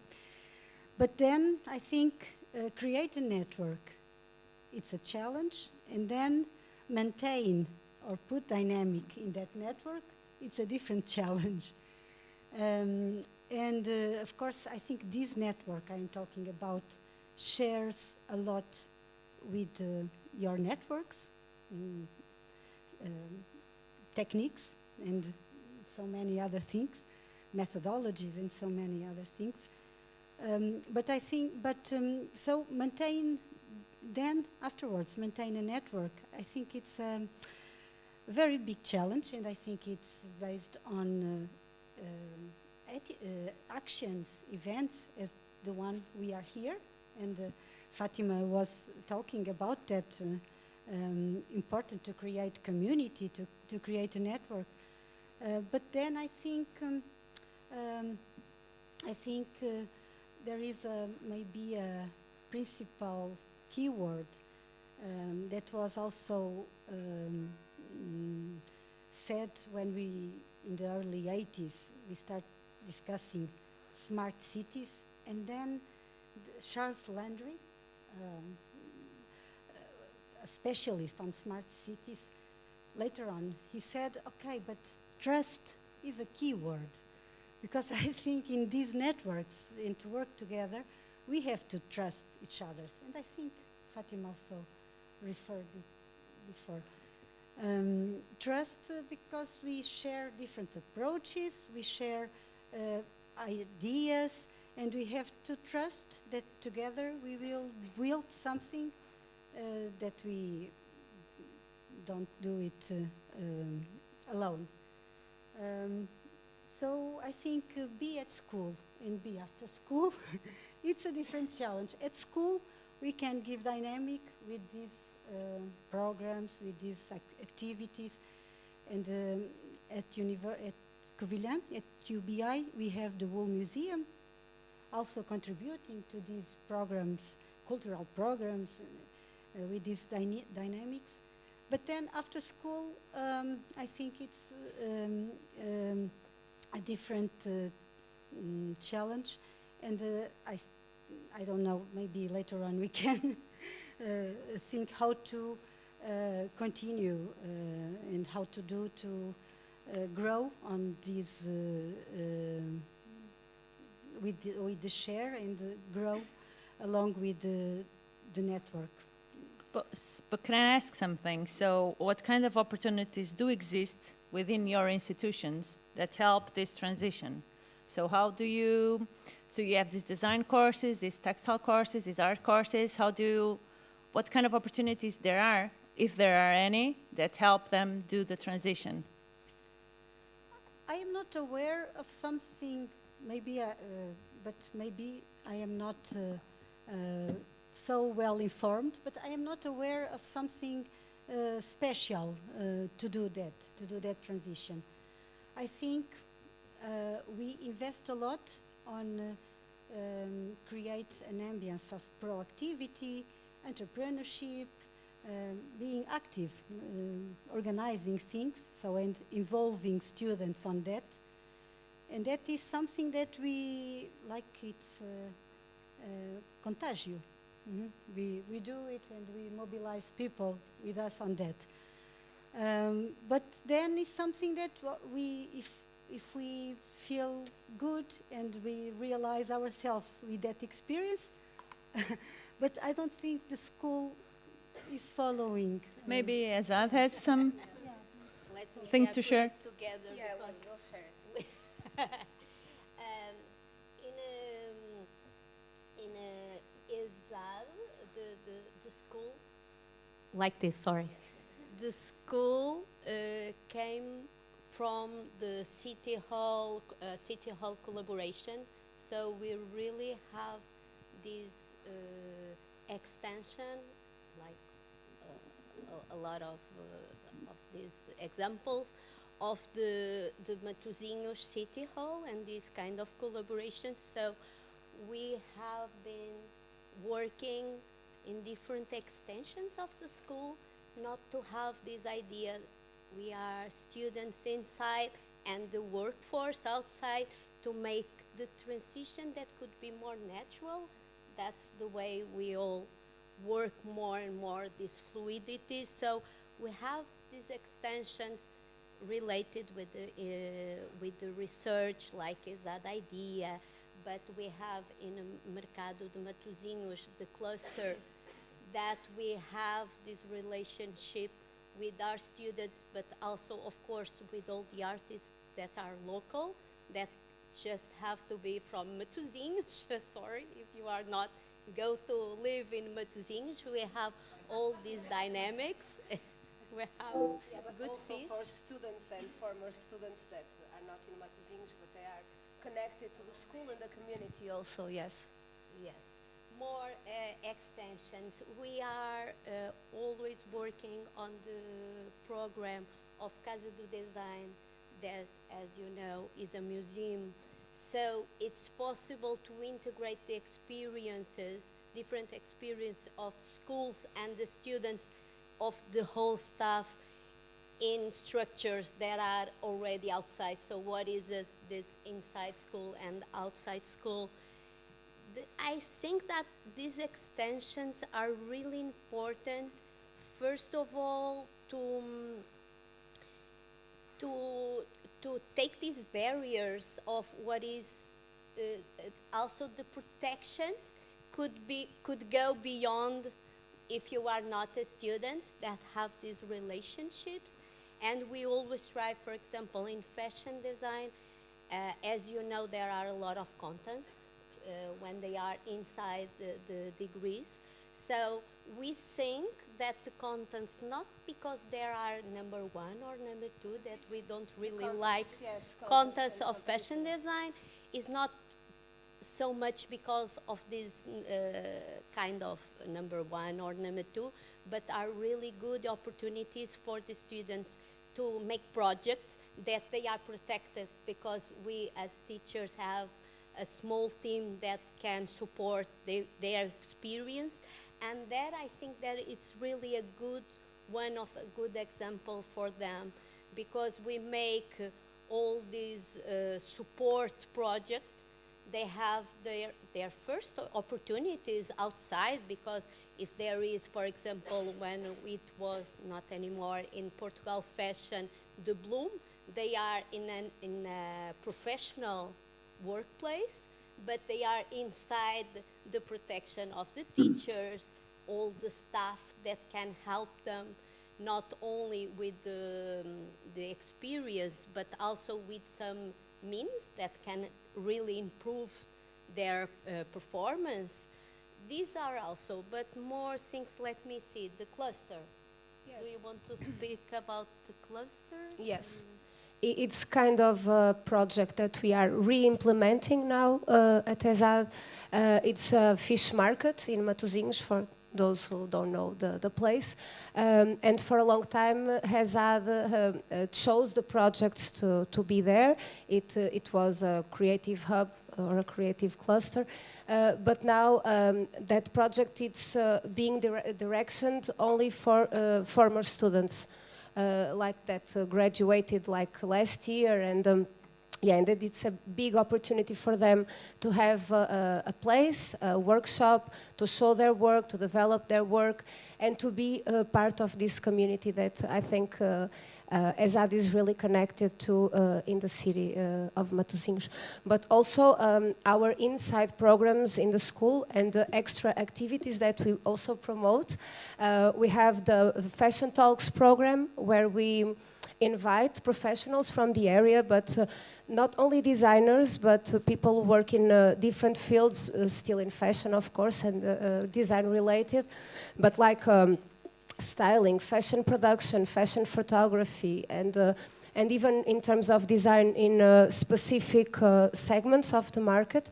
And we believe that when we have those professionals invited to speak in the school and to be close to the students, it's a very important moment for them, because they get to listen to like-minded people, listen to different life pathways, different stories, different professional ways of doing and thinking.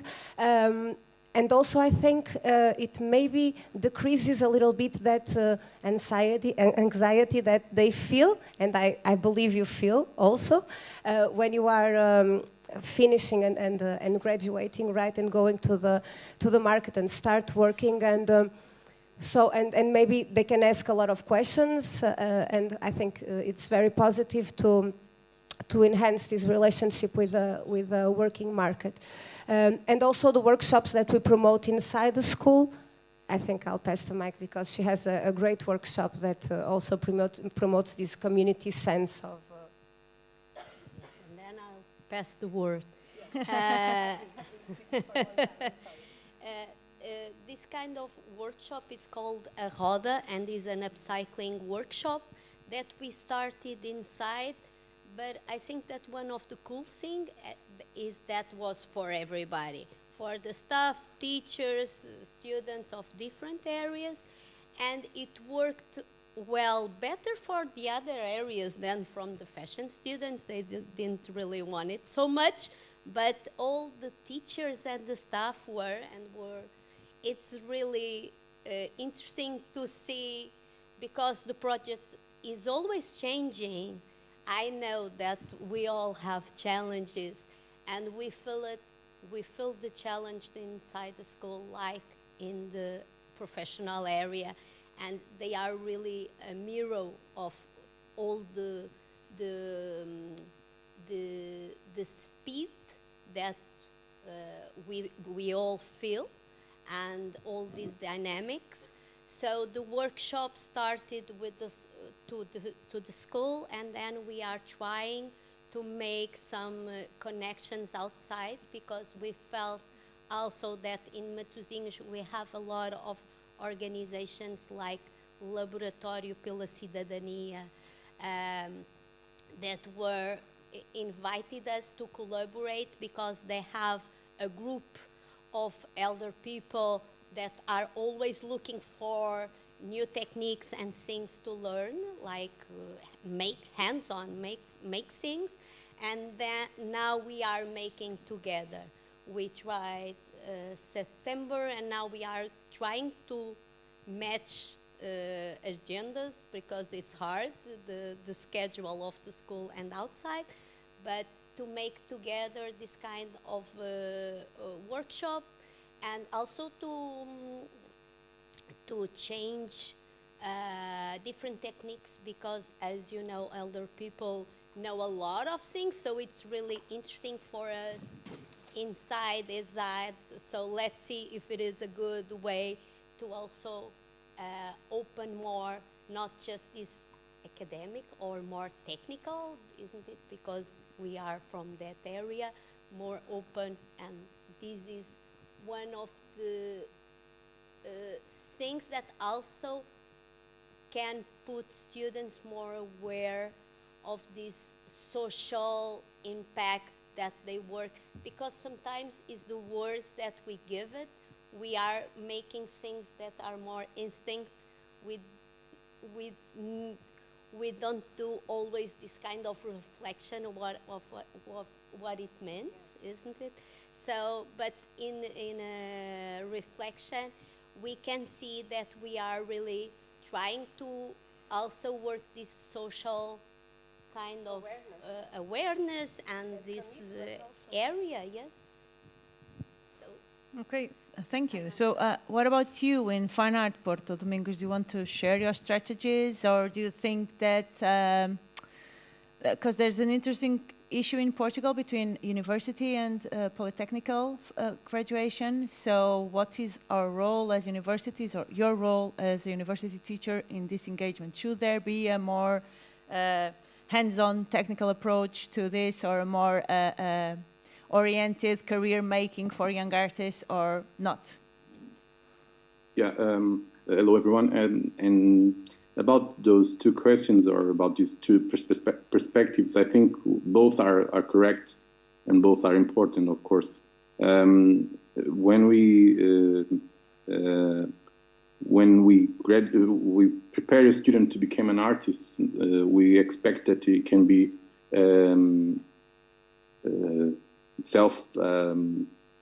capable to develop his own career, or to create opportunities to search for opportunities for his own career.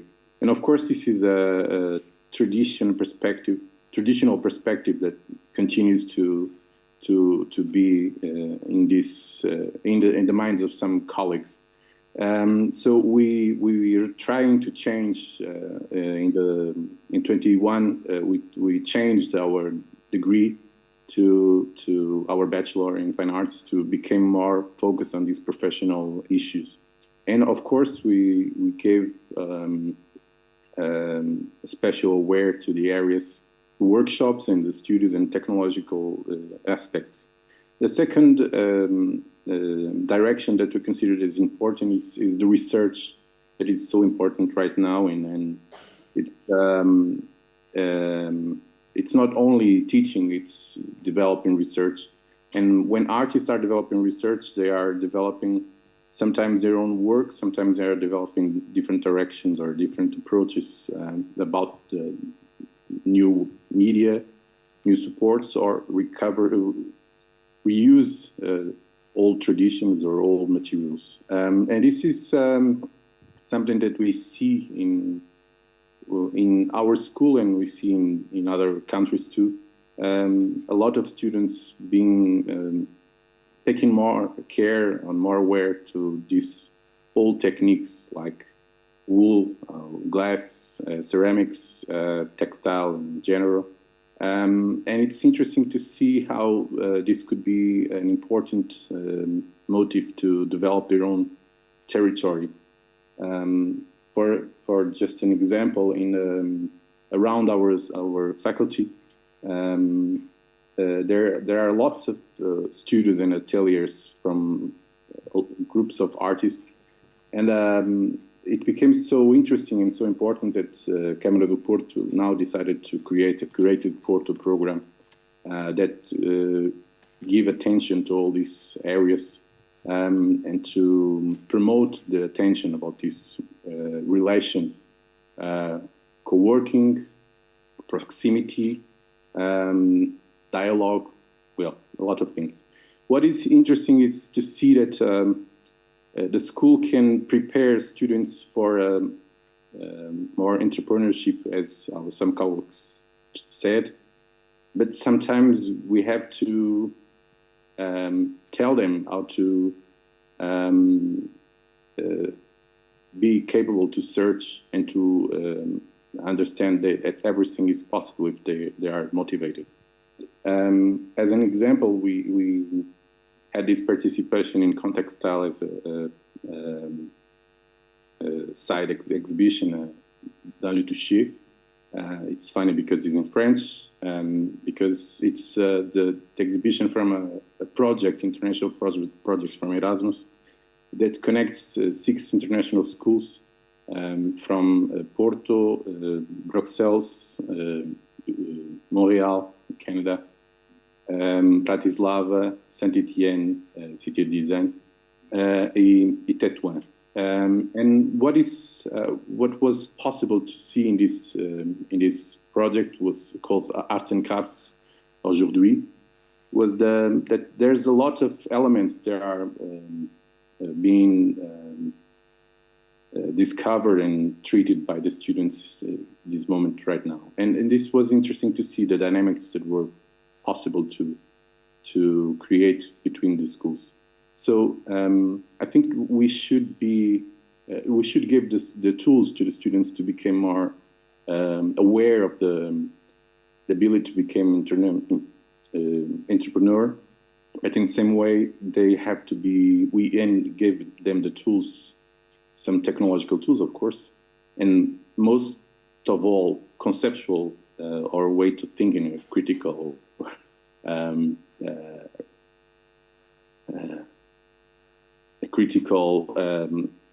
ability, because because they will be responsible to create their own territory. Another element that we are doing in our school is that we are developing other connections with mairies and some companies, developing projects, special projects through SEDA. SEDA is a kind of space where we can create connections directly with companies, and we even with some studios and some companies where they gave us formations or where they share their own knowledge, and we share our knowledge too. So this is a way to start and give opportunities to the students, but in the end, it's always in the hands of the students to use and reuse all this knowledge and all these abilities. Goed. Thank you. Goed, are you there? I am. But you had hands up. Do you want to talk? Yeah, Thank always. you.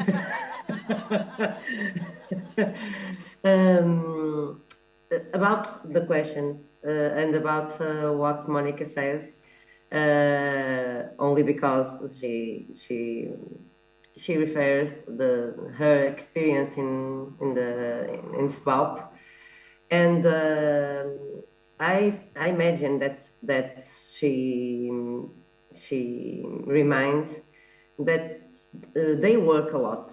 They don't know in that time.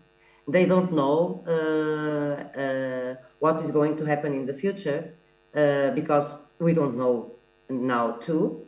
But they work a lot, and her and her class and a lot of other students make a self-investment, use a lot the workshops because they feel that they are necessary for knowing the techniques, for knowing how to express, because in fine arts we don't have language. We know that. We say that, but we don't have it. So we need to know a lot of knowings and have a lot of autonomy and be open to learn how to do.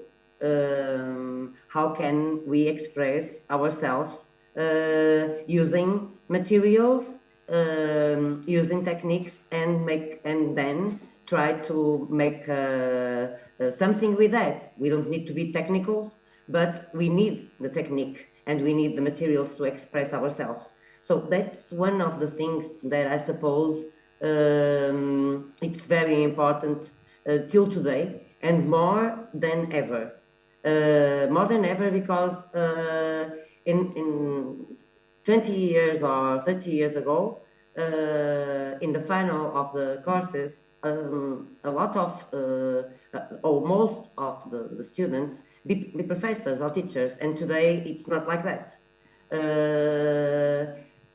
Or they have a lot of money and don't need to work, only to be artists. But one thing that is very important, it's thinking that we have a lot of, we don't have a lot of employees in a way, but there's a lot of work to do.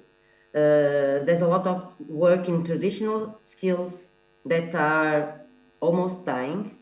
For example, in textile, there are a lot of work to do. The crafts are very important. That's why we make, like Domingos said, we make this project, and he coordinates the arts and crafts and aujourd'hui with all the partners, and that's why we make the BIP.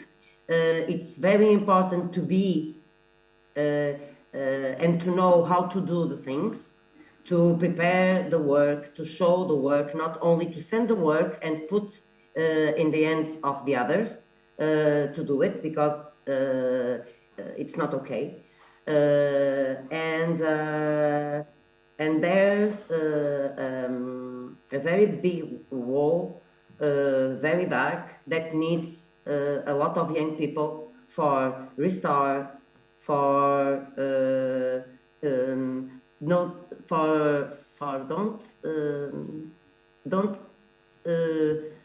forget what we do well.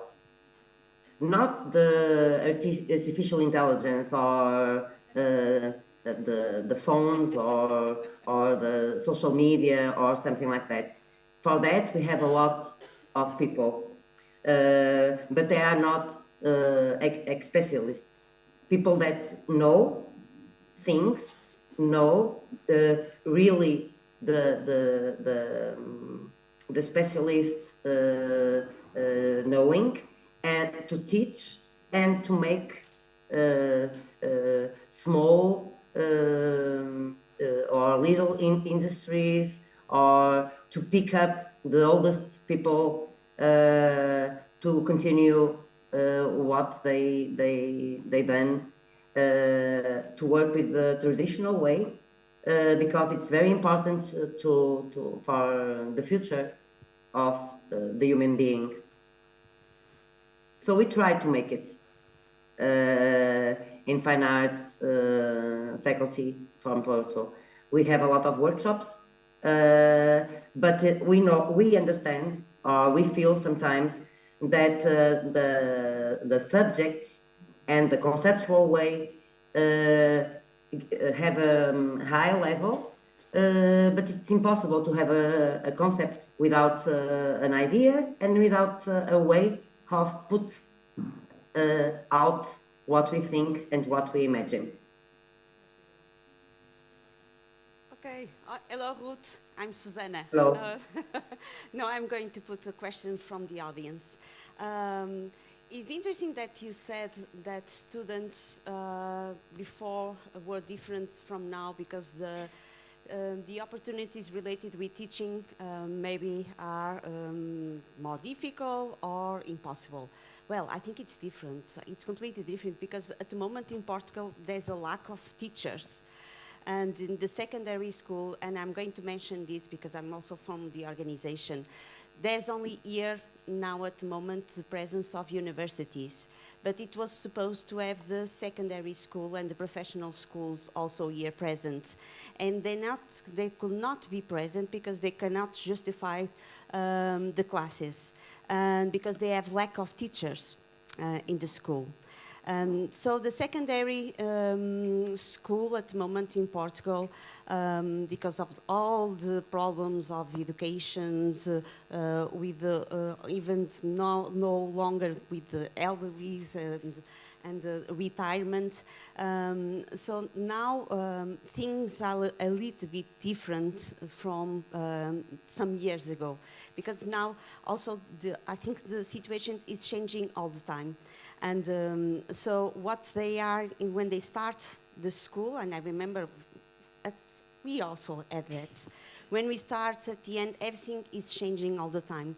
And I think one of the interesting things, because I teach and I'm also a professional. I work in the cultural field, not as an artist, but in the cultural management.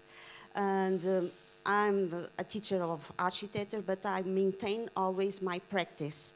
So I'm a project teacher, and for me it's important to maintain the connection with the practical activity. And so when I'm involved in the cultural activities, in the cultural production and activities, is as in a professional way, but trying to also reflect in this idea of multidisciplinary contribute to the debate. And so I think the education, the opportunities are changing. And we see even the presentations of Sofia Vitorino, the connections between, and even your work, Monica, the relation between pedagogy, education, and arts. So there's lots of possible connections. So even the transition and life after the formation can be also related with the education.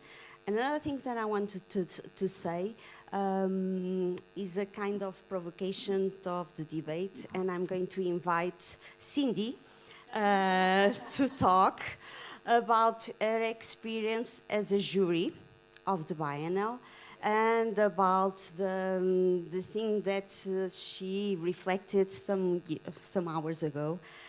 Could you share it, please, to start the debate? One thing that I've noticed as a juror, both here and in the US, for both shows and residencies, is kids aren't being taught how to submit work. They're not being taught how to properly read a call. They're not being taught how to do their research on the jurors, on past people who have won. When they're applying for residencies, they're not being thorough, showing what they can offer, what the program is offering them. They're not taking the time to research why they're even doing the residency. They are applying for work for shows that have clear themes. Their artist statement has absolutely nothing to do with the theme, and if it does, it's a lazy sentence tacked on at the end. And it's incredibly prevalent in textiles, incredibly. And I just think, like, in the US, I didn't know it was such a problem here till I started jurying things here. In the US, I literally gave talks to kids how to do submissions once they got out of college. Nobody taught them where to go to look for submissions. How do you find calls? You know, how do you get this work? And it's something that it just seems it's really prevalent everywhere, in my opinion. I mean, I had a PhD student contact me. Actually, she has a PhD. She even has an arts organization, and she asked me to please teach her how to apply for residencies. There's a missing link somewhere, you know, and my suggestion is don't guess. Find somebody who's done a lot of residencies, who's been accepted a lot, who gets accepted a lot to shows. Don't guess.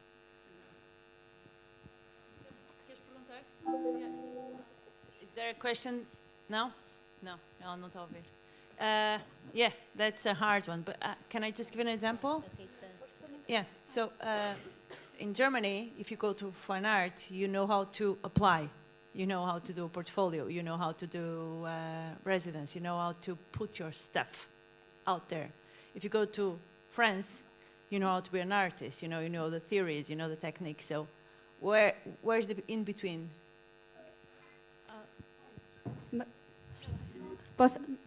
Just to put something about what Cindy said.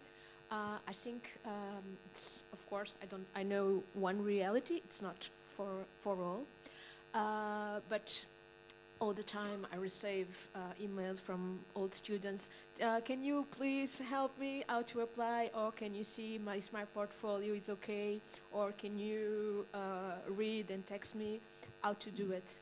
So I think there are very different kinds of reality. And one of these, the students are able to ask to the teacher, please help me how to do it. I do it all the time.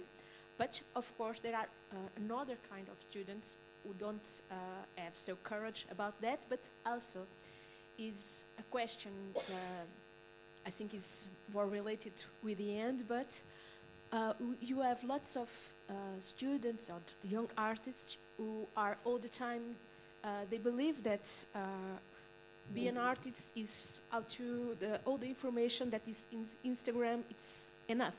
So maybe lots of them that you are talking about, they say they saw the information or in Instagram or wherever, and they apply. They don't read. Okay, so but I think this happened because they have access to that information that sometimes appear like a pop-up or wherever. They say, okay, let's try. It's here. It's about textile or it's about painting. Let us to send the work. And these kind of things, of course, happen more because more people have access to the information, but it's not all the students, because I have all the students who ask me all the time to teach this, but I know what you are saying, like it's day by day. They have the information on the mobile and they don't read, they just send.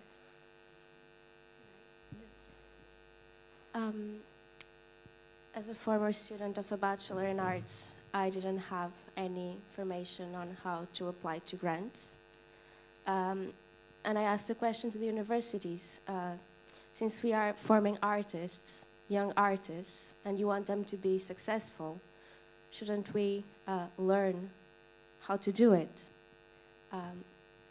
I entered in a really early stage of the Bachelor. It was just the second year it was born. And the only contact that I had with a professional was in my last month of the third year, that our teacher invited a curator from the Municipality Gallery of Porto to look at our portfolios and make a comment. And we were really lucky that he accepted it. And it was the only feedback that we got through all our Bachelor. Of course, if I asked the teacher and sent them my portfolio, they would take a look and they would get me feedback. But shouldn't universities, schools prepare the students on how to apply for a grant, how to apply for research fellowship, how to, I don't know, make an exhibition proposal, how to make a workshop proposal to an entity? I feel like these are all really important things that we as young artists, recent graduates need to know to start our careers. And sometimes our needs are not met and we can ask individually, but as Susanna said, not every student has the confidence to do it. Also, just to answer you, in fine art schools, some classes have already these kind of things on the syllabus, but usually are optional classes, and the students prefer go to practical ones, and these are theoretical. So sometimes the students don't go to apply that kind of. I'm just talking about my example. I never had an optional I had one optional subject my entire Bachelor, and I had to choose it from another school of the university. So every school is different. It's just like a question. Ruth, in painting, you want to go? Just to finish. Yeah. In composition painting, the students have to apply to an exhibition, have to apply to a residency as part of the. Ruth, go. I have to say something. I'm sorry. I don't know where, I don't know her name, the student that talks now. Ana Leandro, it's okay. Ana Leandro. I don't know, and if you study in FBOP, please tell what you have done or the course, because it's in FBOP, I know, it's not true. There are disciplines that work only dedicate in that questions, in methodologies of research, in professional methodologies, etc. I learn and I don't learn, but I teach, for example, one discipline that I put a lot of challenge, like it was a professional way, and what I listen, it's the opposite. I don't want to know the budget that I need. I don't know how to go to have the budget for what I need. I don't need to answer to this question.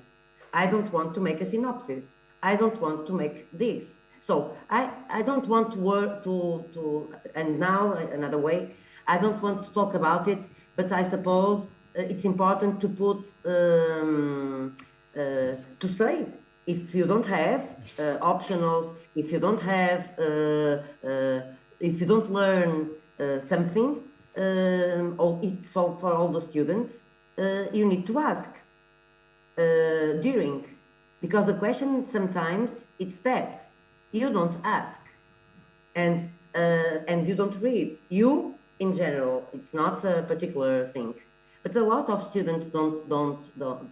For example, the question of Instagram, how to make a portfolio in Instagram. It's not a way, a place to put a portfolio. It's not a way to put the measures, to put the process, to put the results, to know how to take photos for that, how to write about the work. It's not the place, it's another thing. And the question is to mix everything. To make make a portfolio, it's an important thing. And I know a lot of professors that learn, that teach that. And sometimes the question is the opposite. It's from some students, it's we don't want to do. So it's we have another ways to do. So, but not about this to make more discussion about that, because it could be a dialogue. One thing that I suppose it's very important today, it's the opportunities that the students have. A lot of opportunities. The mobility in Erasmus, but the BIPs, for example, that what I came here only to present a small BIP that we make during or to the opening for the Contextile inside the Arts and Crafts aujourd'hui. There's a lot of possibilities. There's more than ever. The question is, it's not so easy to make the things. We need to work a lot. I would like to make a small about the words of Cindy. And the first one is thank God we are not American, so we are not so pragmatic as the American. But unfortunately, we don't think the same way as the American think. And as in our school, we have this space, and we consider this is very important. And as Hood said, we try to create these opportunities. But sometimes we don't see the students. But we have another problem.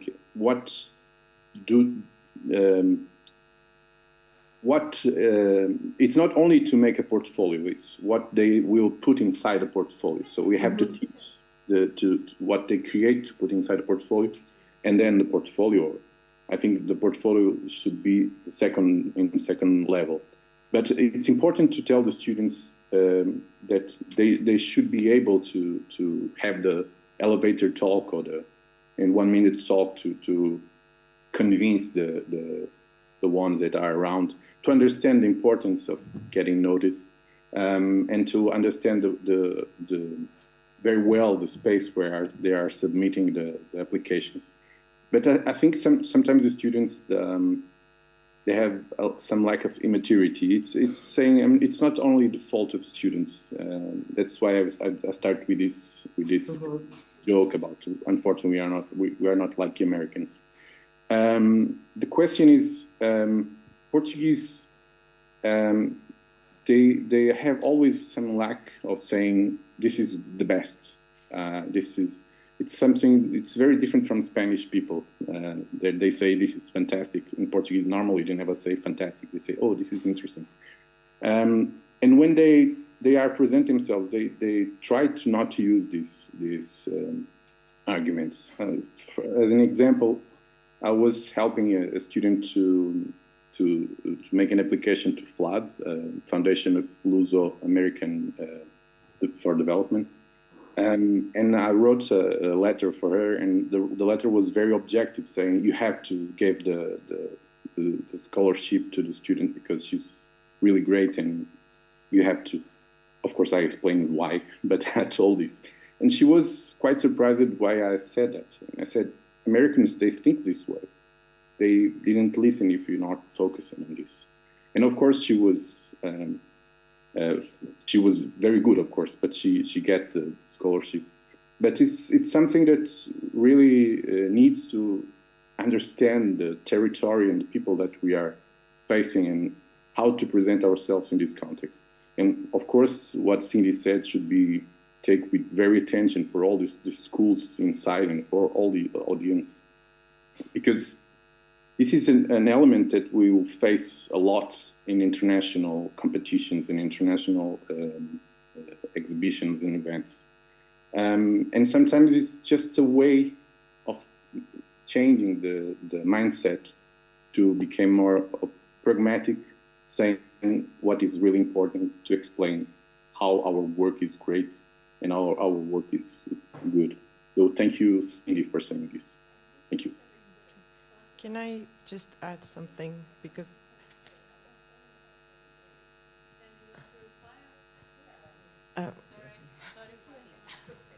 sorry. No spice. I just want to make sure that I'm being understood. I'm not speaking of being able to speak well of yourself, because I personally have that same issue when it comes to my own work. I'm talking about being able to match a concept with the show call.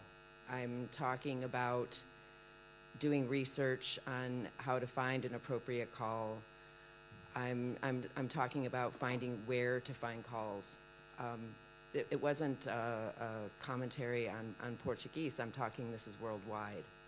Yeah. May I just add to that? I'm also a teacher, and even and I've been in juries in competitions, and I think half of it is don't be lazy.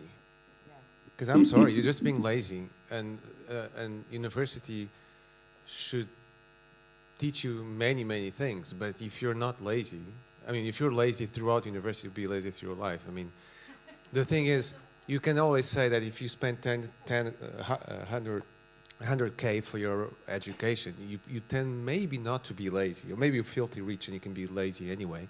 But here, sometimes you tend to be complacent and lazy. And regarding the formation in terms of applying for grants and all that, it's true. You can always say that school should have that component in with the caveat, it should have that component in allowing you how to understand how your context as a professional is. So if that tells you you need to have this teaching or specific ability to apply for grants, etc., I don't necessarily think it should be part of the syllabus. But also, sometimes I just want to wear a T-shirt every day saying you have more power than you think you do to the students, because if you want to have that, maybe you can organize yourselves. Student unions, association of students, what are they for today? To organize, academic traditions, to get yourself dressed in black and haze other people. I'm sorry. It's also it's culturally lazy and it's intellectually lazy. And students, I'm glad now that, post-COVID, students are able to, to touch themselves again. And most of my work as being a teacher is just to back off and let them know, well, no, drink what they want, go to bed with whoever they want. I mean, it's also part of having this jouissance, to quote a French author. But also part of it is understanding how can you do as a body, as a political body, as a professional body, collective body. And it's part of it is, yes, it's part of this professors. Some of us are, precarious, we're busy, we're underpaid, overburdened, whatever. But it's also, most of what we do, and this should not be underestimated, is to also inspire you to be better professionals, apart from better people, citizens, etc. But also you need, we as professors, we know how this is. People, most of the time, people are looking at their phones. And of course they care, but it's also, I think what Cindy was saying is like, how do we make people care? But also like if you apply for a course and if you want to be a professional, we expect you to care. So if you want, also demand from us, talk to your peers and say, we'd like to have you, and I think we'll very happily oblige. So, and this goes to, in any other, walks of life. Thanks. Okay. This is my rant. I'm going to claim my turn to speak now. Okay. Because I have this very ungrateful role of whenever I show up in cultural sector events as an economist, it's tragic that the conversation changed a lot into economical terms, and it's I mean there's room for everything and for everybody, and I think there's students. I'm a professor as well in other contexts, but I've also been professor in art schools, and there are students that are willing and fitted to go into applications and competitions, and there's other students that they're not, and there's room for that too, and they should be entitled to do whatever they like because it's their life. And I think there's a lot of pressure from the market to follow a certain pathway and to push artists and creators and whoever person, economists as well, into this mindset of one thing leads to another and we need to go like following this very linear pathway. It doesn't have to be like that. You can interrupt it any time. You can use whatever tools you want. And it's just, I think universities and professors in general are just there to inspire you, hopefully, and to show you opportunities, what's out there. Now, then in face of those opportunities, I think it's up to the students, as in adult individuals that they are, to decide whatever pathway they want to pursue, either if that is going back to work with fire and stones, using AI, following applications for competitions, whatever. I mean, life is much more colorful than just applications for competitions and residencies and all that. So, and also, I think one of the really important things to discuss in this context is that what do we really want from these areas, these more artistic, more creative areas? What is our, and I'm including myself here because I like it, but what is our role in society? Is it just to participate in this recipe that applies that one size fits all, or is it also to criticize that and to assume and to party, for example, like the associations that do a lot of partying? Yeah, partying might be a way of resistance if you use it politically, but that's the thing. I mean, we're in a very messy world. On one hand, it's very scary for everybody. On the other hand, there's a lot of opportunities to try to find new ways. And it's not just, okay, it's okay to have a technical course to help you go through competition applications, but it's also really, really important to stimulate critical thinking about what are these competitions? Where do they come from? Who is promoting them? What are the tiny lines there that say that they will keep your rights after you end up and they will use your work in whatever way they want?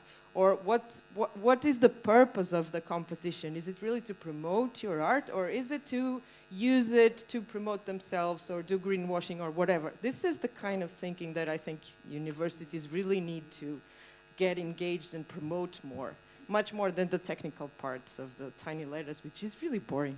So yeah. Okay, and I would like to go back to your transition. So at school and after school, because I do believe that at school, and we are all committed on that, at school, the ambience, the experiences are, and also our work and our commitment is very well structured, because we have to define learning outcomes, right? And learning outcomes to help the students to be good professionals. But then the relationship and the bridges between academia and professional sector, and between school and communities, they need to be fed and have some dynamic on it. And that is the thing I believe the schools we are not thinking really well about that. For instance, in my case, learning techniques, sharing with artists. We organize workshops, and I think with very good dynamics. But then, when the students after school, for the transition you were asking, Natasha, so what the school can do to help our young professionals, designers, artists, to be a good professional. Maybe it is to open our facilities to promote prototyping, or to promote communicating research projects, as we were discussing. And I do believe is something through like that. But I think it is not really structured right now. And I think networks are really the key, the key point for that.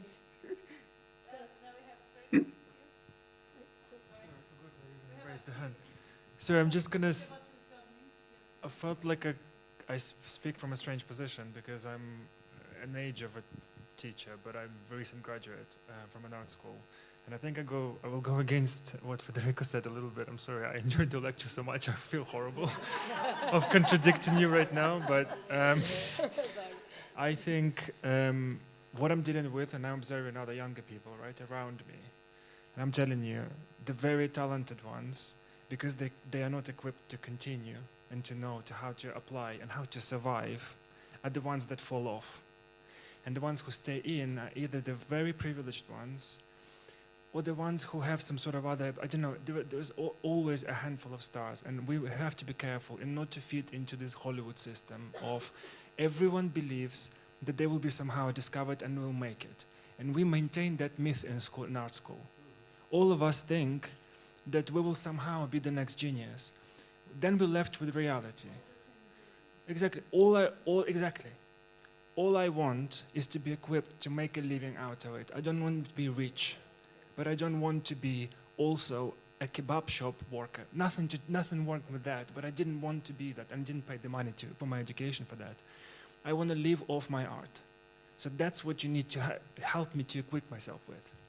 You understand? And these colleges have started to doing it now. Like in my BA in 2016, it wasn't done yet, but in my mind they try.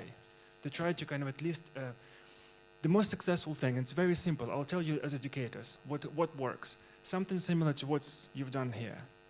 The most successful lecture on future of art was when 3 or 5 graduates of a particular university were invited to have a talk.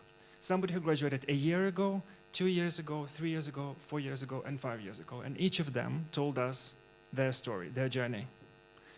This was the best experience ever, because this was real examples of how they hustle. Then you can accuse me of being lazy, because I know what it takes now. I know how this person, who I consider my idol and is successful, how they hustle. oh, I did this and a bit of finding from there, but I didn't know how, so I go to my friend. This is how I gathered knowledge. You didn't need to teach me how to make an application, but you showed me what's at stake. And I didn't know. None of them know. And also, if you take a very young one, so for example, just hearing Anna speak, there will always be that sort of disbalance between the students will always think that they don't get enough. The tutors get, but they're not equipped to recognize everything. In retrospect, they will, but in the moment, they will not. So you have to give as much as possible. I know you limited yourselves. I know how it is, but this is a crucial part. To make them apply for something and then exchange between themselves the application form and find each other's mistake, crucial. And then maybe a lecture on how to deal with rejection. When I open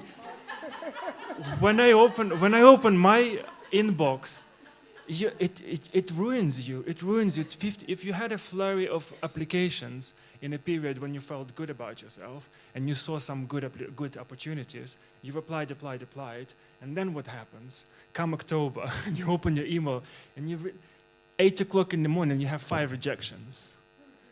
You know, and it's so, yes, that has to be part of the program.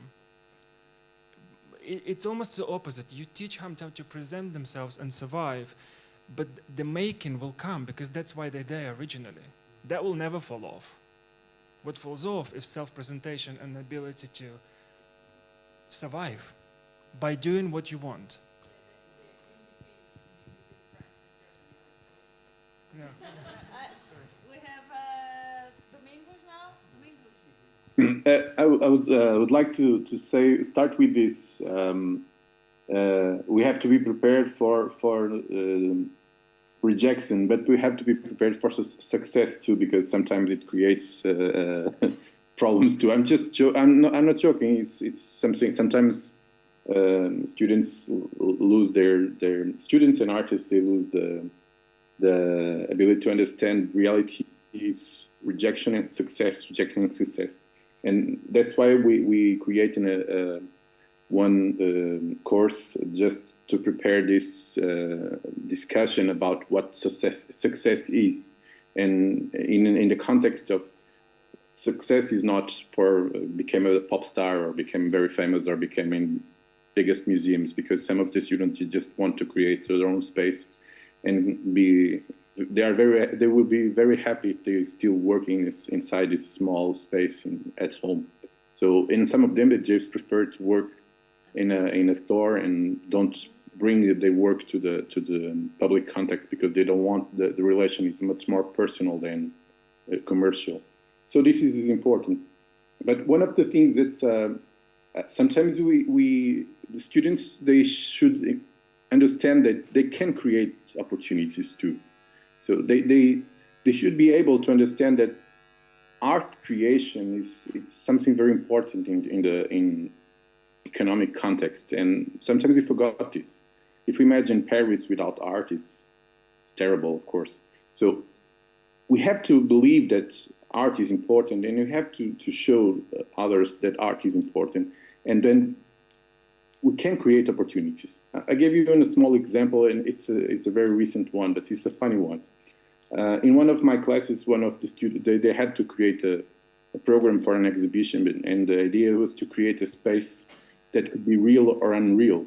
The idea is create what you consider to be important to receive your work or to present your work as painting.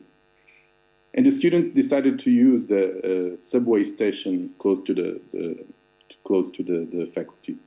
It was not to put the canvas on the surface, but to do large printings and put it on the building. And it creates a very interesting project for all this exercise. And in the end, he asked me, "And now what should I do with this? Do you think it's possible to do this?" Why not? Why don't you talk with them? Maybe you can be surprised, because it's interesting work. As an exercise, you have a nice note, classification, a nice mark, but maybe it could be interesting. Oh, they will never accept a young student doing this intervention in a metro station.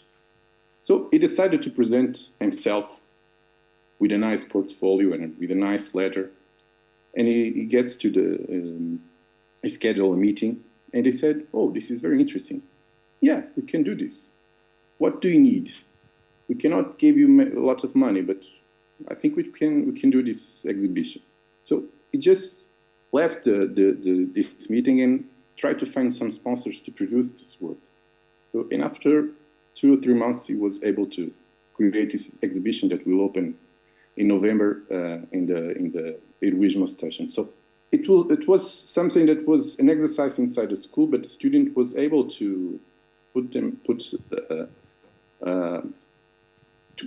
to give a body, and now it's not only a project. So this is, for me, was very surprising how I was able, because he contacts the authorities, he contacts some institutions around the space, he contacted the Metropolitan of Porto. So it was very good organizing this, and I think it's very surprising when students believe that they have nice exercises and they are able to create something different.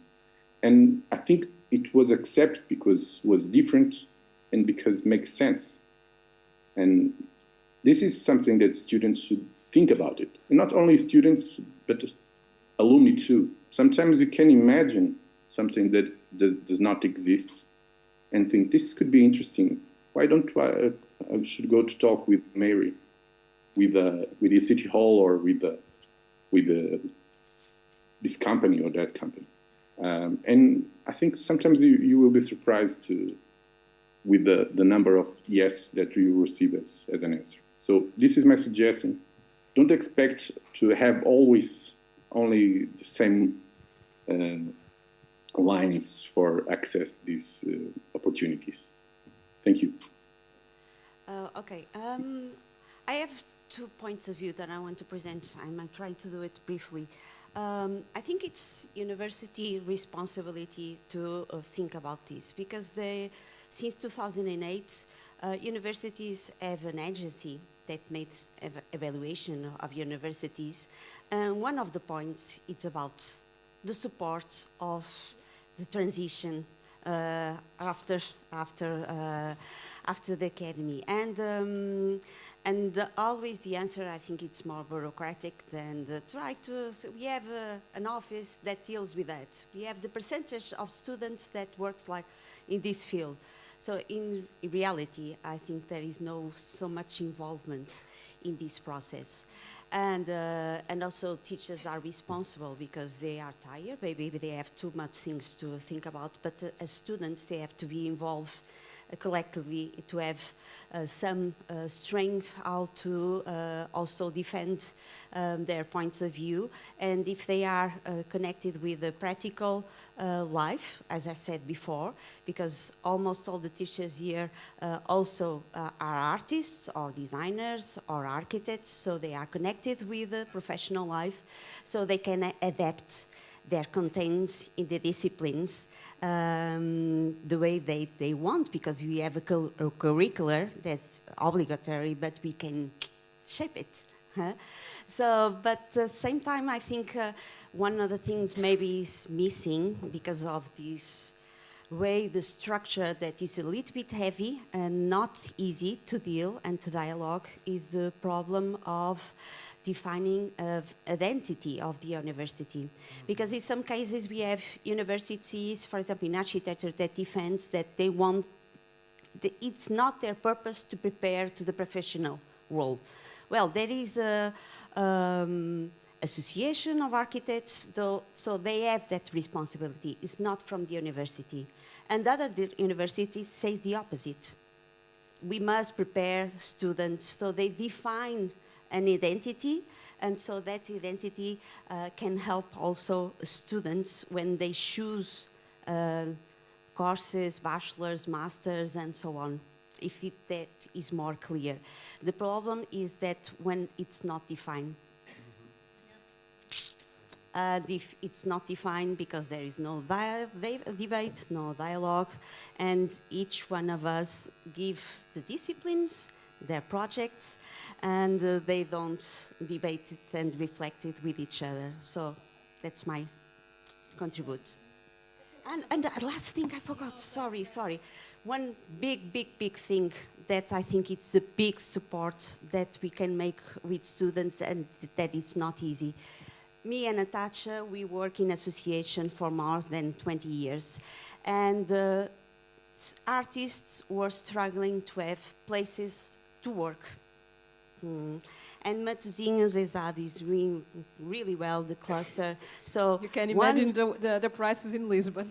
Yes, the places to work in the with the City first Hall. years is the most important support that you can give to artists and to young artists when they start working. Okay. You were all talking about the art world. We are in the design field, is more specific. We don't apply for the same grants as you do, and we don't have the same exhibitions and galleries. It's a different system.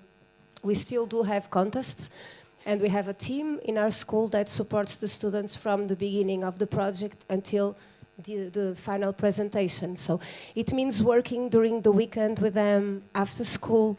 It's a very personal support that we give them for a long time. We also have a teacher who is responsible for that specific job. And still, I think we are proud to say that in terms of our team at the school, we are very close to the students.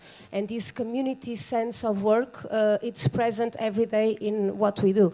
So this closeness that we feel with the students, it's very important in this role of helping them, guiding them, trying to, make them have the soft skills they need for their future professional activities. And we are also trying to promote those soft skills on them, like thinking, the critical way of thinking, being responsible, being responsible citizens, being active, and this idea of that we were talking about the last few days about it, being an entrepreneur, it's to be active in the community, it's being active in your job, it's being active in your everyday life as a citizen and as a designer. This in our field. So this closeness with students help in this job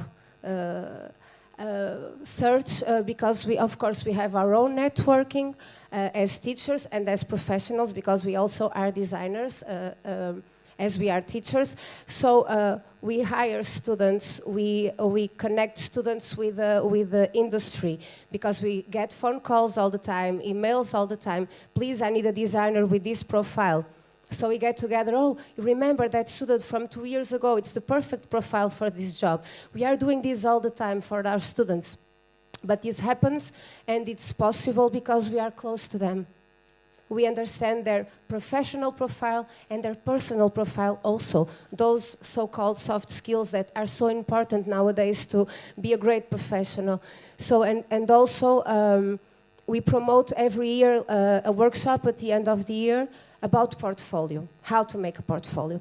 And this in fashion, it's not a way of doing a portfolio. There are several ways. It depends if you are applying for a job in a big company or if you are applying to a master program, and still if it's a master, in which university. So it's going to depend the place you are trying to go to and the kind of portfolio you are going to present. So we hire someone which is a professional in this area to guide the students personally for a week in this sense. So we do everything we can do to help students be happy and be successful in their professional lives. That's a very important goal for us. One thing that I think it's really important, because we are making generalizations that are really hard. The lazy, not lazy. So we work for the one that are interested, isn't it? There are always a few that doesn't want to care, it's not their timing. One day they are kind of, but we always say we are working for the ones that want it now. Everything is about timings, everything is about the context. So when we design some ideas of what can be useful in our context, because the changes here and all the strategics are changing a lot. Every year think about these things. And it's important to understand that this generalization has always this context that should be about those classes that we have now, and this confidence that we wanted, because it's hard for them to be confident, and also confident but always asking questions, isn't it? It's easy to say we want to inspire, but how, isn't it? We want to be critical. Everybody wants to have a good sense of critical thinking, isn't it? But how can we really do it? It's the challenges. But I think that all these, I was talking about the workshops, the content. This kind of networks and partnerships help us to understand that the companies are not that big and hard thing that is so far away from us. The practice has to be common, of course. We have to understand the languages, and all these go to the company and come to the school. It's really useful for us to know each other. Sometimes it's something that it's really so distant. So all these networks and relations, the ultimate goal is to have this closity, isn't it? We are all together, and sometimes we just see names and companies trying to put it simple, kind of, but close. But always working for the one that are interesting, and because it's a good thing nowadays, a lot of people make all the degrees, isn't it? We have a lot of students, and that is the good part. The bad part is that there are a few that are not going to be professional in that area. But if we think about this general idea also, the knowledge and the skills, but the attitudes that everybody is saying a lot. What can you be as a person, and then you are going to be okay doing anything that you want if you have this ethic and interior line of making and thinking, and then it will be okay. If they Be honest. always honest, and also confidence of what you know and what you don't know. It's really hard. You don't know, it's okay to be. If we try to also always reflect about the error, the things that we don't know, it's okay, really. One day everything is going to be, to make some sense. It's a very feminine talk, actually. It's been very interesting. This talk is not a patriarchal talk, actually. You guys are very in connection, in partnership, and building. It's interesting, very interesting to look at the way things are developing in terms of discourse outside. This is a very feminine talk, actually. Even Domingos. We're going for the final intervention, then we need to go to the final remarks. I know it's 2 hours already talking, so Anna, you'll be the last one. I wanted to answer to what Susanna said regarding working space. I was actually in a very fortunate position.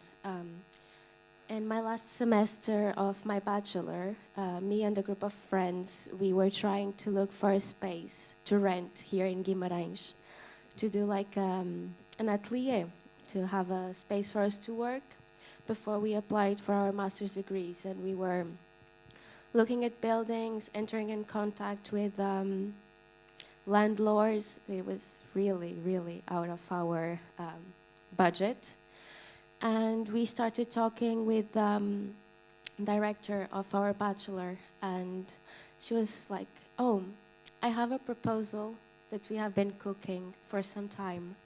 There is a really interesting partnership between the Bachelor in Visual Arts and 2 museums here in Guimarães, CIASG and CAA. They make the triangular relationship, and there's lots of workshops, talks, seminars. that are organized by them, and their innovation was a proposal for an artistic residency directed for postgraduate students. For a year, 9 of us had a space to work for free, and it was something that allowed us to explore our artistic practice. It was in a room inside the university. We could have access to the workshops if we contacted the teachers responsible for them. And in exchange for the space, we would have to do some volunteering work with the community. And it was, I think, an amazing opportunity that we had that allowed us to grow as artists. We could also use the space in the museum workshop at SIASG to work as well if we wanted to. We could talk with the technicians there for more technical challenges in our work and how to present it. And at the end of the residency, we had the opportunity to have that curating by Carlos Corais, which is an old teacher and artist, and he went there several times, commented on our work, and helped us putting up an exhibition that was not an academic exhibition. It was our first independent show.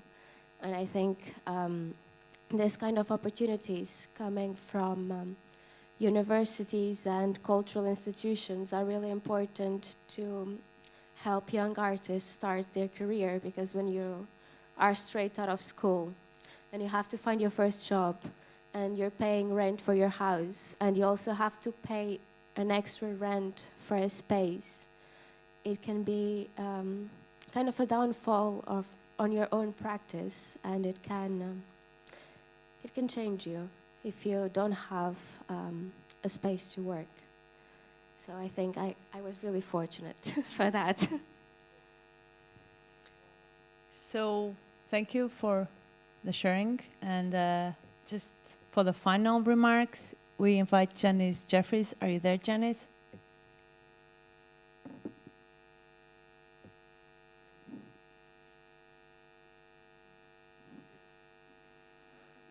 She's there, but I don't know if she's listening. Thank you, love. Are you okay? Yes, I'm all right, but I didn't have a cup of tea. Oh, terrible, terrible. Is the weather okay there?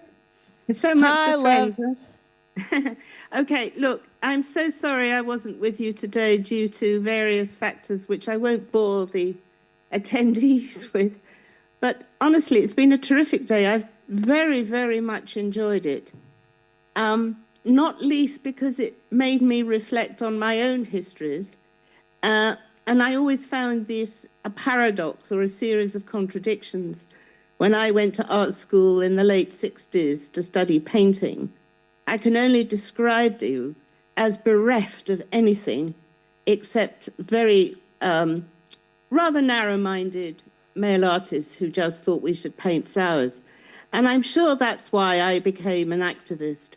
And I was very struck by these different tensions between those that were interested or motivated and those that maybe were rather confused, especially if they've come from schools that maybe didn't have music or arts in the curriculum because there was a certain tendency to always push the scientists, or the sciences, I should say. But I think what was interesting is that that period, late 60s, early 70s, particularly if you were wanting to work in the arts field, I'm going to say, because that's what I did, was about really motivating, activizing, getting more confident, trying to, exactly that wonderful story of the young student who said, well, I'd like to do this exhibition, and it's maybe in the metro, and the tutor,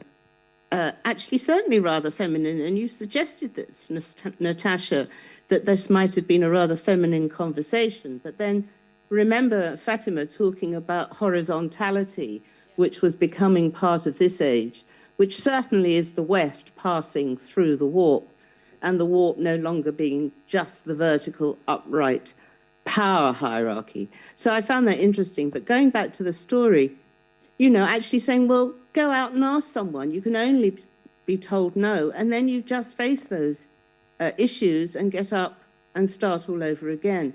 So I was really interested in these examples and stories and journeys of, well, yes, I do think if you spend your life in education, there are responsibilities about embedding things in curricula, not as options or other boxes to tick, because there will be some who are highly motivated and know what they want to do, and others that are feeling their way. And that's why the interdisciplinary range of practices. And I was fortunate to spend so many years at Goldsmiths. And Sophia's example of having a degree across 4 departments was actually even unheard of in the time she was there, except in our institution. But it gives you that sense of being not only curious, but cultivating that curiosity to grow in confidence and to feel as though you can actually move in the world with some degree of building those networks and trust. And I would not have survived had I not started setting up artist groups and the Women's Artist Slide Library and the Women's Arts Alliance, and so it goes on and on. Because after 45 years, those networks might evolve and change in that flexibility and the chaos that we all live in. But it does allow you to have a support network, an ecosystem, which is terribly important, because if you think about it, at those particular periods of history, there weren't so many women artists who were able to survive except in secret or with private incomes. And that has changed now. But I think one of the things I remember most, and with some degree of contentment, was how I started, perhaps rather later than I should have done, I started to build the curricula with the students. So they were involved, if you like, with their own self-responsibility of learning. The institution, because I was in a very liberal one at that time, and this is before the immense marketization of education, so it's entirely tick boxes and league tables, which destroys any notion of creativity that you can imagine. But you can draw people in through those discussions. Well, what is it that you think we should try and share together and learn? So it's a partnership right from that beginning, even to the extent we wrote the handbooks together because everyone had to have handbooks. And it was especially important for overseas students who wanted to have accessible language, ways in to really comprehend what was particularly different about maybe where they had come from or studied originally, if I'm thinking of Japan or Korea, for example. And so those kind of partnerships, those kind of networks, even if you think that may be not for me, you don't know what might happen later on in life. So I think it's been terribly rich. I enjoyed hearing about economics. I'm rather obsessed with it at the moment, given our shift of government. We are hoping that schools will now have music back in the curriculum, and I'm talking about secondary schools, and that universities will not be so frightened to think they have to follow what they're being told. That's the old Edwardian class system.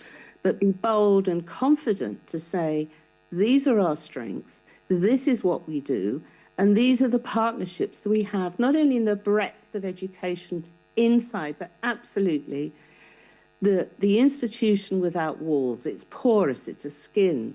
And I love Sophia talking about the youth forums that were at the Whitechapel, because that can happen at any age. And if we want to believe in those creative possibilities, there's an exhibition here actually at the moment where I am, I haven't been yet, of a woman who started painting in her 70s, having spent her whole life as an accountant.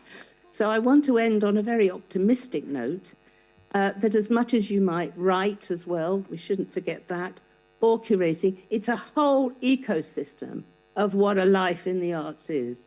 I've been fortunate to be able to be active enough to do it for many years, and I wish those students every success. It's been a terrific day, wonderful to hear from them, and you've organised it brilliantly, Joanna, Natasha and Susanna. and I'm just sorry I'm not physically there to be a nuisance. Thank you, Janice.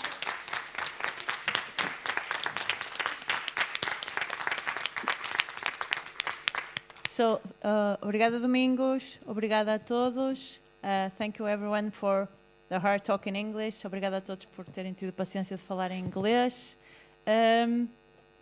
Se quiserem ficar a conversar, ficamos, mas a Susana vai dizer, acabou. Acabou! Muito obrigada. Thank you so much. We finish. We try to be on point because we know people from Lisbon have to go on train. So thank you once more. It was a really interesting debate. That was the purpose.